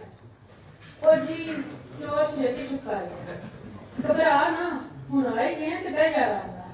ਉਹਨੇ ਪਲੰਗ ਦੇ ਨਾਲ ਪਈ ਕੁਰਸੀ ਵੱਲ ਇਸ਼ਾਰਾ ਕੀਤਾ ਤੇ ਆਪ ਅੱਗੇ ਵੱਧ ਕੇ ਪਲੰਗ ਤੇ ਬਹਿ ਗਿਆ। ਹੁਣ ਸੂਰਜ ਕੁਝ ਐਂ ਸੀ ਕਿ ਜਦ ਤੱਕ ਉਹ ਪਲੰਗ ਤੇ ਚੜ੍ਹ ਕੇ ਟੱਪਣਾ ਜਾਂਦਾ ਉਹ ਬਾਹਰ ਨਹੀਂ ਸੀ ਨਿਕਲ ਸਕਦਾ। ਚੋਰ ਜਿਸ ਤਰ੍ਹਾਂ ਉਹਦੀ ਗੱਲ ਮੰਨਣ ਨੂੰ ਤਿਆਰ ਖੜਾ ਸੀ, ਝਟ ਕੁਰਸੀ ਤੇ ਬਹਿ ਗਿਆ। ਹੁਣ ਦੱਸ ਤੂੰ ਕੌਣ ਹੈ? ਮੈਂ ਇਹ ਨਹੀਂ ਪੁੱਛਾਂਗਾ ਤੇ ਕੀ ਲੈਣ ਆਇਆ ਹੈ? ਰਾਤ ਦੇ ਇਸ ਵੇਲੇ ਕੋਈ ਨਮਾਜ਼ ਨਹੀਂ, ਕਿਸੇ ਦੇ ਘਰ ਨਹੀਂ ਜਾਂਦਾ, ਉਹ ਵੀ ਬੂਹਾ ਖੜਕਾਏ ਬਗੈਰ। ਤੇ ਮੈਂ ਤੈਨੂੰ ਇਸ ਮਹੱਲੇ ਪਹਿਲੇ ਕਦੀ ਵੇਖਿਆ ਵੀ ਨਹੀਂ। ਉਹ ਜੀ ਮੈਂ ਇਸ ਮਹੱਲੇ ਦਾ ਨਹੀਂ, ਬਸ ਕਦੀ ਅਦਾਲਤ ਦਾ ਚੱਕਰ ਲੱਗਦਾ ਸੀ ਤੇ ਮੇਰਾ ਘਰ ਵੇਖ ਕੇ ਲੱਗਾ ਕਿ ਇੱਥੇ ਬੜਾ ਮਾਲ ਲੱਭੇਗਾ ਤੇ ਅੰਦਰ ਵੜਨਾ ਵੀ ਸੌਖਾ ਹੈ। ਚੋਰ ਨੇ ਕੁਝ ਨਹੀਂ ਕਿਹਾ, ਬਸ ਨਜ਼ਰਾਂ ਨੀਵੀਆਂ ਕਰ ਗਈਆਂ। ਚੰਗਾ ਸੋਹਣਾ ਮੁੰਡਾ ਹੈ, ਲੱਗਦਾ ਵੀ ਚੰਗੇ ਘਰ ਦਾ ਹੈ, ਤੇ ਇਹਦੇ ਨਾਲ ਕੀ ਬਣਿਆ ਕਿ ਕੰਮ ਕਰਨ ਲੱਗ ਪਿਆ? ਉਹ ਹਾਲੇ ਵੀ ਚੁੱਪ ਹੀ ਸੀ। ਨਜ਼ਰਾਂ ਦੇ ਨਾਲ ਉਹਨੇ ਸਿਰ ਵੀ ਨੀਵਾਂ ਕਰ ਲਿਆ। ਲੱਗਦਾ ਇਹ ਨਵਾਂ ਚੋਰ ਬਣਿਆ। ਫਿਰ ਉਸਨੇ ਗੱਲ ਸਮਝਣ ਦੇ ਅੰਦਾਜ਼ ਵਿੱਚ ਸਿਰ ਹਿਲਾਇਆ। ਉਸ ਮੁੰਡੇ ਨੇ ਚਿੱਠੇ ਨਾਲ ਸਿਰ ਚੁੱਕਿਆ। ਇਹ ਗੱਲ ਨਹੀਂ ਜੀ, ਚੋਰੀ ਦੀ ਆਦਤ ਮੈਨੂੰ ਬਚਪਨ ਤੋਂ ਹੀ ਸੀ। ਅੱਛਾ, ਲੱਗਦਾ ਤੇ ਨਹੀਂ। ਆਹੋ, ਚੋਰੀ ਤੇ ਕੀਤੀ ਹੈ, ਪਰ ਦਿਲ ਨੇ ਕਦੀ ਚੋਰ ਨਹੀਂ ਬਣਿਆ। ਇਹ ਕੀ ਗੱਲ ਹੋਈ? ਤੁਹਾਨੂੰ ਕਿਉਂ ਹੀ ਦੱਸਾਂ ਤੇ ਕਿਉਂ ਦੱਸਾਂ? ਤੁਸੀਂ ਪੁਲਿਸ ਨੂੰ ਬੁਲਵਾਉਣਾ ਹੈ ਤੇ ਬੁਲਵਾ ਲਓ, ਪਰ ਇਹਨਾਂ ਜ਼ਰੂਰ ਹੈ ਕਿ ਕਿਸੇ ਦੇ ਘਰ ਵੜ ਕੇ ਇਹ ਮੇਰੀ ਪਹਿਲੀ ਚੋਰੀ ਸੀ ਤੇ ਪਹਿਲੀ ਵਾਰ ਵਿੱਚ ਹੀ ਫੜਿਆ ਗਿਆ। ਅੱਛਾ, ਤੇ ਇਸ ਤੋਂ ਪਹਿਲੇ ਕਿੱਥੇ ਚੋਰੀ ਕਰਦਾ ਰਿਹਾ? ਆਪਣੇ ਘਰ ਵਿੱਚ। ਆਪਣੇ ਘਰ ਵਿੱਚ? ਉਹਨੇ ਹੈਰਾਨ ਹੋ ਕੇ ਪੁੱਛਿਆ। ਆਪਣੇ ਘਰ ਵਿੱਚ ਵੀ ਭਲਾ ਕਿਹੜੀ ਚੋਰੀ ਹੁੰਦੀ ਹੈ? ਹੁੰਦੀ ਹੈ ਜਦੋਂ ਆਪਣੀਆਂ ਅੱਖਾਂ ਦੇ ਸਾਹਮਣੇ ਆਪਣਾ ਹੱਕ ਕਿਸੇ ਹੋਰ ਨੂੰ ਮਿਲਦਾ ਨਜ਼ਰ ਆਵੇ, ਜਦੋਂ ਆਪਣੇ ਸਕੇ ਪਿਓ ਨੂੰ ਇੱਕ ਪੁੱਤਰ ਅੱਖਾਂ ਦਾ ਤਾਰਾ ਤੇ ਦੂਜਾ ਰੋੜੇ ਵਰਗਾ ਲੱਗੇ, ਜਦੋਂ ਆਪਣੇ ਹਿੱਸੇ ਦੀ ਰੋਟੀ ਖਾਣ ਲੱਗਿਆ ਵੀ 10 ਗੱਲਾਂ ਸੁਣੀਆਂ ਪੈਣ। ਉਹ ਤੇਰਾ ਸਕਾ ਪਿਓ ਸੀ? ਆਹੋ ਜੀ, ਸਕਾ ਹੀ ਸੀ, ਪਰ ਮੇਰੇ ਪੈਦਾ ਹੁੰਦੇ ਵੱਡੇ ਭਰਾ ਨੂੰ ਐਸੀ ਸੱਟ ਚੜੀ ਕਿ ਜਾਣ ਤੋਂ ਵੀ ਜਾਨ ਦਾ ਘਬਰਾ ਪੈ ਗਿਆ। ਬਸ ਦਿਨ ਰਾਤ ਉਹਦੇ ਵਾਸਤੇ ਐਸਾ ਰੁਝਿਆ ਕਿ ਉਹਨੂੰ ਲੱਗਾ ਮੈਂ ਹੈਗਾ ਹੀ ਨਹੀਂ। ਪਤਾ ਨਹੀਂ ਉਹਨੂੰ ਕਿਉਂ ਲੱਗਦਾ ਸੀ ਕਿ ਮੈਂ ਉਹਦੇ ਬਿਮਾਰ ਹੋਣ ਵਿੱਚ ਮੇਰਾ ਹੱਥ ਹੈ। ਛੋਟੇ ਹੁੰਦਿਆਂ ਦਾ ਹੀ ਤੇ ਯਾਦ ਨਹੀਂ, ਪਰ ਜਦੋਂ ਉਹਦਾ ਹੋਸ਼ ਆਇਆ ਮੈਂ ਵੀ ਵੇਖਿਆ ਕਿ ਮੈਨੂੰ ਵੇਖਦੇ ਮੇਰੇ ਪਿਓ ਦੀ ਅੱਖਾਂ ਵਿੱਚ ਖੂਨ ਉਤਰ ਆਉਂਦਾ ਹੈ। ਮੇਰੇ ਸਾਹਮਣੇ ਮੇਰੇ ਵੱਡੇ ਭਰਾ ਨੂੰ ਚੰਗੀਆਂ ਚੀਜ਼ਾਂ ਲਿਆ ਕੇ ਦਿੱਤੀਆਂ ਜਾਂਦੀਆਂ, ਚੰਗਾ ਖਾਣਾ, ਚੰਗਾ ਪਾਣਾ, ਤੇ ਮੈਨੂੰ ਉਹਦਾ ਲੱਥੇ ਹੀ ਲੱਗਦਾ। ਸਕੂਲ ਵੀ ਉਹ ਚੰਗੀ ਸੋਹਣੀ ਵਰਦੀ ਪਾ ਕੇ ਟਾਂਗੇ ਤੇ ਬਹਿ ਕੇ ਕਿਤੇ ਦੂਰ ਜਾਂਦਾ ਸੀ ਤੇ ਮੈਨੂੰ ਘਰ ਦੇ ਕੋਲ ਟਾਟਾ ਵਾਲੇ ਸਕੂਲੇ ਪਾ ਦਿੱਤਾ। ਮੈਂ ਇੱਕ ਵਾਰੀ ਭਰਾ ਦੇ ਨਾਲ ਉਹਦੇ ਸਕੂਲ ਗਿਆ ਤੇ ਘਰ ਆ ਕੇ ਮੈਂ ਅੱਬੇ ਨੂੰ ਕਿਹਾ ਕਿ ਮੈਂ ਵੀ ਉਸੇ ਸਕੂਲ ਜਾਣਾ ਹੈ। ਉਹ ਅਸੀਂ ਮੈਨੂੰ ਬੜੀ ਮਾਰ ਉਹ ਅਸੀਂ ਤੋਂ ਬਾਅਦ ਮੇਰਾ ਪੜ੍ਹਾਈ ਤੋਂ ਵੀ ਦਿਲ ਉੱਠ ਗਿਆ। ਭਰਾ ਦੀਆਂ ਚੰਗੀਆਂ ਚੀਜ਼ਾਂ ਵੇਖ ਕੇ ਮੇਰਾ ਦਿਲ ਲੱਗ ਜਾਂਦਾ ਤੇ ਫਿਰ ਬਸ ਜਿਹੜੀ ਚੀਜ਼ ਚੰਗੀ ਲੱਗਦੀ ਉਹ ਕੁਝ ਕਹਿੰਦੇ ਰੁਕ ਗਿਆ। ਫਿਰ ਉਸ ਦਿਨ ਖਾਰਾ ਭਰਿਆ। ਬਸ ਫਿਰ ਇੰਝ ਚੱਲਦਾ ਰਿਹਾ। ਮੈਂ ਚੀਜ਼ਾਂ ਚੁਰਾਉਂਦਾ, ਮੈਨੂੰ ਮਾਰ ਪੈਂਦੀ, ਮੈਂ ਹੋਰ ਚੀਜ਼ਾਂ ਚੁਰਾਉਂਦਾ। ਤੇ ਇੱਥੇ ਕਿਵੇਂ ਆਇਆ? ਫਿਰ ਉਸਨੇ ਹਾਲੇ ਵੀ ਕੁਝ ਜਾਣਨ ਦੀ ਆਸ ਸੀ। ਬਸ ਅੱਬੇ ਨੇ ਵੱਡੇ ਭਰਾ ਨੂੰ ਮੋਟਰਸਾਈਕਲ ਲੈ ਕੇ ਦਿੱਤੀ ਸੀ। ਮੇਰਾ ਦਿਲ ਕਰਦਾ ਸੀ ਸਵਾਰੀ ਕਰਾਂ। ਵੱਡਾ ਭਰਾ ਪਰ ਇਹਨਾਂ ਗੱਲਾਂ ਦਾ ਇੰਨਾ ਗੁਆਤੀ ਹੋ ਗਿਆ ਸੀ ਕਿ ਉਹਨੂੰ ਵੀ ਲੱਗਦਾ ਸੀ ਮੇਰਾ ਕਿਸੇ ਚੀਜ਼ ਤੇ ਹੱਕ ਹੀ ਨਹੀਂ। ਉਹ ਆਪਣੀ ਮੋਟਰਸਾਈਕਲ ਨੂੰ ਖੂਬ ਚਮਕਾ ਕੇ ਤੇ ਚਾਬੀ ਸਾਂਭ ਕੇ ਰੱਖਦਾ ਸੀ। ਇੱਕ ਦਿਨ ਉਹ ਬਾਹਰੋਂ ਆ ਕੇ ਸੋ ਗਿਆ ਤੇ ਉਹਦੀ ਚਾਬੀ ਮੇਰੇ ਹੱਥ ਲੱਗ ਗਈ। ਮੈਨੂੰ ਇਹੋ ਹੀ ਤੇ ਮੌਕਾ ਚਾਹੀਦਾ ਸੀ, ਮੈਂ ਲੈ ਕੇ ਬਾਹਰ ਨਿਕਲ ਆਇਆ, ਪਰ ਮੇਰੀ ਭੈੜੀ ਕਿਸਮਤ ਉਹ ਕਿਸੇ ਹੋਰ ਚੋਰੀ ਕਰ ਗਈ। ਮੈਂ 3 ਦਿਨਾਂ ਤੋਂ ਘਰ ਨਹੀਂ ਗਿਆ। ਹੁਣ ਭੁੱਖ ਨੇ ਮਜਬੂਰ ਕੀਤਾ ਤੇ ਤੁਹਾਡੇ ਘਰ ਪਹਿਲਾਂ ਕੁਝ ਖਾਣ ਨੂੰ ਲੱਭਦਾ ਰਿਹਾ। ਨਹੀਂ ਲੱਭਾ ਤੇ ਮਾਰੀ ਕੋਲ ਆ ਗਿਆ ਕਿ ਕੋਈ ਪੈਸਾ ਤੇ ਲੱਭੇ ਤੇ ਕੁਝ ਖਾ ਲਵਾਂ। ਤੇ ਰੋਜ਼ ਇਸ ਤਰ੍ਹਾਂ ਉਹਦੇ ਮੂੰਹ ਨੂੰ ਗੌਰ ਨਾਲ ਦੇਖਦਾ ਰਿਹਾ। ਉਹਨੂੰ ਉਹਦੀਆਂ ਗੱਲਾਂ ਵਿੱਚ ਸੱਚ ਨਜ਼ਰ ਆ ਰਿਹਾ ਸੀ। ਉਹ ਪਹਿਲਾਂ ਉੱਠ ਕੇ ਖੜਾ ਹੋ ਗਿਆ ਤੇ ਉਹਦੇ ਮੋਢੇ ਤੇ ਹੱਥ ਰੱਖ ਕੇ ਉਹਨੂੰ ਉਠਾਇਆ। ਚੱਲ ਤੂੰ ਮੇਰੇ ਨਾਲ, ਮੈਂ ਤੈਨੂੰ ਕੁਝ ਖਵਾ ਲਵਾਂ, ਫਿਰ ਬਾਕੀ ਗੱਲਾਂ ਨੂੰ ਆਉਣੀਆਂ। ਮੁੰਡੇ ਨੇ ਸਿਰ ਚੁੱਕ ਕੇ ਹੈਰਾਨ ਹੋ ਕੇ ਉਹਨੂੰ ਤੱਕਿਆ। ਫਿਰ ਢਿੱਡ ਦੀ ਅੱਗ ਨੇ ਉਹਦੀ ਗੱਲ ਮੰਨਣ ਤੇ ਮਜਬੂਰ ਕਰ ਦਿੱਤਾ। ਤੇਰਾ ਨਾਂ ਕੀ ਹੈ? ਬੋਚੀ ਖਾਨੇ ਵਿੱਚ ਆ ਕੇ ਮੈਂ ਪੁੱਛਿਆ। ਮੇਰਾ ਨਾਂ ਤੇ ਫਿਰੋਜ਼ ਸੀ, ਪਰ ਉਹਨੇ ਚੌਂਕ ਕੇ ਪੁੱਛਿਆ, ਪਰ ਕਦੀ ਕਿਸੇ ਨੇ ਇਸ ਨਾਮ ਨਾਲ ਨਹੀਂ ਬੁਲਾਇਆ, ਸਾਰੇ ਮੈਨੂੰ ਭੱਜਾ ਆਖਦੇ ਨੇ। ਫਿਰੋਜ਼ ਨੇ ਉਹਨੂੰ ਹੱਸ ਕੇ ਤੱਕਿਆ। ਪੁੱਤਰ, ਲੱਗਦਾ ਤੇ ਮਾਹੌਲ ਹੀ ਹੈ, ਪਰ ਮੇਰਾ ਨਾਮ ਵੀ ਫਿਰੋਜ਼ ਹੀ ਹੈ, ਦੋਵੇਂ ਕਿਸਮਤ ਦੇ ਧਨੀਆਂ। ਫਿਰੋਜ਼ ਨੇ ਹੈਰਾਨ ਹੋ ਕੇ ਉਹਨੂੰ ਤੱਕਿਆ। ਸੱਚੀ? ਹਾਂ ਜੀ, ਮੈਂ ਕਿਉਂ ਝੂਠ ਬੋਲਣਾ ਹੈ? ਉਹ ਕੱਚਾ ਜਿਹਾ ਹੋ ਗਿਆ। ਫਿਰੋਜ਼ ਨੇ ਫ੍ਰਿਜ ਵਿੱਚ ਅੰਡੇ ਕੱਢ ਕੇ ਗੰਢੇ ਤੇ ਅਦਰਕ ਨਾਲ ਲਾ ਕੇ ਆਮਲੇਟ ਦੀ ਤਿਆਰੀ ਕੀਤੀ। ਨਾ ਰਾਤ ਦਾ ਕੁਝ ਆਟਾ ਕੱਢ ਕੇ ਜਲਦੀ 4 ਪਰੌਂਠੇ ਬਣਾਏ। ਫਿਰੋਜ਼ ਵੀ ਉਹਦੇ ਨਾਲ ਰਲ ਗਿਆ। ਹੁਣ ਇੰਝ ਲੱਗਦਾ ਸੀ ਕਿ ਉਹਨਾਂ ਦੀ ਪੁਰਾਣੀ ਜਾਣ ਪਛਾਣ ਹੈ। ਇਸ ਦੌਰਾਨ ਫਿਰੋਜ਼ ਉਹਨੂੰ ਛੋਟੀਆਂ ਗੱਲਾਂ ਪੁੱਛਦਾ ਰਿਹਾ ਤੇ ਨਾਸ਼ਤੇ ਦੇ ਬਟਨ ਲੈ ਕੇ ਉਹ ਦੁਬਾਰਾ ਕਮਰੇ ਦੇ ਅੰਦਰ ਆ ਗਏ। ਦੋਵਾਂ ਨੇ ਰਲ ਕੇ ਨਾਸ਼ਤਾ ਕੀਤਾ, ਚਾਹ ਪੀਤੀ। ਫਿਰੋਜ਼ ਦੇ ਮੂੰਹ ਤੇ ਰੌਣਕ ਆ ਗਈ ਸੀ। ਐਡੇ ਵੱਡੇ ਘਰ ਵਿੱਚ ਤੁਸੀਂ ਕਦੇ ਰਹਿੰਦੇ ਹੋ ਜਾਂ ਬਾਕੀ ਘਰ ਵਾਲੇ ਕਿਤੇ ਗਏ ਹੋਏ ਨੇ? ਪਰ ਤੁਹਾਨੂੰ ਨਾਸ਼ਤਾ ਬਣਾਉਂਦਿਆਂ ਵੇਖ ਕੇ ਤੇ ਲੱਗਦਾ ਹੈ ਕਿ ਤੁਹਾਡਾ ਰੋਜ਼ ਦਾ ਕੰਮ ਹੈ। ਫਿਰੋਜ਼ ਨੇ ਕੁਰਸੀ ਨਾਲ ਡੱਕ ਟਕਾ ਕੇ ਉਹ ਨੂੰ ਵੇਖਿਆ ਤੇ ਚਾਹ ਦਾ ਵੱਡਾ ਸਾਰਾ ਘੁੱਟ ਪਿਆ। ਮੇਰੀ ਕਹਾਣੀ ਤੇਰੇ ਕੋਲ ਵੱਖ ਨਹੀਂ, ਨਾ ਵੀ ਸਾਡਾ ਇੱਕੋ ਹੀ ਹੈ ਤੇ ਨਸੀਬ ਵੀ, ਪਰ ਇੱਕ ਫਰਕ ਹੈ। ਉਹ ਗਹਿਰੀ ਸੋਚ ਵਿੱਚ ਡੁੱਬ ਗਿਆ। ਕੀ ਫਰਕ? ਫਿਰੋਜ਼ ਨੇ ਜਲਦੀ ਨਾ ਪੁੱਛਿਆ। ਤੂੰ ਛੋਟਾ ਭਰਾ ਹੈ ਤੇ ਮੈਂ ਵੱਡਾ। ਮੇਰਾ ਅੱਬਾ ਜਦੋਂ ਫੌਤ ਹੋਇਆ ਤੇ ਅਸੀਂ ਇੱਕ ਛੋਟੇ ਜਿਹੇ ਮਕਾਨ 'ਚ ਰਹਿੰਦੇ ਸਾਂ। ਮਾਂ ਤੇ ਬਹੁਤ ਪਹਿਲੇ ਅੱਲਾ ਕੋਲ ਟੁੱਟ ਗਈ ਸੀ। ਅੱਬੇ ਨੇ ਆਪਣੀ ਬਿਮਾਰੀ ਨੂੰ ਵੇਖਦਿਆਂ ਮਕਾਨ ਸਾਡੇ ਦੋਵਾਂ ਭਰਾਵਾਂ ਦੇ ਨਾਲ ਅੱਧਾ ਲਾ ਦਿੱਤਾ। ਛੋਟੇ ਭਰਾ ਨੂੰ ਹਰ ਦੂਜੇ ਦਿਨ ਇਸ਼ਕ ਹੋ ਜਾਂਦਾ ਸੀ, ਪਰ ਜਿਹੜਾ ਆਖਰੀ ਇਸ਼ਕ ਹੋਇਆ ਉਹਦੇ ਵਾਸਤੇ ਦੋਵੇਂ ਮਰਨ ਵਾਸਤੇ ਰਾਜ਼ੀ ਹੋ ਗਏ। ਮੇਰੀ ਮਰਜ਼ੀ ਸੀ ਕਿ ਪੜ੍ਹਾਈ ਕਦੇ ਮੁਕਾ ਲੈਂਦਾ। ਖੈਰ ਉਹਦੀ ਵਹੁਟੀ ਵਿਆਹ ਕੇ ਆਈ। 4 ਦਿਨ ਬਾਅਦ ਜਦੋਂ ਇਸ਼ਕ ਦਾ ਬੁਖਾਰ ਲੱਥਾ ਤੇ ਖਾਣ ਦੇ ਲਾਲੇ ਪੈ ਗਏ। ਉਹਨੇ ਮਕਾਨ ਦੀ ਵੰਡ ਦਾ ਰੌਲਾ ਪਾ ਦਿੱਤਾ। ਉਹ ਪੈਸੇ ਲੈ ਕੇ ਕਿਰਾਏ ਦੇ ਮਕਾਨ ਵਿੱਚ ਚਲੇ ਗਏ। ਉਹ ਆਪਣੇ ਕਿਸੇ ਨੂੰ ਖਾ ਪੀ ਕੇ ਕਿਤੇ ਛੋਟੀਆਂ ਮੋਟੀਆਂ ਨੌਕਰੀਆਂ ਕਰਦਾ ਰਿਹਾ ਤੇ ਮੈਂ ਆਪਣਾ ਕਾਰੋਬਾਰ ਸੈੱਟ ਕੀਤਾ। ਮੇਰੀ ਦਿਨ ਰਾਤੀ ਮਿਹਨਤ ਦੇ ਚੋਖਾ ਰੰਗ ਕੱਢਿਆ। ਆਪਣੀ ਦੁਕਾਨ ਲੈਣ ਤੋਂ ਬਾਅਦ ਮਹੱਲੇ ਵਾਲਿਆਂ ਨੇ ਵੇਚ ਜਾ ਕੇ ਮੇਰਾ ਵਿਆਹ ਕਰ ਦਿੱਤਾ। ਮੇਰੀ ਜ਼ਿੰਦਗੀ ਰਾਹ ਤੇ ਚੱਲ ਪਈ। ਮੈਂ ਦੁਕਾਨ ਵੀ ਵੱਡੀ ਲੈ ਲਈ ਤੇ ਫਿਰ ਬਾਅਦ ਵਿੱਚੋਂ ਇਹ ਵਾਲਾ ਮਕਾਨ ਵੀ ਖਰੀਦ ਲਿਆ। ਪਰ ਕਦੀ ਕਦੇ ਮੇਰਾ ਭਰਾ ਆ ਜਾਂਦਾ। ਉਹ ਉਦੋਂ ਹੀ ਆਉਂਦਾ ਜਦੋਂ ਉਹਨੂੰ ਪੈਸੇ ਚਾਹੀਦੇ ਹੁੰਦੇ ਸਨ। ਮੇਰੀ ਧੀ ਹੋਈ ਤੇ ਉਹ ਦੋਵੇਂ ਉਹਨੂੰ ਵੇਖਣ ਆਏ। ਦੋਵੇਂ ਜਿਹਨੇ ਮੇਰੇ ਗੋਡੇ ਫੜ ਕੇ ਬਹਿ ਗਏ ਤੇ ਮੇਰੀ ਧੀ ਦੇ ਆਪਣੇ ਪੁੱਤਰ ਵਾਸਤੇ ਹਾਂ ਕਰਵਾ ਕੇ ਉੱਠੇ। ਮੇਰੇ ਕੋਲ ਰੁਪਏ ਪੈਸੇ ਦੀ ਕਮੀ ਨਹੀਂ ਸੀ। ਮੈਂ ਭਤੀਜੇ ਦੀ ਪੜ੍ਹਾਈ ਦਾ ਸਾਰਾ ਖਰਚਾ ਚੁੱਕ ਲਿਆ। ਫਿਰੋਜ਼ ਨੇ ਮੇਜ਼ ਤੇ ਪਏ ਗੰਦੇ ਭਾਂਡਿਆਂ ਨੂੰ ਇੱਕ ਨਜ਼ਰ ਵੇਖਿਆ।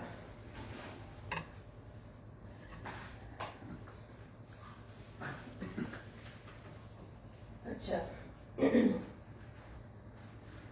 ਇੱਕ ਨਜ਼ਰ ਤੱਕਿਆ ਤੇ ਫਿਰੋਜ਼ ਦਾ ਵੀ ਧਿਆਨ ਵੱਟ ਗਿਆ, ਜਿਹੜਾ ਹੋਰੇ ਕਿਹੜੇ ਧਿਆਨ ਦੀ ਲਹਿਰ ਵਿੱਚ ਸਭ ਸੁਣਾਈ ਜਾ ਰਿਹਾ ਸੀ। ਇੰਝ ਲੱਗਦਾ ਸੀ ਉਹਨੂੰ ਬੜੇ ਦਿਨ ਬਾਅਦ ਬੋਲਣ ਦਾ ਮੌਕਾ ਮਿਲਿਆ ਹੈ ਤੇ ਉਹ ਅੱਜ ਹੀ ਸਭ ਕੁਝ ਕਹਿ ਲੈਣਾ ਚਾਹਤਾ ਹੈ। ਉਹ ਉੱਠ ਕੇ ਬਰਤਨ ਚੁੱਕਣ ਲੱਗਾ ਤੇ ਫਿਰੋਜ਼ ਵੀ ਨਾਲ ਗਿਆ। ਉਹਨਾਂ ਮਿਲ ਕੇ ਭਾਂਡੇ ਧੋਤੇ ਤੇ ਬਚੀ ਹੋਈ ਚਾਹ ਗਰਮ ਕਰਕੇ ਮੱਘਾਂ ਦੇ ਵਿੱਚ ਪਾ ਕੇ ਕਮਰੇ ਵਿੱਚ ਆ ਗਏ। ਇਸ ਤਰ੍ਹਾਂ ਦੋਵੇਂ ਆਪਣੀ ਆਪਣੀ ਸੋਚ ਵਿੱਚ ਡੁੱਬੇ ਰਹੇ ਸੀ। ਕਮਰੇ ਵਿੱਚ ਆ ਕੇ ਫਿਰੋਜ਼ ਨੇ ਪਲੰਗ ਤੇ ਬਹਿੰਦਿਆਂ ਹੋਇਆਂ ਉਹਨੂੰ ਕੁਰਸੀ ਤੇ ਬਹਿਣ ਦਾ ਇਸ਼ਾਰਾ ਕੀਤਾ। ਤੂੰ ਕਿਧਰੇ ਜਾਣਾ ਹੈ ਤੇ ਮੈਨੂੰ ਦੱਸ ਦੇ। ਮੈਂ ਕਿਧਰੇ ਜਾਵਾਂਗਾ ਜੀ, ਉਹਨੇ ਇੰਝ ਘਬਰਾ ਕੇ ਕਿਹਾ ਜਿਵੇਂ ਬਾਹਰ ਬੜਾ ਤੂਫਾਨ ਹੋਏ ਤੇ ਉਹਨੇ ਜਾਣ ਦਾ ਕਹਿ ਦਿੱਤਾ ਹੋਵੇ। ਤੁਸੀਂ ਦੱਸ ਰਹੇ ਸੀ ਕਿ ਤੁਸੀਂ ਆਪਣੇ ਭਤੀਜੇ ਦੀ ਪੜ੍ਹਾਈ ਦਾ ਜ਼ਿੰਮਾ ਆਪਣੇ ਸਿਰ ਤੇ ਲੈ ਲਿਆ। ਉਹਨੇ ਇੰਝ ਜਲਦੀ ਨਾਲ ਗੱਲ ਬਦਲੀ ਕਿ ਕਿਧਰੇ ਉਹਨੂੰ ਜਾਣਾ ਹੀ ਨਾ ਪੈ ਜਾਵੇ। ਬਸ ਅੱਗੇ ਕੀ ਸੀ, ਉਹ ਬੜੇ ਮਹਿੰਗੇ ਸਕੂਲ ਜਾਂਦਾ ਰਿਹਾ, ਪਰ ਇਕੱਲਾ ਹੋਣ ਦੀ ਵਜ੍ਹਾ ਤੋਂ ਲਾਡ ਪਿਆਰ ਨੇ ਉਹਨੂੰ ਵੀ ਪੜ੍ਹਨ ਵਿੱਚ ਦਿਲ ਨਹੀਂ ਲੱਗਣ ਦਿੱਤਾ। ਉਹਨਾਂ ਜ਼ਿੱਦ ਕਰਕੇ ਦੋਵਾਂ ਦਾ ਵਿਆਹ ਕਰਵਾ ਦਿੱਤਾ। ਧੀ ਦੇ ਵਿਆਹ ਤੋਂ ਕੁਝ ਦਿਨਾਂ ਬਾਅਦ ਉਹਨਾਂ ਨੇ ਭਤੀਜੇ ਦਾ ਕਾਰੋਬਾਰ ਸੈੱਟ ਕਰਨ ਵਾਸਤੇ ਧੀ ਦੇ ਹਿੱਸੇ ਦਾ ਮੁਤਾਲਬਾ ਸ਼ੁਰੂ ਕਰ ਦਿੱਤਾ। ਮੈਂ ਸਾਰੀ ਹਯਾਤੀ ਕਿਸੇ ਨਾ ਕਿਸੇ ਬਹਾਨੇ ਉਹਨਾਂ ਨੂੰ ਦਿੰਦਾ ਹੀ ਰਿਹਾ ਸੀ, ਪਰ ਹੁਣ ਮੇਰਾ ਦਿਲ ਨਹੀਂ ਮੰਨਿਆ, ਕਿਉਂਕਿ ਮੈਂ ਨਜ਼ਰ ਆ ਰਿਹਾ ਸੀ ਕਿ ਪੁੱਤਰ ਜੀ ਆਪਣੇ ਪਿਓ ਦੀ ਰਾਹ ਤੇ ਚੱਲ ਪਿਆ। ਉਹਨਾਂ ਨੇ ਬਹਾਨੇ ਮੇਰੀ ਧੀ ਨੂੰ ਘਰ ਭੇਜਣਾ ਸ਼ੁਰੂ ਕਰਤਾ। ਪਹਿਲੇ ਤੇ ਮੈਂ ਨਰਮੀ ਨਾਲ ਮਨਾ ਕੀਤਾ, ਫਿਰ ਮੈਂ ਦੋ ਟੋਕ ਦੱਸ ਦਿੱਤਾ ਕਿ ਮੇਰੇ ਜਿੰਦੇ ਜੀ ਤੇ ਇਹ ਨਹੀਂ ਹੋਵੇਗਾ। ਜਿਸ ਦਿਨ ਮੈਂ ਇਹ ਕਿਹਾ, ਅਗਲੇ ਦਿਨ ਉਹਨਾਂ ਤਲਾਕ ਦੇ ਕੇ ਮੇਰੀ ਧੀ ਨੂੰ ਘਰ ਭੇਜ ਦਿੱਤਾ। ਉਹਨਾਂ ਇੰਨੀ ਗੱਲ ਤੇ ਤਲਾਕ ਦੇ ਦਿੱਤੀ। ਫਿਰੋਜ਼ ਨੇ ਹੈਰਾਨ ਹੋ ਕੇ ਪੂਰੀਆਂ ਅੱਖਾਂ ਖੋਲ ਕੇ ਪੁੱਛਿਆ। ਨਿੱਕੀ ਜੀ ਗੱਲ ਨਹੀਂ ਸੀ, ਉਹਨਾਂ ਦੀ ਪੂਰੀ ਹਯਾਤੀ ਦੀ ਪਲੈਨਿੰਗ ਸੀ।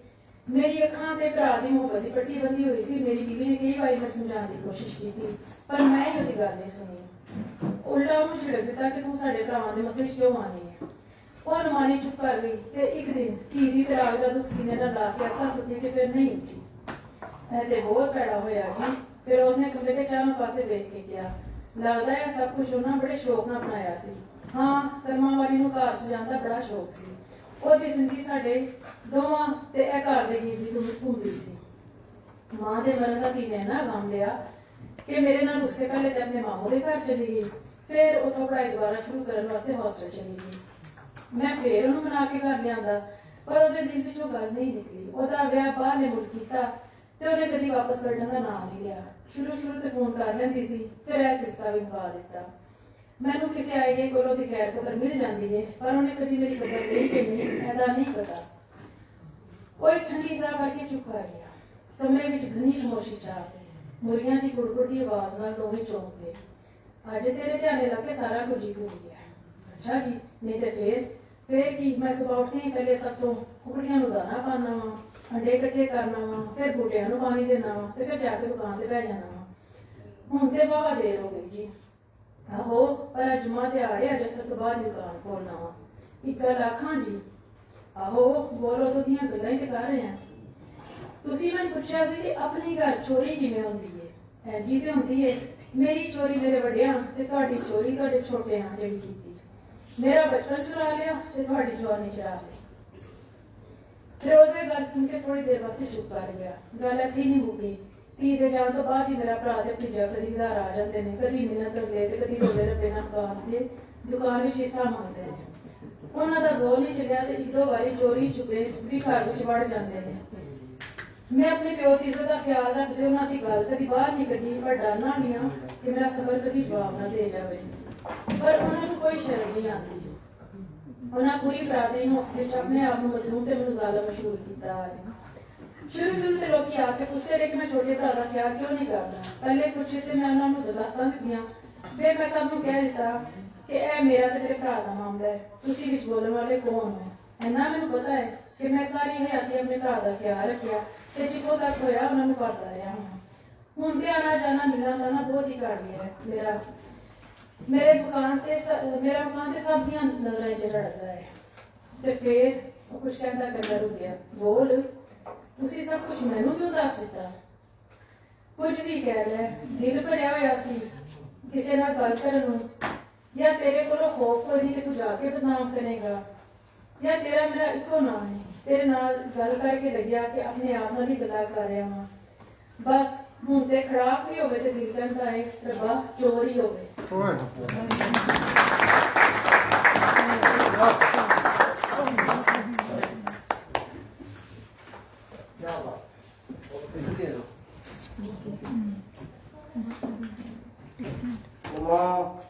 ਖੋਰਾਂ ਦੀ ਕਹਾਣੀ ਨੇ ਵਾਕਈ ਸਮਾਂ ਵੀ ਬੰਨਿਆ ਤੇ ਸਾਨੂੰ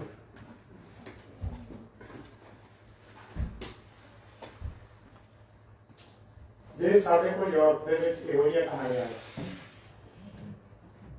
ਤੇ ਮੈਨੂੰ ਲੱਗਦਾ ਵੀ ਉਹ ਦਿਨ ਦੂਰ ਨੇ ਜਦੋਂ ਅਸੀਂ ਵਿਸ਼ਵ ਪੰਜਾਬੀ ਕਹਾਣੀ ਦੇ ਵਿੱਚ ਯੂਰਪੀ ਪੰਜਾਬੀ ਕਹਾਣੀ ਦਾ ਜ਼ਿਕਰ ਬੜੀ ਸ਼ਿੱਦਤ ਨਾਲ, ਬੜੇ ਮਾਣ ਨਾਲ और बड़े बड़े तरीके ਦੇ ਨਾਲ ਕਰਾਂਗੇ।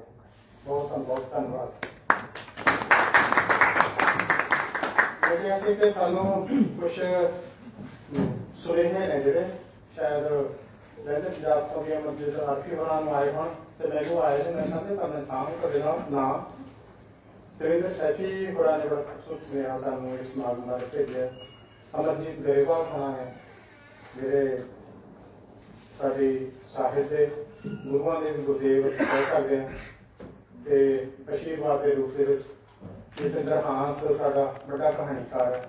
ਉਹਨਾਂ ਦਾ ਸੁਨੇਹਾ ਹੈ ਬਲਜਿੰਦਰ ਨਸਰਾਈ ਨਾਵਲਕਾਰ ਤੇ ਕਹਾਣੀਕਾਰ ਕੁਲਵਿੰਦਰ ਸਿੰਘ ਗਰੇਵਾਲ ਉਹਨਾਂ ਦਾ ਤੇ ਸਾਰਿਆਂ ਦੇ ਸੁਨੇਹੇ ਮੈਂ ਨਹੀਂ ਸਾਂਝੇ ਕਰ ਸਕਦਾ ਇੱਥੇ। ਔਰ ਉਹਨਾਂ ਦੀ ਹਾਜ਼ਰੀ ਅਸੀਂ ਇਸ ਮੰਚ ਤੁਹਾਡੇ ਸਾਰਿਆਂ ਨਾਲ ਸੁਨੇਹੇ ਦੇ ਰੂਪ ਵਿੱਚ, ਦੁਆਵਾਂ ਦੇ ਰੂਪ ਦੇ ਵਿੱਚ, ਸ਼ੁਭਕਾਮਨਾਵਾਂ ਦੇ ਰੂਪ ਦੇ ਵਿੱਚ ਔਰ ਉਹਨਾਂ ਵੱਲੋਂ ਸਾਥੋਂ ਰੱਖੀ ਜਾ ਰਹੀ ਇੱਕ ਉਮੀਦ ਨੂੰ ਪੂਰਾ ਕਰਨ ਦੇ ਵਾਅਦੇ ਦੇ ਨਾਲ ਜ਼ਿਕਰ ਕਰਦਾ ਮੈਂ ਕਿ ਵਲਜਿੰਦਰ ਨਸਰਾਲੀ ਹੋਣਾ ਨੇ 4 ਚਲੈਂਡਾਂ ਦੇ ਵਿੱਚ ਜਿਹੜਾ ਵੱਡਾ ਮੈਂ ਸ਼ਾਰਟਕਟ ਤੱਕ ਲਿਖਿਆ ਕਿ ਯੂਰਪ ਦੇ ਪੰਜਾਬੀ ਲੇਖਕਾਂ ਦਾ ਇਹ ਉਪਰਾਲਾ ਸਲਾਹੁਣਯੋਗ ਹੈ।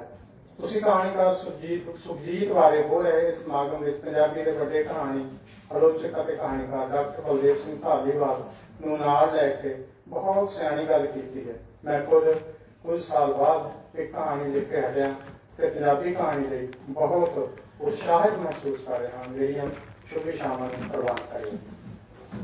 ਤੇ ਇਸੇ ਤਰ੍ਹਾਂ ਦਾ ਇੱਕ ਸੁਨੇਹਾ ਬਲਵਿੰਦਰ ਸਿੰਘ ਗਰੇਵਾਲ, ਜਿਨ੍ਹਾਂ ਨੂੰ ਪੰਜਾਬੀ ਦਾ ਵੱਡਾ ਪੁਰਸਕਾਰ ਕਹਾਂ ਲੈਣਾ ਪੁਰਸਕਾਰ ਜਿਹੜਾ ਕੈਨੇਡਾ ਵੱਲੋਂ ਦਿੱਤਾ ਜਾਂਦਾ ਉਹ ਮਿਲਿਆ। ਲਗੋਰੀਆ ਉਹਨਾਂ ਦੀ ਜਿਹੜੀ ਕਹਾਣੀ ਸੰਗ੍ਰਹਿ ਬੜੀ ਖੂਬਸੂਰਤ ਕਹਾਣੀਆਂ ਨੇ, ਕਦੇ ਜ਼ਰੂਰ ਲੈ ਕੇ ਪੜ੍ਹਿਓ।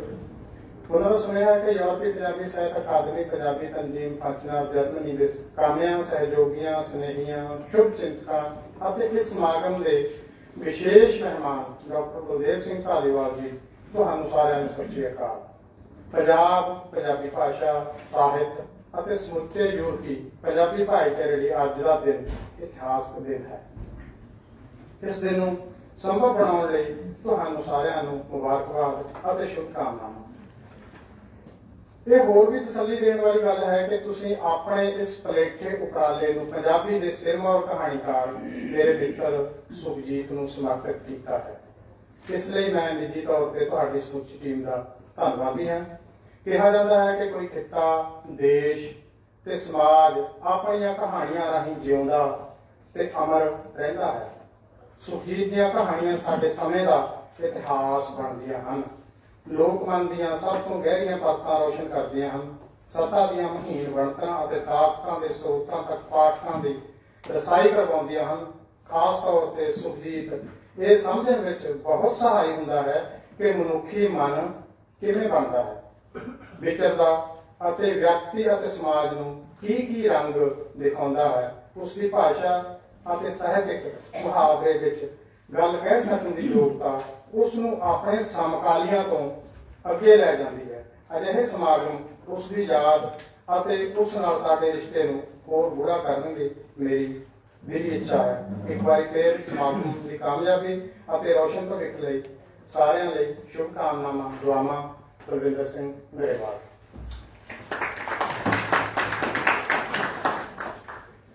ਕਹਾਣੀ ਵਾਲੀ ਅੱਜ ਤੇ ਅਗਲੇ ਕਹਾਣੀ ਬਾਰੇ ਮੈਂ ਜਿਸ ਸ਼ਖਸ ਨੂੰ ਸੱਦਾ ਦੇਵਾਂਗਾ, ਮੇਰਾ ਵੀ ਪਵਨ ਪ੍ਰਵਾਸੀ ਜਿਹੜਾ ਜਰਮਨ ਦੇ ਵਿੱਚ ਰਹਿੰਦਾ ਤੇ ਪ੍ਰਾਈਮ ਏਸ਼ੀਆ ਟੀਵੀ ਦੇ ਨਾਲ ਵੀ ਜੁੜਿਆ ਹੈ।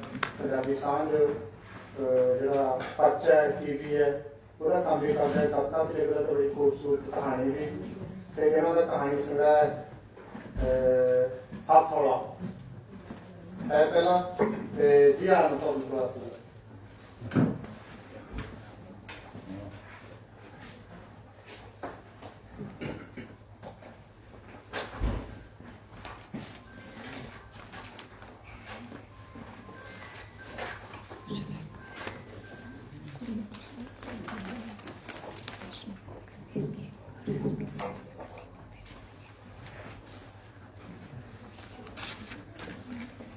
ਅੱਜ ਦੇ ਸਮਾਗਮ ਦੇ ਉੱਤੇ ਸਭ ਤੋਂ ਪਹਿਲਾਂ ਮੰਚ ਤੇ ਵਿਰਾਜਮਾਨ ਸਾਡੇ ਮਹਿਮਾਨ ਬਲਦੇਵ ਸਿੰਘ ਧਾਲੀਵਾਲ ਜੀ, ਉਹਨਾਂ ਦੇ ਨਾਲ ਬੈਠੇ ਸਾਡੇ ਬਹੁਤ ਹੀ ਪਿਆਰੇ ਅਜੀਜ਼ ਦੋਸਤ ਵਰਿੰਦਰ ਚਾਹਲ ਜੀ ਅਤੇ ਯੂਕੇ ਤੋਂ ਸਾਡੇ ਦਰਮਿਆਨ ਪਹੁੰਚੇ ਨੇ ਵਰਿੰਦਰ ਜੀ ਅਤੇ ਸਾਡੇ ਬਹੁਤ ਹੀ ਦਿਲ ਦੇ ਨੇੜੇ ਮੇਰੇ ਪਿਆਰੇ ਆਰਟੀ ਸਾਹਿਬ ਜੀ ਅਤੇ ਬੀਬਾ ਪਲਕ ਜੀ।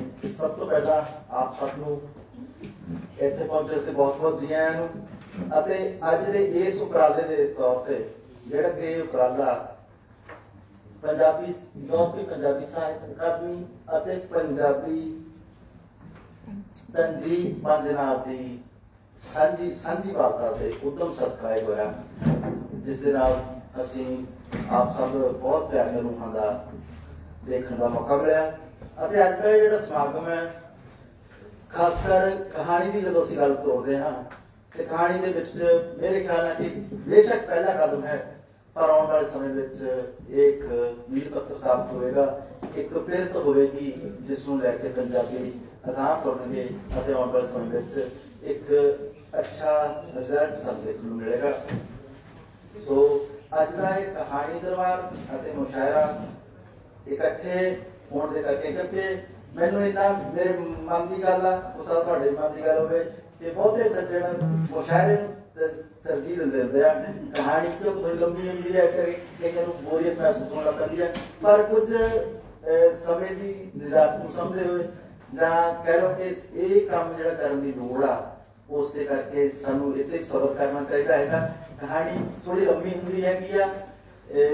ਮੈਂ ਜਿਹੜੀ ਕਹਾਣੀ ਤੁਹਾਡੇ ਨਾਲ ਛੋਟੀ ਸੁਣਾ ਰਿਹਾ ਕਿਉਂਕਿ ਸਮੇਂ ਦੀ ਘਾਟ ਆ, ਔਰ ਆਪਣੇ ਕਹਾਣੀ ਸਿੰਗਰੇ ਹੱਥ ਥੋੜਾ ਦੇ ਵਿੱਚੋਂ ਤੁਹਾਡੇ ਨਾਲ ਸਾਂਝੀ ਕਰਾਂਗਾ। ਅਤੇ ਮੇਰੇ ਤੋਂ ਪਹਿਲਾਂ ਜੀ ਗੋਪਾਲ ਜੀ ਨੇ ਜਿਹੜੀ ਕਹਾਣੀ ਸੁਣਾਈ ਸੀ ਕਿ ਰੱਬਾ ਚੋਰ ਹੀ ਹੋਵੇ, ਬਹੁਤ ਪਿਆਰੀ ਸੀ, ਇਹਨਾਂ ਦਾ ਬਹੁਤ ਸ਼ੁਕਰੀਆ। ਸੋ ਤੁਹਾਡੇ ਨਾਲ ਕਹਾਣੀ ਸਾਂਝੀ ਕਰਨ ਜਾ ਰਿਹਾ ਹੈ ਸੱਜਣ ਬਦਲ ਗਏ।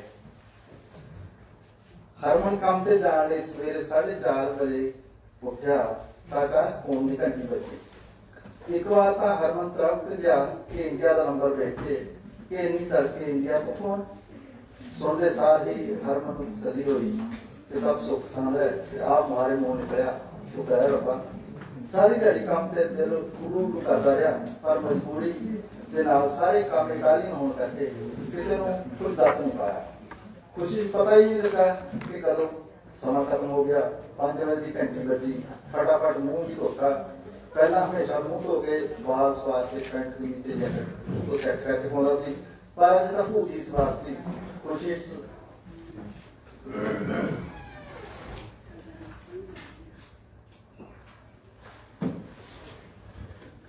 ਅੱਜ ਤਾਂ ਬਸ ਭੂਤੀ ਸਵਾਰ ਸੀਗਾ। ਘਰ ਪਹੁੰਚ ਕੇ ਦੇਖਿਆ ਕਿ ਨਾਲ ਵਾਲੇ ਦੋਵੇਂ ਦੋਸਤ ਅਜੇ ਆਏ ਨਹੀਂ ਸੀ। ਘਰ ਮੈਨੂੰ ਫੋਨ ਆਇਆ, ਆਖੇ ਕਦੋਂ ਤੱਕ ਆਉਣਾ? ਉਸਦੇ ਜਲਦੀ ਆਉਣ ਕਰਕੇ ਥੋੜਾ ਮਨ ਸੰਭਾਲਿਆ। ਘਰ ਮੈਂ ਅੰਦਰ ਆਇਆ ਸੀ ਕਿ ਹਰਮਨ ਬੋਲਣ ਲੱਗ ਪਿਆ, ਉਹ ਕਰਨੇ ਘਰੋਂ ਫੋਨ ਆਇਆ ਸੀ ਸਵੇਰੇ, ਕਹਿੰਦੇ ਤੇਰੇ ਲਈ ਕੁੜੀ ਦੇਖੀ ਹੈ, ਜੇ ਤੂੰ ਕਹਿੰਦਾ ਤਾਂ ਵਿਆਹ ਦੀ ਗੱਲ ਤੋਰ ਲਈ। ਮੈਂ ਤਾਂ ਕਹਿ ਦਿੱਤਾ ਜਿਵੇਂ ਤੁਹਾਡੀ ਮਰਜ਼ੀ ਕਰ ਲਓ, ਹੁਣ ਤੂੰ ਦੱਸ ਕੇ ਕਰਾਂ। ਕਹਿੰਦੇ ਸੀ ਵੀ ਕੁੜੀ ਬੜੀ ਸੋਹਣੀ ਤੇ ਬੜੀ ਕਿਹੜੀ ਹੈ। ਫਿਰ ਘਰ ਮੈਂ ਵੱਲ ਦੇਖ ਰਹਾ ਹੈ, 10 ਮਿੰਟ ਦੇ ਘਰ ਕਰਨ ਕਰਾਉਣ ਨੂੰ ਕੀ ਹੈ, तो करके फोन कर के फोटो भेजो नाले ਅਸੀਂ ਵੀ ਦੇਖ ਲਾਂਗੇ ਭਰਜਾਈ ਨੂੰ। ਜਨਾਬ ਨੇ ਚੁੱਪ ਫੋਨ ਘੁਮਾਤਾ ਇੰਡੀਆ ਨੂੰ ਕਿ ਤੁਸੀਂ ਮੈਨੂੰ ਫੋਟੋ ਭੇਜ ਦਿਓ। 10 ਕੁ ਦਿਨਾਂ ਤੱਕ ਫੋਟੋ ਆ ਗਈਆਂ ਤੇ ਇੱਕ ਨੂੰ ਲਾਈ ਕਰੇ। ਮਨ ਹੀ ਮਨ ਸੋਚੇ ਕਿ ਪਤਾ ਨਹੀਂ ਕਿਹੜੇ ਫੋਨ ਕੀਤੇ ਸੀ, ਕੋਸੀ ਫੋਨ ਕੀਤੇ ਸੀ ਹਰਮਨ ਨੂੰ, ਜਿਹੜੇ ਐਨੀ ਸੋਹਣੀ ਕੁੜੀ ਤੇ ਪੜ੍ਹੀ ਲਿਖੀ ਕੁੜੀ ਬਸ ਫੇਰ ਕੀ ਉਹਦੇ ਖਿਆਲਾਂ ਚ ਵਾਚਿਆ ਰਹਿੰਦਾ। ਪਰ ਘੱਟੋ ਘੱਟ 25 ਦਿਨ ਹੋ ਗਏ ਸੀ, ਪਰ ਕਾਲਜ ਅੱਜ ਤੱਕ ਨਾ ਹੀ ਪੁੱਛਿਆ ਸੀ। ਘਰ ਦਾ ਪਸੰਦ ਨੇ ਬਸ ਆਪਣੇ ਖਿਆਲਾਂ ਚ ਕਦੇ ਮਿੰਨੀ ਕਦੇ ਪਿੰਕੀ ਤੇ ਕਦੇ ਮਜ਼ਾਕ ਗੁਲਾਬੋ ਕਹਿੰਦਾ ਪਰ ਅੰਦਰ ਹੋ ਗਈ। ਇੱਕ ਦਿਨ ਘਰ ਫੋਨ ਕੀਤਾ ਤਾਂ ਉਹਨਾਂ ਨੇ ਚੁੱਕ ਕੁੜੀ ਦੇ ਘਰ ਦਾ ਨੰਬਰ ਦਿੱਤਾ, ਅਸੀਂ ਬਹੁਤ ਫੋਨ ਕਰ ਲਈ, ਨਾਲੇ ਗੱਲਬਾਤ ਤੋਂ ਪਤਾ ਲੱਗ ਜਾਓ, ਤੈਨੂੰ ਜੇ ਪੁੱਛਣਾ ਹੈ ਤਾਂ ਪੁੱਛ ਲਈ। ਹੁਣ ਤੇਰੀ ਹਾਂ ਤੇ ਅਸੀਂ ਗੱਲ ਤੋੜਨੀ ਅੱਗੇ, ਸਭ ਕੁਝ ਪੁੱਛ ਲੈ ਪੁੱਤ। ਮਾਂ ਨੇ ਰੋਣਾ ਹੈ, 2-3 ਦਿਨ ਸਕੀਮਾਂ ਹੀ ਲਾਉਂਦਾ ਰਿਹਾ ਕਿ ਗੱਲ ਕਿੱਦਾਂ ਕਰਾਂ ਤੇ ਕੀ ਪੁੱਛਾਂ। ਦਿਲ ਡੁੱਬਲੂ ਨੂੰ ਜਾਵੇ ਪਰ ਬਾਹਰੋਂ ਇੰਝ ਕਹੇ ਡਰ ਹੀ ਨਹੀਂ। ਦੂਜੇ ਦਿਨ ਕੰਮ ਕਰਾ ਕੇ ਫੋਨ ਕਰਨ ਦੀ ਸੋਚੀ ਤੇ ਜਾ ਬੈਠਾ ਐਸਟੀਡੀ ਤੇ। ਫਿਰ ਹੋਰ ਰਿਸ਼ਤੇਦਾਰਾਂ ਮਿੱਤਰਾਂ ਨੂੰ ਵੀ ਫੋਨ ਲਾ ਕੇ ਹਾਲ ਚਾਲ ਪੁੱਛਦਾ ਰਿਹਾ। ਕੁੜੀ ਦੇ ਘਰ ਫੋਨ ਕਰਨ ਦੀ ਹਿੰਮਤ ਹੀ ਨਾ ਹੋਈ। ਘੰਟੇ ਕੁ ਤਾਂ ਹੀ ਫਿਰ ਹੌਸਲਾ ਜਿਹਾ ਕਰਕੇ ਜਦ ਫੋਨ ਕੀਤਾ ਤਾਂ ਕੁੜੀ ਦੀ ਆਵਾਜ਼ ਸੁਣ ਕੇ ਜਿਵੇਂ ਹੋਸ਼ ਉੱਡ ਗਏ।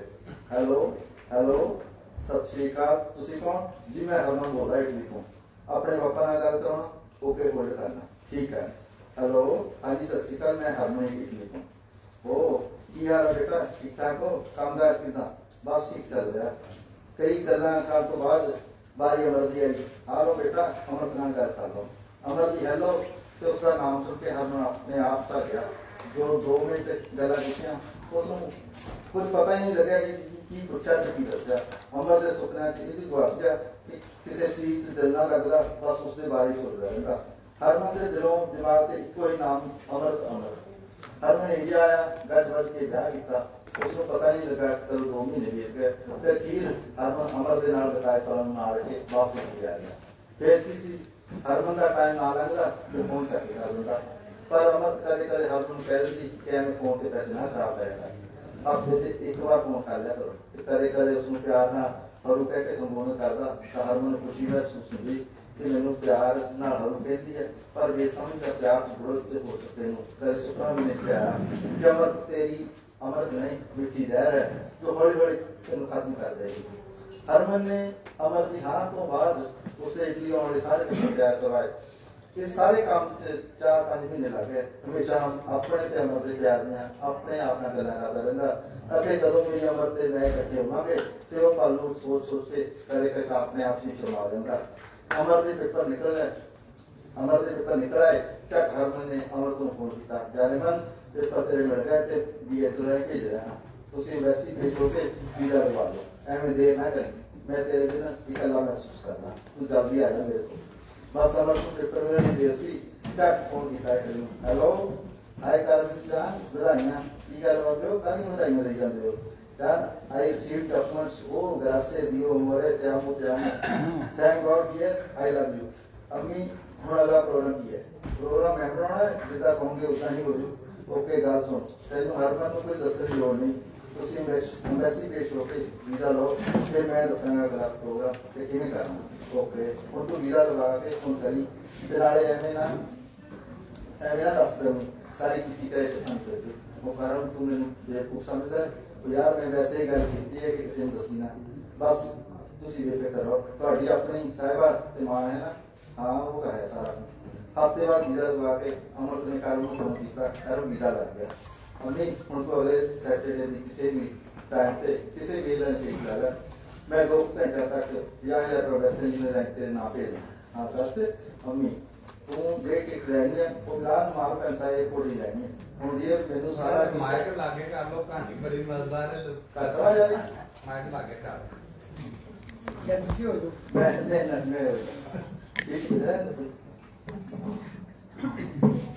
ਜਿਹੜੀ ਟਿਕਟ ਲੈਣੀ ਹੈ ਉਹ ਮਿਲਾਨ ਮਾਲ ਪੈਸਾ 에어ਪੋਰਟ ਲੈਣੀ ਹੈ। ਹੁਣ ਡੀਅਰ ਮੈਨੂੰ ਸਾਰਾ ਕੁਝ ਤਿਆਰ ਕਰਨ ਤੋਂ ਬਾਅਦ ਫੋਨ ਕਰੀ। ਹਾਂ ਨਾਲੇ ਮੈਂ ਹੁਣੇ ਰਾਪਸੀ ਨੂੰ ਫੋਨ ਕਰ ਦਿੰਦਾ ਹਾਂ, ਤੈਨੂੰ ਕਿਸੇ ਵੀ ਕਿਸਮ ਦੀ ਕੋਈ ਪ੍ਰੋਬਲਮ ਆਉਂਦੀ ਹੈ ਤਾਂ ਤੂੰ ਰਾਪਸੀ ਨਾਲ ਡਿਸਕਸ ਕਰ ਦੇ ਤੇ ਨਾਲੇ ਤੈਨੂੰ ਦਿੱਲੀ ਤੱਕ ਉਹ ਆਪੇ ਛੱਡ ਜਾਏਗਾ। ਬਸ ਤੂੰ ਬੇਫਿਕਰ ਹੋ ਕੇ ਆਪਣੀ ਤਿਆਰੀ ਕਰੀ।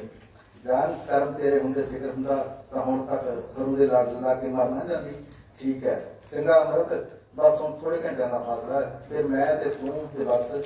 ਅਖੀਰ ਅਮਰਤ ਮਾਲਕਨ ਸਭਾਈ ਦੇ ਮੂਹਰੇ ਕਾਰਨ 2-3 ਦੋਸਤਾਂ ਨਾਲ ਖੜਾ ਉਹ ਵੇਖ ਰਿਹਾ ਸੀ। ਹੱਥਾਂ 'ਚ ਫੁੱਲਾਂ ਦਾ ਗੁਲਦਸਤਾ, ਮਹਿੰਗੇ ਪਰਫਿਊਮ ਦੀ ਮਹਿਕ, ਨੇੜੇ ਖੜੇ ਸਾਰੇ ਲੋਕਾਂ ਜਾ ਰਹੀ ਸੀ। ਉਸੇ ਟਾਈਮ ਟਾਰੀ ਤੈਨ ਤੋਂ ਖਮਕ ਤੇ ਸੋਨੇ ਨਾਲ ਲੱਦੀ ਜਿਵੇਂ ਕੱਚੀ ਕਲੀ, ਡਰੀ ਤੇ ਕਰਮ ਨੂੰ ਲੱਭਦੀਆਂ ਅੱਖਾਂ ਜਦੋਂ ਕਰਮ ਨੂੰ ਦੇਖਦਿਆਂ ਹਨ ਜਿਵੇਂ ਕਾਲਜ ਠੰਡ ਪੈ ਗਈ ਹੋਵੇ ਤੇ ਆਪਣੇ ਆਪ ਸੀ ਕਹਿੰਦੀ, ਵਾਹ ਉਹ ਸ਼ੁਕਰ ਆ ਤੇਰਾ ਰੱਬਾ। ਫਿਰ ਮਾਲਕਨ ਸੇ ਤੋਂ रेलवे स्टेशन ਮਿਲਾਨ ਤੇ ਉਹ ਸਿੱਧੀ ਟ੍ਰੇਨ ਰਿਜ਼ਰਵ ਕਰਾਵਲੀ ਗਈ। ਦੂਜੇ ਦਿਨ ਜਾ ਕੇ ਪਹੁੰਚੇ ਪਿੰਡ ਲੋਕਰੀ ਤੇ ਜਦੋਂ ਕਰਮ ਦੀ ਗੋਦੀ 'ਚ ਅਮਰਤ ਨੇ ਸਿਰ ਰੱਖਿਆ ਤਾਂ ਉਸਨੂੰ ਲੱਗਿਆ ਜਿਵੇਂ ਸਵਰਗ ਵਿੱਚ ਘੁੰਮ ਰਹੀ ਹੋਵੇ। ਆਪਣੇ ਆਪ ਨੂੰ ਤੇ ਕਰਮ ਨੂੰ ਹੌਲੀ ਹੌਲੀ ਕਹਿੰਦੀ, ਕਰਮ ਅੱਜ ਭਾਵੇਂ ਆਪਾਂ ਹੁਣੇ ਮਰ ਜਾ, ਮੈਂ ਹੁਣ ਪੂਰੀ ਹਾਂ, ਮੈਨੂੰ ਹੁਣ ਕੁਝ ਨਹੀਂ ਚਾਹੀਦਾ। ਤੇ ਗੱਲਾਂ ਕਰਦੇ ਕਰਦੇ ਪਤਾ ਨਹੀਂ ਕਦੋਂ ਦੋਵੇਂ ਇੱਕ ਦੂਜੇ ਨੂੰ ਗਲਬਕੜੇ 'ਚ ਕੱਸ ਕੇ ਸੋ ਗਏ।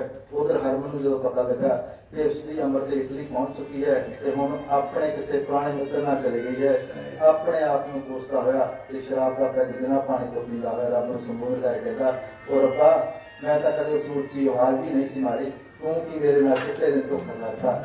ਇਹਨਾਂ ਕਹਿੰਦਾ ਸ਼ਰਾਬ 'ਚ ਮੁੱਕ ਬਸ ਇਹੋ ਕਹਿ ਸਕਿਆ, ਰੱਬਾ ਬੰਦੇ ਨੂੰ ਜਿੰਨਾ ਮਰਜ਼ੀ ਘਟਾ ਦੁੱਖ ਦੇ ਦੇ ਪਰ ਜਨਾਨੀ ਦਾ ਦੁੱਖ ਕਿਸੇ ਨੂੰ ਨਾ ਦੇ।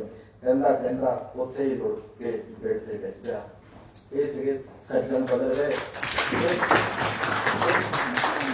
ਇਹ ਸੱਜਣ ਬਦਲ ਗਏ ਜਿਹੜੇ ਸੀਗੇ ਇਹ ਇਟਲੀ ਦੇ ਸਾਡੇ ਵਿੱਚ ਸੱਚਾਈ ਆ ਅਸਲੀ ਕਹਾਣੀ ਤੇ ਇਹੋ ਧਾਰਤ ਕਹਾਣੀ ਸੀ। ਬਹੁਤ ਬਹੁਤ ਧੰਨਵਾਦ ਤੁਹਾਡਾ, ਬਹੁਤ ਸ਼ੁਕਰੀਆ। ਬਹੁਤ ਸ਼ੁਕਰੀਆ ਪੰਥ ਨਿਵਾਸੀ ਜੀ, ਆਪਾਂ ਇਸ ਸ਼ਖਸੀਅਤ ਦਾ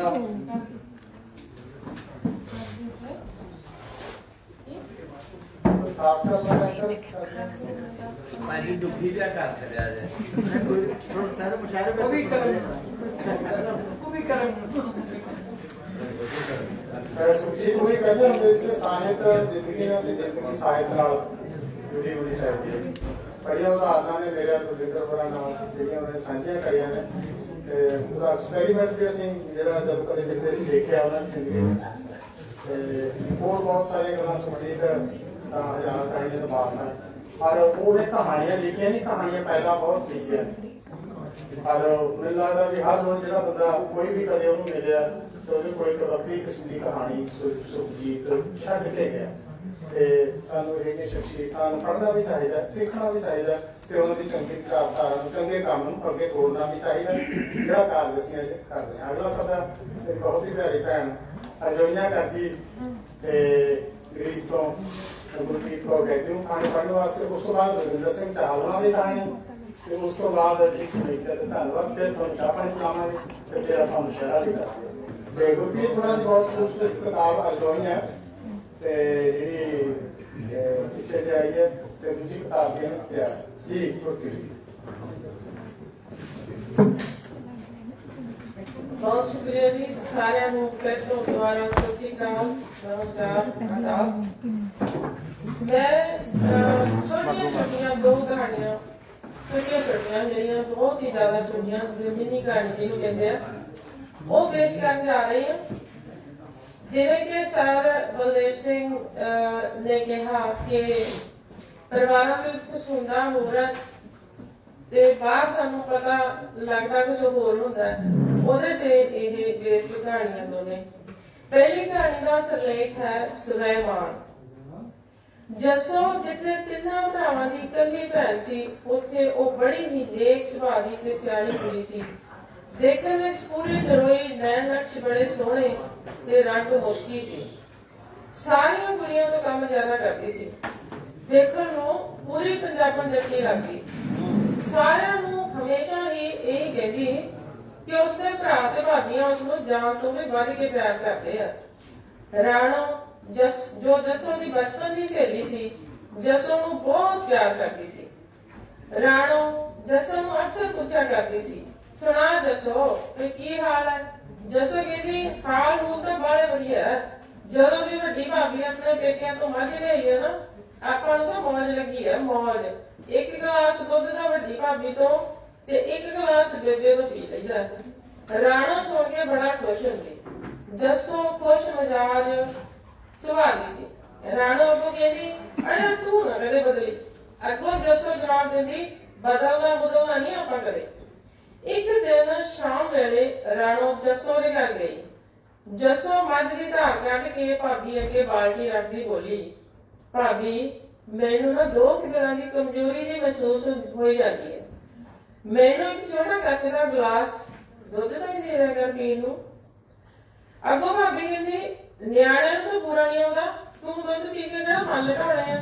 ਨਾਲੇ ਤੈਨੂੰ ਤਾਂ ਸੁੱਕੀਆਂ ਰੋਟੀਆਂ ਤੇ ਹਵਾ ਹੀ ਬਥੇਰੀ ਲੱਗ ਜਾਂਦੀ ਆ, ਅੱਗੇ ਥੋੜੀ ਮੋਟੀ ਆ। ਜੱਸੋ ਦੀਆਂ ਅੱਖਾਂ 'ਚ ਅੱਥਰੂ ਆ ਗਏ। ਜਦੋਂ ਉਸਨੇ ਉੱਠ ਕੇ ਪਛਾਣ ਦੇਖਿਆ ਤਾਂ ਰਾਣੋ ਪੱਥਰ ਬਣ ਕੇ ਖੜੀ ਸਭ ਕੁਝ ਸੁਣ ਰਹੀ ਸੀ ਅਤੇ ਸਭ ਕੁਝ ਦੇਖ ਵੀ ਰਹੀ ਸੀ। ਜੱਸੋ ਦੀ ਪੈਰਾਂ ਥੱਲਿਓਂ ਜ਼ਮੀਨ ਨਿਕਲ ਗਈ ਤੇ ਬੋਲੀ, ਰਾਣੋ ਤੂੰ ਕਦੋਂ ਆਈ? ਤਾਂ ਰਾਣੋ ਨੇ ਜਵਾਬ ਦਿੱਤਾ, ਮੈਂ ਆਈ ਤਾਂ ਹੁਣੇ ਸੀ, ਪਰ ਲੱਗਦਾ ਬਹੁਤ ਵੇਲੇ ਆਈ ਹਾਂ ਮੈਂ, ਇਸ ਕਰਕੇ ਤੂੰ ਮੈਨੂੰ ਦੇਖ ਕੇ ਰੋ ਗਈ ਹਨਾ। ਰਾਣੋ ਨੇ ਇੰਜ ਦਿਖਾਵਾ ਕੀਤਾ ਕਿ ਉਸਨੂੰ ਕਿਸੇ ਗੱਲ ਦਾ ਕੋਈ ਪਤਾ ਨਹੀਂ ਲੱਗਿਆ। ਅੱਗੋਂ ਜੱਸੋ ਨੇ ਜਵਾਬ ਦਿੱਤਾ, ਨਹੀਂ।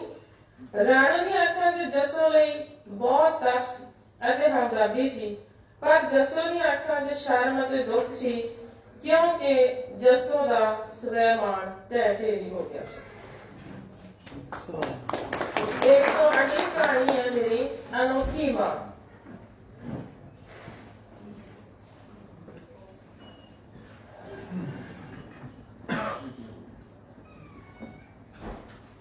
ਪਿੰਡ ਦੇ ਨਾਲ ਆਸ-ਪਾਸ ਦੇ ਸਾਰੇ ਪਿੰਡਾਂ ਵਿੱਚ ਵੀ ਬਹੁਤ ਬਦਨਾਮ ਹੋ ਚੁੱਕੀ ਸੀ। ਹੁੰਦੀ ਵੀ ਕਿਉਂ ਨਾ, ਉਹਨੇ ਕੰਮ ਹੀ ਅਜਿਹਾ ਕੀਤਾ ਸੀ। ਉਸਨੇ ਆਪਣੇ ਛੋਟੇ ਪੁੱਤਰਾਂ ਨਾਲ ਮਤਰੇਈ ਮਾਂ ਤੋਂ ਵੀ ਭੈੜਾ ਸਲੂਕ ਕੀਤਾ ਸੀ। ਮਤਰੇਈ ਮਾਂ ਹੁੰਦੀ ਤਾਂ ਚਲੋ ਫਿਰ ਵੀ ਸਾਰੇ ਇੰਨੀਆਂ ਮੂੰਹ ਚੁੰਗਲਾਂ ਪਾ ਕੇ ਗੱਲਾਂ ਨਾ ਕਰਦੇ। ਉਸਨੇ ਸਾਰੀ ਜਾਇਦਾਦ ਵੱਡੇ ਮੁੰਡਿਆਂ ਦੇ ਨਾਮ ਕਰਵਾ ਦਿੱਤੀ ਸੀ। ਭਾਵੇਂ ਬਾਹਰਲੇ ਮੁਲਕਾਂ 'ਚ ਹੱਡ ਭੰਨਵੀਂ ਕਮਾਈ ਕਰਕੇ ਬਣਾਈ ਛੋਟਿਆਂ ਨੇ ਸੀ। ਇਸ ਦੁਨੀਆ ਦੀ ਅਨੋਖੀ ਮਾਂ ਨੂੰ ਤੁਰੇ ਜਾਂਦੇ ਸਾਰੇ ਲੋਕ ਫਿੱਟੇ ਮੂੰਹ ਕਹਿ ਜਾਂਦੇ ਸੀ। ਇੱਕ ਦਿਨ ਸ਼ਾਮ ਦਾ ਵੇਲਾ ਸੀ, ਉਹ ਗੁਰਦੁਆਰਾ ਸਾਹਿਬ ਜਾ ਰਹੀ ਸੀ। ਦਾਦੀ ਮਾਂ ਨੂੰ ਗੁਰਦੁਆਰਾ ਸਾਹਿਬ ਜਾਂਦੇ ਉਸਦੇ ਇੱਕ ਮੁੰਡੇ ਨੇ ਦੇਖਿਆ ਜੋ ਛੋਟੇ ਮੁੰਡਿਆਂ ਨੂੰ ਇੱਕਦਾ ਸੀ। ਉਸਨੇ ਵੀ ਉਸਦੇ ਪਿੱਛੇ ਜਾਣਾ ਸ਼ੁਰੂ ਕਰ ਦਿੱਤਾ। ਇਸ ਦਾਦੀ ਮਾਂ ਦੇ ਪਿਆਰ ਤੋਂ ਰੱਖੇ ਵਾਂਝੇ ਪੋਤੇ ਨੂੰ ਸ਼ਾਇਦ ਦਾਦੀ ਦੇ ਨਾਲ ਜਾਣ ਦਾ ਚਾਅ ਆ ਗਿਆ ਹੋਣਾ। ਇਸ ਕਰਕੇ ਸ਼ਾਇਦ ਉਸਦੇ ਮਗਰ ਲੱਗ ਕੇ ਉਸਦਾ ਜਾਣ ਨੂੰ ਜੀ ਕੀਤਾ ਹੋਣਾ। ਜਿਹਨੂੰ 17 ਸਾਲਾਂ ਦੀ ਉਮਰ ਵਿੱਚ ਕਦੇ ਵੀ ਦਾਦੀ ਦੀ ਲੋੜ ਨਹੀਂ ਸੀ ਹੋਈ। ਜਦੋਂ ਗੁਰਦੁਆਰਾ ਸਾਹਿਬ ਪਹੁੰਚੇ ਤਾਂ ਦਾਦੀ ਮੂਹਰੇ ਖੜੇ ਹੋ ਕੇ ਅਰਦਾਸ ਕਰਨ ਨੂੰ ਅਗਾਂਹ ਹੋਈ ਤਾਂ ਉਹ ਥੋੜਾ ਪਿੱਛੇ ਹੋ ਗਿਆ। ਉਸਨੇ ਸੋਚਿਆ ਕਿ ਦਾਦੀ ਨੂੰ ਪਤਾ ਹੀ ਨਾ ਲੱਗਦਾ। ਦਾਦੀ ਨੂੰ ਅਜੇ ਤੱਕ ਸੱਚੀ ਨਹੀਂ ਪਤਾ ਲੱਗਿਆ ਸੀ। 2 ਪਲਾਂ ਚ ਜਦੋਂ ਦਾਦੀ ਨੇ ਅਰਦਾਸ ਸ਼ੁਰੂ ਕੀਤੀ ਤਾਂ ਉਸਦੀ ਆਵਾਜ਼ ਹੁਣ ਸੁਣੀ ਜਾ ਸਕਦੀ ਸੀ। ਉਸਨੇ ਸੋਚਿਆ ਕਿ ਅੱਜ ਦਾਦੀ ਦੀ ਅਰਦਾਸ ਸੁਣ ਕੇ ਦੇਖਦੇ ਹਾਂ, ਉਹਨੂੰ ਤਾਂ ਪਤਾ ਹੀ ਹੈ ਕਿ ਉਹ ਸਾਡੇ ਲਈ ਕੀ ਮਹਿਸੂਸ ਕਰਦੀ ਹੋਣੀ ਹੈ। ਪਰ ਅੱਜ ਦੇਖਦੇ ਹਾਂ ਕਿ ਦਾਦੀ ਆਪਣੇ ਵੱਡੇ ਪੁੱਤਰਾਂ ਲਈ ਕੀ ਤੇ ਛੋਟੇ ਲਈ ਕੀ ਮੰਗਦੀ ਹੈ। ਇਸ ਕਰਕੇ ਥੋੜਾ ਦੱਬੇ ਪੈਰੀ ਗਾਂਹ ਹੋ ਗਿਆ। ਹੁਣ ਉਹ ਆਪਣੀ ਦਾਦੀ ਦੀ ਅਰਦਾਸ ਸਾਫ਼-ਸਾਫ਼ ਸੁਣ ਸਕਦਾ ਸੀ। ਦਾਦੀ ਦੀ ਅਰਦਾਸ, ਹੇ ਵਾਹਿਗੁਰੂ, ਜਿਨ੍ਹਾਂ ਨੇ ਮੇਰੇ ਹੱਥ ਵੱਡੇ ਹਨ ਉਹਨਾਂ ਜ਼ਾਲਮਾਂ ਨੂੰ ਤੂੰ ਆਪ ਹੀ ਦੇਖੀ। ਜਿਸ ਦਾ ਰਾਜ ਛੋਟੀ ਉਮਰੇ ਖੁੱਸ ਜਾਵੇ ਉਸ ਨੂੰ ਸੁੱਖ ਕਿੱਥੇ। ਮੇਰਾ ਤਾਂ ਤੇਰੇ ਬਿਨਾਂ ਹੁਣ ਕੋਈ ਵੀ ਨਹੀਂ ਇਸ ਦੁਨੀਆ ਤੇ। ਇਹ ਕਹਿ ਕੇ ਦਾਦੀ ਨੇ ਆਪਣੇ ਵੈਲ ਦੇ ਦੁਪੱਟੇ ਨਾਲ ਅੱਖਾਂ ਵੀ ਮੂੰਹੀਆਂ। ਮੁੰਡਾ ਦੂਰੋਂ ਮੱਥਾ ਟੇਕ ਕੇ ਪਛਾਣ ਹੀ ਮੁੜ ਗਿਆ। ਉਸ ਦੀਆਂ ਹੈਰਾਨ ਅੱਖਾਂ 'ਚ 1000 ਸਵਾਲ ਘੁੰਮਣ ਲੱਗੇ। ਇਹ ਸੀ ਮੇਰੀ ਗੱਲ। ਬਹੁਤ ਸ਼ੁਕਰੀਆ, ਬਹੁਤ ਧੰਨਵਾਦ। ਸ਼ੁਕਰੀਆ ਗੁਰਪ੍ਰੀਤ ਜੀ। ਅਗਲਾ ਸਵਾਲ ਅਸਲ ਸਾਹਿਤ ਉਹੀ ਹੈ ਜਿਹੜਾ ਤੁਹਾਡੇ ਦਿਮਾਗ 'ਚ ਸਵਾਲ ਪੈਦਾ ਕਰੇ। ਤੁਸੀਂ ਉਹਨਾਂ ਨੂੰ ਲੱਭਣ ਲਈ ਜ਼ਿੰਦਗੀ ਦੀ ਜਦੋਜਹਿਦ ਦੇ ਵਿੱਚੋਂ ਜ਼ਿੰਦਗੀ ਨੂੰ ਜ਼ਿੰਦਾਬਾਦ ਕਹਿੰਦੇ ਖੁਸ਼ੀ ਨਾਲ ਮਾਣੋ ਤੇ ਇਸ ਸੰਸਾਰ ਦਾ ਹਿੱਸਾ ਬਣੋ। ਤੇ ਸਾਡੇ ਕੋਲ ਜਿਹੜੇ ਚੌਥੇ ਕਹਾਣੀਕਾਰ ਨੇ ਜਿਹਨੂੰ ਅਸੀਂ ਸੁਣਨਾ ਹੈ, ਬਲਵਿੰਦਰ ਸਿੰਘ ਚਾਹਲ ਹੋਣੀ, ਇਟਲੀ ਦੇ ਸਿੱਖ ਫੌਜੀ ਦੂਜਾ ਵਿਸ਼ਵ ਯੁੱਧ। ਉਹਨਾਂ ਦੀ ਕਿਤਾਬ ਜਿਹੜੀ ਪੰਜਾਬੀ 'ਚ, ਹਿੰਦੀ 'ਚ, ਇੰਗਲਿਸ਼ 'ਚ ਤੇ ਅੱਜ ਕੱਲ੍ਹ ਪ੍ਰੋਫੈਸਰ ਜਸਪਾਲ ਸਿੰਘ ਹੋਰਾਂ ਦੀ ਹਿੰਮਤ ਸਦਕਾ ਉਹ ਇਤਾਲਵੀ ਭਾਸ਼ਾ ਦੇ ਵਿੱਚ ਵੀ ਅਨੁਵਾਦ ਹੋ ਕੇ ਆ ਰਹੀ ਹੈ। ਤੇ ਮੈਂ ਬੇਨਤੀ ਕਰੂੰਗਾ ਬਲਵਿੰਦਰ ਸਿੰਘ ਚਾਹਲ ਹੋਰਾਂ ਨੂੰ ਕਿ ਉਹ ਆ ਕੇ ਆਪਣੀ ਕਹਾਣੀ ਪੜ੍ਹਨ ਤੇ ਉਸ ਤੋਂ ਬਾਅਦ ਜਿਹੜੀ ਕਹਾਣੀਆਂ ਤੇ ਸੰਖੇਪ ਸੀਖ ਹੈ ਜਿਹੜੀ ਅਸੀਂ ਡਾਕਟਰ ਸਾਹਿਬ ਤੋਂ ਲਾਹਾ ਦਿੰਦੇ ਹਾਂ, ਉਸ ਸੁਝਾਅ ਸਾਡੇ ਅੱਗੇ ਜ਼ਰੂਰ ਆਉਣਗੇ ਕਿਉਂਕਿ ਅਸੀਂ ਕਹਾਣੀ ਨੂੰ ਅੱਗੇ ਤੋਰਨਾ ਹੈ। ਇਹਨਾਂ ਧਰਤੀਆਂ ਤੋਂ ਕਹਾਣੀਆਂ ਪਾਉਣੀਆਂ ਨੇ ਤੁਹਾਡੀਆਂ ਸਾਰਿਆਂ ਦੀਆਂ, ਤੁਹਾਡੀ ਮਿਹਨਤ ਦੀਆਂ, ਤੁਹਾਡੇ ਦੁੱਖ ਸੁੱਖ ਦੀਆਂ, ਤੁਹਾਡੇ ਸੰਘਰਸ਼ ਦੀਆਂ। ਆਪੋ ਆਪਣੇ ਕਹਾਣੀਆਂ ਪੜ੍ਹ ਕੇ ਗਏ ਨੇ। ਇਹਨਾਂ ਦੇ ਆਪੋ ਆਪਣੇ ਵਿਸ਼ੇ ਪ੍ਰਭਾਵਸ਼ਾਲੀ ਤੇ ਦਿਲ ਨੂੰ ਛੂਹਣ ਵਾਲੇ ਸੀ। ਸੋ ਚੰਗੀਆਂ ਲੱਗੀਆਂ ਇਹਨਾਂ ਦੀਆਂ ਕਹਾਣੀਆਂ। ਆਸ ਕਰਦਾ ਕਿ ਮੈਂ ਵੀ ਕਿਤੇ ਨਾ ਕਿਤੇ ਇਹਨਾਂ ਦੇ ਨੇੜੇ ਨੇੜੇ ਪਹੁੰਚ ਸਕਾਂ ਜੀ। ਜਿਹੜੀ ਕਹਾਣੀ ਦਾ ਨਾਮ ਹੈ ਮਿੱਟੀ। ਦਾ ਪੁਰਾਣਾ ਘਰ ਉਸ ਫਾਰਮ ਤੋਂ 100 ਗਜ ਦੀ ਦੂਰੀ ਤੇ ਸੀ। ਸ਼ਹਿਰ ਜਿਸ ਨੇ ਪਵਨ ਜੀ ਪਲੀਜ਼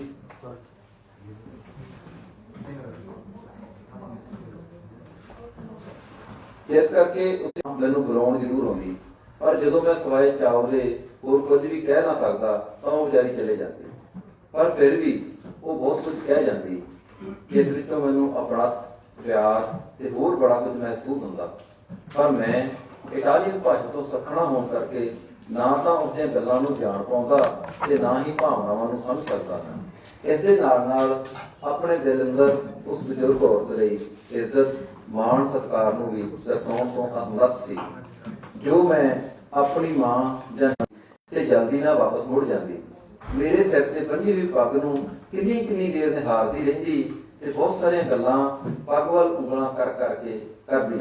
ਪਰ ਮੈਂ ਕਿਵੇਂ ਸਮਝਾਂ ਜਾਂ ਸਮਝਾਵਾਂ, ਇਹ ਮੇਰੇ ਲਈ ਬਹੁਤ ਵੱਡਾ ਸਵਾਲ ਬਣਿਆ ਹੋਇਆ ਸੀ।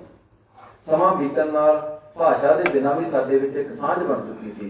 ਜੋ ਇੱਕ ਪਵਿੱਤਰ ਹਿੱਸੇ ਵਿੱਚ ਤਬਦੀਲ ਉਹ ਮੈਨੂੰ ਬਾਂਹ ਫੜ ਕੇ ਆਪਣੇ ਘਰ ਲੈ ਜਾਂਦੀ।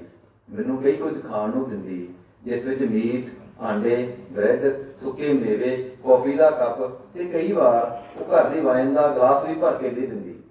ਹੌਲੀ ਹੌਲੀ ਮੈਂ ਉਸਦੀਆਂ ਗੱਲਾਂ ਸਮਝਣ ਲੱਗ ਪਿਆ, ਪਰ ਅਜੇ ਸਿਰਫ ਹਾਲਚਾਲ ਤੱਕ ਹੀ ਸੀਮਤ ਹੋਣ ਕਰਕੇ ਫਿਰ ਉਹ ਆਪਣੀ ਵੱਡੀ ਪੋਤਰੀ ਦੇ ਸਿਰ ਤੇ ਹੱਥ ਰੱਖ ਕੇ ਮੈਨੂੰ ਕੁਝ ਕਹਿਣ ਲੱਗੀ।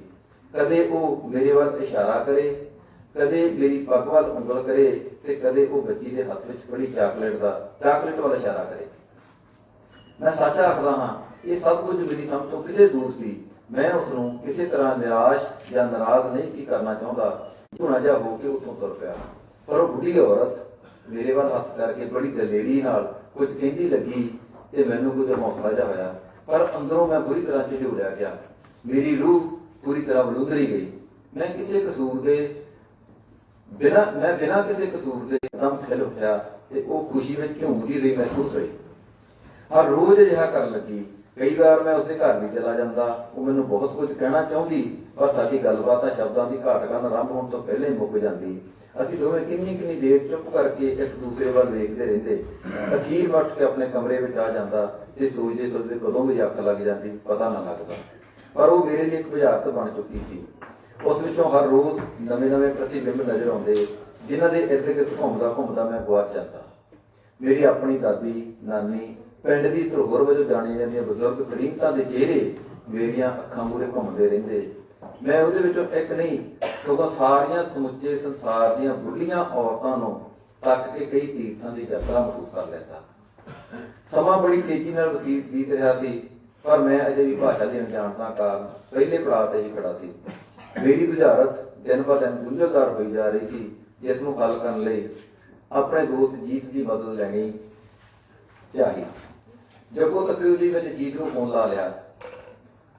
ਫੋਨ ਲਾ ਕੇ ਦੱਸਿਆ ਕਿ ਯਾਰ ਇਸ ਤਰ੍ਹਾਂ ਇਹ ਬਜ਼ੁਰਗ ਔਰਤ ਮੇਰਾ ਬਹੁਤ ਖਿਆਲ ਕਰਦੀ ਹੈ, ਬਹੁਤ ਕੁਝ ਕਹਿਣਾ ਚਾਹੁੰਦੀ ਹੈ, ਪਰ ਸਮਝ ਤੋਂ ਬਾਹਰ ਹੈ। ਮੈਂ ਉਸਨੂੰ ਸਾਰਾ ਕੁਝ ਬਿਆਨ ਕਰ ਦਿੱਤਾ। ਦੇਖੀ ਕਿਤੇ ਸਿੱਧਾ ਲਾਲ ਪਾਸਪੋਰਟ ਨਾ ਲੈ ਲੈਣੀ, ਜਿਵੇਂ ਤਾਂ ਲੱਗਦਾ ਮਾਈ ਦਾ ਦਿਲ ਆ ਗਿਆ ਤੇਰੇ ਉੱਪਰ। ਜੀਤ ਨੇ ਮੇਰੀ ਗੱਲ ਨੂੰ ਬੜੇ ਨੀਵੇਂ ਪੱਧਰ ਤੇ ਲਿਜਾ ਕੇ ਜੋ ਸੋਚਿਆ, ਜਿਸ ਨੇ ਮੈਨੂੰ ਜੀਤ ਨਾਲ ਇਸ ਵਿਸ਼ੇ ਤੇ ਹੋਰ ਗੱਲ ਕਰਨ ਤੋਂ ਪੂਰੀ ਤਰ੍ਹਾਂ ਰੋਕ ਦਿੱਤਾ। ਇਸ ਤੋਂ ਬਾਅਦ ਇਸ ਗੱਲ ਦਾ ਜ਼ਿਕਰ ਕਿਸੇ ਹੋਰ ਕੋਲ ਵੀ ਕਦੇ ਨਾ ਕੀਤਾ, ਪਰ ਮੇਰੀ ਅੰਦਰਲੀ ਲੜਾਈ ਲਗਾਤਾਰ ਕਸ਼ਮੀਰ ਦੀ ਲੜਾਈ ਵਾਂਗ ਜਾਰੀ ਰਹੀ। ਅਖੀਰ ਮੈਂ ਇਟਾਲੀਅਨ ਭਾਸ਼ਾ ਸਿੱਖਣ ਦੀ ਕੋਸ਼ਿਸ਼ ਕਰਨੀ ਸ਼ੁਰੂ ਕਰ ਦਿੱਤੀ, ਜੋ ਇਟਲੀ ਵਿੱਚ ਰਹਿਣ ਤੇ ਕੰਮ ਕਰਨ ਦੇ ਨਾਲ ਆਪਣੇ ਆਪ ਨੂੰ ਸਥਾਪਿਤ ਤੇ ਕਾਮਯਾਬ ਕਰਨ ਲਈ ਵੀ ਬਹੁਤ ਜ਼ਰੂਰੀ ਸੀ। ਮੇਰੀ ਅੰਗਰੇਜ਼ੀ ਵਧੀਆ ਹੋਣ ਕਾਰਨ ਮੈਂ ਬਹੁਤ ਜਲਦੀ ਇਟਾਲੀਅਨ ਭਾਸ਼ਾ ਸਿੱਖ ਸਕਦਾ, ਪਰ ਦੂਰ ਖੇਤਾਂ ਵਿੱਚ ਰਹਿਣ ਕਾਰਨ ਅਤੇ ਆਮ ਲੋਕਾਂ ਵਿੱਚ ਆਉਣ ਜਾਣ ਬਿਲਕੁਲ ਨਾ ਹੋਣ ਕਾਰਨ ਮੈਨੂੰ ਬਹੁਤ ਦਿੱਕਤ ਆਉਂਦੀ। ਪਰ ਘਰ ਦੀ ਮਜਬੂਰੀ ਕਾਰਨ ਮੈਂ ਮਨ ਮਾਰ ਕੇ ਕੰਮ ਬੜੀ ਰੀਝ ਤੇ ਇਮਾਨਦਾਰੀ ਨਾਲ ਕਰਦਾ। ਇਸ ਕਰਕੇ ਮਾਲਕ ਨੂੰ ਮੇਰੇ ਨਾਲ ਕੋਈ ਸ਼ਿਕਾਇਤ ਨਹੀਂ। ਉਹ ਹਫ਼ਤੇ ਬਾਅਦ ਕੀੜਾ ਮਾਰਨ ਆਉਂਦਾ, ਮੇਰੇ ਲਈ ਖਾਣ ਪੀਣ ਦਾ ਸਮਾਨ, ਬੀਅਰ, ਵਾਈਨ ਆਦਿ ਲੈ ਆਉਂਦਾ, ਪਰ ਉਸਦੀ ਘਰਵਾਲੀ ਤੇ ਨਿੱਕੀਆਂ ਬੱਚੀਆਂ ਦਾ ਨਾ ਆਉਣਾ ਮੈਨੂੰ ਸਦਾ ਰੜਕਦਾ। ਕਾਰਨ ਅਜੇ ਵੀ ਮੇਰੀ ਸਮਝੋਂ ਬਾਹਰ ਸੀ। ਉਸ ਔਰਤ ਤੇ ਉਹਨਾਂ ਬੱਚਿਆਂ ਦੀ ਮਾਂ ਵਿਚਕਾਰ ਕੀ ਗੱਲ ਹੋਈ ਜਾਂ ਕਿਉਂ ਹੋਈ, ਉਸ ਨੂੰ ਨਾ ਸਮਝਣ ਦੇ ਕਾਰਨ ਮੈਨੂੰ ਯਾਦ ਕਰਕੇ ਮੇਰੀ ਬੇਚੈਨੀ ਵੱਧ ਜਾਂਦੀ, ਪਰ ਬੇਬਸ ਹੋਣ ਕਾਰਨ ਗੱਲ ਨੂੰ ਧਿਆਨ ਵਿੱਚੋਂ ਬਾਹਰ ਕਰਨਾ ਹੀ ਸਮੇਂ ਦੀ ਮੰਗ ਸੀ। ਤੋਂ ਡਰਦਾ ਸੀ ਜਾਂ ਫਿਰ ਮੈਨੂੰ ਕਾਨੂੰਨੀ ਤੌਰ ਤੇ ਕੰਮ ਦੇ ਕੇ ਵੱਧ ਤਨਖਾਹ ਅਤੇ ਸਰਕਾਰੀ ਟੈਕਸ ਨਹੀਂ ਦੇਣਾ ਚਾਹੁੰਦਾ ਸੀ। ਉਸਦੇ ਨਾ ਕਾਰਨ ਮੈਨੂੰ ਮਜਬੂਰ ਇਟਲੀ ਦੇ ਦੱਖਣ ਤੋਂ ਉੱਤਰ ਵੱਲ ਜਾਣਾ ਪਿਆ, ਜਿੱਥੇ ਮੈਂ ਇੱਕ ਪੰਜਾਬੀ ਦਲਾਲ ਨੂੰ ਵਿੱਚ ਪਾ ਕੇ 6,500 ਯੂਰੋ ਦੇਣੇ ਕਰਾਉਣ ਵਿੱਚ ਕਾਮਯਾਬ ਹੋਣ ਲੱਗਾ। ਆਪਣੀ ਬੋਲੀ, ਸੱਭਿਆਚਾਰ, ਵਿਰਸੇ ਤੇ ਇਤਿਹਾਸ ਬਾਰੇ ਜਦੋਂ ਇਟਾਲੀਅਨ ਲੋਕਾਂ ਨਾਲ ਵਾਰਤਾਲਾਪ ਕਰਦਾ ਤਾਂ ਲੋਕਾਂ ਨੂੰ ਪ੍ਰਭਾਵਿਤ ਕਰਨ ਵਿੱਚ ਕਾਮਯਾਬ ਹੁੰਦਾ ਅਤੇ ਆਪਣੇ ਆਪ ਤੇ ਮਾਣ ਮਹਿਸੂਸ ਕਰਦਾ। ਪਰ ਉਸ ਔਰਤ ਦਾ ਖਿਆਲ ਮੈਨੂੰ ਸਦਾ ਰਹਿੰਦਾ। ਉਸਦੇ ਸਮੇਂ ਵੀ ਮੇਰੀਆਂ ਅੱਖਾਂ ਮੂਹਰੇ ਉਹੀ ਮਾਸੂਮ ਚਿਹਰਾ ਘੁੰਮੀ ਜਾ ਰਿਹਾ ਸੀ। ਉਸ ਵੱਲੋਂ ਵੱਖ-ਵੱਖ ਇਸ਼ਾਰੇ ਕਰਕੇ ਮੈਨੂੰ ਸਮਝਾਉਣਾ, ਨਾ ਸਮਝਣ ਤੇ ਮੱਥੇ ਉੱਤੇ ਹੱਥ ਮਾਰਨਾ ਤੇ ਫਿਰ ਦੁਬਾਰਾ ਸ਼ੁਰੂ ਹੋ ਜਾਣਾ। ਕਦੇ ਮੇਰੀ ਪੱਗ ਨੂੰ ਛੂਹ ਕੇ ਕੁਝ ਦੱਸਣ ਦੀ ਕੋਸ਼ਿਸ਼ ਕਰਨੀ, ਮੇਰੇ ਸਿਰ ਦੇ ਵਾਲਾਂ ਨੂੰ ਚੁੰਮਣਾ ਤੇ ਉਹਨਾਂ ਵੱਲ ਇਸ਼ਾਰੇ ਕਰ ਕਰਕੇ ਕੁਝ ਕਹਿਣਾ, ਟਾਫੀਆਂ, ਚਾਕਲੇਟ, ਬਿਸਕੁਟ ਤੇ ਨਾਲ ਚਾਹ ਕੌਫੀ ਮੈਨੂੰ ਦੇ ਕੇ ਕਈ ਕੁਝ ਕਹਿਣ ਦੀ ਕੋਸ਼ਿਸ਼ ਕਰਨੀ। ਹਰ ਵਾਰੀ ਅਸਫਲ ਰਹਿ ਕੇ ਉਸ ਔਰਤ ਨੇ ਆਪਣੀ ਕੋਸ਼ਿਸ਼ ਦਾ ਪੱਲਾ ਨਾ ਛੱਡਿਆ। ਮੈਨੂੰ ਯਾਦ ਹੈ ਜਿਸ ਦਿਨ ਮੈਂ ਉੱਥੋਂ ਜਾਣ ਬਾਰੇ ਫੈਸਲਾ ਲਿਆ, ਉਹ ਬੜੀ ਬੇਚੈਨੀ ਨਾਲ ਇੱਧਰ ਉੱਧਰ ਆ ਜਾ ਰਹੀ ਸੀ। ਉਹ ਇੱਕ ਝੋਲੇ ਵਿੱਚ ਕਈ ਕੁਝ ਮੇਰੇ ਲਈ ਲੈ ਕੇ ਆਈ ਤੇ ਵਾਰ-ਵਾਰ ਮੇਰਾ ਹੱਥ ਫੜ ਕੇ ਚੁੰਮਦੀ ਰਹੀ। ਮੈਂ ਅਣਜਾਣ ਕੁਝ ਵੀ ਸਮਝ ਨਾ ਸਕਿਆ, ਸਿਵਾਏ ਉਸਦੀਆਂ ਭਾਵਨਾਵਾਂ ਨੂੰ ਮਹਿਸੂਸ ਕਰਨ ਦੇ ਮੇਰੇ ਕੋਲ ਹੋਰ ਕੋਈ ਜ਼ਿਆਦਾ ਨਹੀਂ ਸੀ। ਮੈਂ ਆਪਣੀ ਮਜਬੂਰੀ ਦਾ ਮਜਬੂਰ ਕੀਤਾ, ਨਾ ਚਾਹੁੰਦੇ ਹੋਏ ਵੀ ਉੱਥੋਂ ਕੰਮ ਛੱਡ ਕੇ ਆ ਗਿਆ, ਕਿਉਂਕਿ ਮੇਰੇ ਸਾਹਮਣੇ ਘਰ ਦੀ ਜ਼ਿੰਮੇਵਾਰੀ, ਮੇਰਾ ਵਰਤਮਾਨ ਤੇ ਭਵਿੱਖ ਦੋਵੇਂ ਖੜੇ ਸਨ। ਮੇਰਾ ਬੀਤਿਆ ਹੋਇਆ ਕੱਲ ਵੀ ਮੈਨੂੰ ਧੱਕੇ ਦੇ ਕੇ ਉੱਥੋਂ ਤੁਰਨ ਲਈ ਪੂਰੀ ਵਾਹ ਲਾ ਰਿਹਾ ਸੀ। ਮੈਂ ਉਸ ਔਰਤ ਦੀਆਂ ਗੱਲਾਂ ਨੂੰ ਭਾਵੇਂ ਨਹੀਂ ਸਮਝ ਸਕਦਾ ਸੀ, ਪਰ ਉਸਦੇ ਜਜ਼ਬਾਤਾਂ ਨੂੰ ਸਮਝਦਾ ਤੇ ਮਹਿਸੂਸ ਜ਼ਰੂਰ ਕਰਦਾ ਸੀ, ਪਰ ਬਹੁਤ ਵਾਰ ਜਜ਼ਬਾਤਾਂ ਤੇ ਭਾਵਨਾਵਾਂ ਨੂੰ ਮਾਰ ਕੇ ਉਹਨਾਂ ਉੱਪਰ ਦੀ ਲੰਘਣਾ ਵੀ। ਪਰ ਇੱਕ ਜੇਤੂ ਵਾਂਗ ਮੇਰਾ ਦਿਲ ਇਹਨਾਂ ਸਭ ਖਿਆਲਾਂ ਨੂੰ ਜੜੋਂ ਨਕਾਰ ਕੇ ਇੱਕ ਅਜੀਬ ਜਿਹੀ ਸ਼ਕਤੀ ਨਾਲ ਅੱਗੇ ਵਧਣ ਲਈ ਨਾ ਸਿਰਫ ਪ੍ਰੇਰ ਰਿਹਾ ਸੀ, ਸਗੋਂ ਮੇਰੇ ਵੱਲੋਂ ਇਟਲੀ ਦੀ ਧਰਤੀ ਤੇ ਬਿਤਾਏ ਹੋਏ ਹਰ ਪਲ ਨੂੰ ਤਰੋ-ਤਾਜ਼ਾ ਕਰਕੇ ਮੇਰੀਆਂ ਅੱਖਾਂ ਅੱਗੇ ਕੜੀ ਵਾਂਗ ਘੁਮਾ ਵੀ ਰਿਹਾ ਸੀ। ਮੈਂ ਆਪਣੀ ਸਮਝ ਮੁਤਾਬਕ ਕੁਝ ਦੀ ਭੂਆ, ਚਾਚੀਆਂ, ਤਾਈਆਂ ਹੀ ਨਾ ਸਿਰਫ ਸਾਰੇ ਪਿੰਡ ਦੀਆਂ ਮਾਵਾਂ ਨੂੰ ਮਿਲਣ ਜਾ ਰਿਹਾ ਹਾਂ। ਮੈਂ ਭੱਠੀ ਵਾਂਗ ਤਪਦੇ ਆਪਣੇ ਸਰੀਰ ਤੜਪਦੀ ਰਿਊ ਨੂੰ ਠਾਰਨ ਜਾ ਰਿਹਾ ਹਾਂ। ਪੱਕੀ ਸੜਕ ਤੋਂ ਮੇਰੀ ਕਾਰ ਨੇ ਜਦੋਂ ਤਬੇਲੇ ਵੱਲ ਨੂੰ ਕੱਚੇ ਰਾਹ ਦਾ ਰੁਖ ਕੀਤਾ ਤਾਂ ਮੇਰੀ ਨਜ਼ਰ ਬੜੀ ਦੂਰ ਤੱਕ ਕੁਝ ਭਾਲਣ ਲੱਗੀ। ਮੈਂ ਜਿਵੇਂ ਜਿਵੇਂ ਨਜ਼ਦੀਕ ਜਾ ਰਿਹਾ ਸੀ, ਮੇਰੀ ਬੇਸਬਰੀ ਦਾ ਬੰਨ ਟੁੱਟਣ ਕਿਨਾਰੇ ਜਾ ਰਿਹਾ ਸੀ। ਬੂਹੇ ਮੂਹਰੇ ਕੀਤੀ ਹੋਈ ਸਫਾਈ ਤੇ ਸਾਹਮਣੇ ਦਾਣਾ ਚੁਗ ਰਹੇ ਮੁਰਗੇ, ਮੁਰਗੀਆਂ, ਘੁੱਗੀਆਂ, ਕਬੂਤਰ ਤੇ ਉਹਨਾਂ ਨਾਲ ਖੇਡਦਾ ਕਾਲਾ ਕੁੱਤਾ ਮੇਰੇ ਜਿੱਤੇ ਹੋਏ ਦਿਲ ਦੀ ਗਵਾਹੀ ਭਰ ਲੱਗੇ।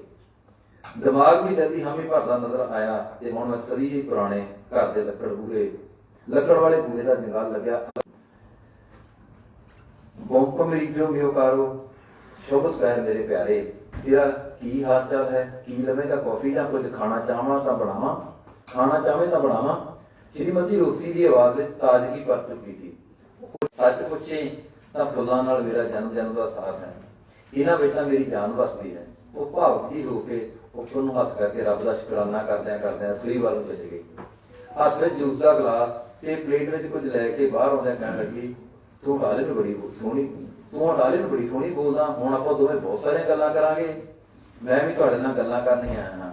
ਮੈਂ ਸੱਚ ਦੱਸਾਂ, ਅੱਜ ਜਿੰਨੀ ਵੀ ਗੱਲ ਨੂੰ ਬੋਲਦਾ ਹਾਂ ਉਹ ਇਸੇ ਕਰਕੇ ਹੀ ਸਿੱਖ ਸਕਿਆ ਹਾਂ ਕਿ ਜਦੋਂ ਇੱਥੇ ਸੀ ਤਾਂ ਇੱਕ ਅੱਖਰ ਵੀ ਨਹੀਂ ਆਉਂਦਾ ਸੀ, ਜਿਸ ਕਰਕੇ ਬਹੁਤ ਸਾਰੀਆਂ ਗੱਲਾਂ ਦੀ ਸਮਝ ਨਾ ਆਉਣ ਕਰਕੇ ਨਮੋਸ਼ੀ ਮਹਿਸੂਸ ਹੁੰਦੀ। ਮੈਂ ਆਪਣੇ ਦਿਲ ਦੀ ਗੱਲ ਉਸ ਨਾਲ ਸਾਂਝੀ ਕੀਤੀ। ਬੜੀ ਖੁਸ਼ੀ ਦੀ ਗੱਲ ਹੈ ਕਿ ਤੂੰ ਮੇਰੇ ਕੋਲ ਗੱਲਾਂ ਕਰਨ ਆਇਆ। ਇੱਥੇ ਖੇਤਾਂ ਵਿੱਚ ਕਿਸ ਨੇ ਆਉਣਾ? ਮੈਂ ਵੈਸੇ ਵੀ ਬੁੱਢੀ ਹੋ ਗਈ ਹਾਂ। ਮੇਰੇ ਮਗਰੋਂ ਤਾਂ ਆਹ ਘਰ ਵੀ ਖੰਡਰੀ ਬਣੇਗਾ। ਮੇਰੇ ਨਿਆਣੇ ਸ਼ਹਿਰ ਦੇ ਵਾਸੀ ਬਣ ਗਏ ਨੇ। ਇੱਧਰ ਤਾਂ ਇੰਜ ਆਉਂਦੇ ਨੇ ਜਿਵੇਂ ਕਦੇ ਪਿਕਨਿਕ ਮਨਾਉਣ ਜਾਈਦਾ। ਇਹ ਕਹਿੰਦੇ ਉਸਨੇ ਇੱਕ ਲੰਮਾ ਸਾਰਾ ਹੌਕਾ ਲਿਆ ਤੇ ਨਮ ਹੋ ਗਈਆਂ ਅੱਖਾਂ ਨੂੰ ਰੁਮਾਲ ਨਾਲ ਪੂੰਝਣ ਲੱਗੀ। ਉਸਦੀ ਇਹ ਹਾਲਤ ਮੇਰੇ ਕੋਲੋਂ ਦੇਖੀ ਨਾ ਗਈ, ਪਰ ਕੀ ਆਖਦਾ ਇੱਥੇ ਕੋਈ ਸ਼ਬਦ ਨਾ ਸੁਝਿਆ ਤਾਂ ਸੁੱਕ ਚੁੱਕੇ ਗਲੇ ਨੂੰ ਗਿੱਲਾ ਕਰਨ ਲਈ ਜੂਸ ਦਾ ਗਲਾਸ ਵਿੱਚ ਮੂੰਹ ਨੂੰ ਲਾ ਲਿਆ। ਕੁਝ ਚਿਰ ਕਸਰੀ ਰਹੀ ਤਾਂ ਇਸ ਚੁੱਪ ਨੂੰ ਤੋੜਦਿਆਂ ਹੋਏ ਉਹ ਕਹਿਣ ਲੱਗੀ, ਸਿੰਘ ਤੂੰ ਕੀ ਸੋਚਣ ਲੱਗਿਆ? ਅੱਜ ਹਰ ਨੌਜਵਾਨ ਸ਼ਹਿਰ ਵੱਲ ਜਾਣਾ ਚਾਹੁੰਦਾ ਹੈ। ਉੱਥੇ ਪੈਸਾ ਹੈ, ਉੱਥੇ ਮੋਟਰ ਕਾਰਾਂ ਹਨ ਤੇ ਉਹਨਾਂ ਵਾਂਗ ਹੀ ਬੰਦਾ ਵੀ ਤੇਜ਼ ਦੌੜੀ ਜਾ ਰਿਹਾ ਹੈ। ਇੱਥੇ ਕੀ ਹੈ? ਸਿਰ ਬੁੱਢੇ ਬੁੱਢੀਆਂ, ਖੇਤ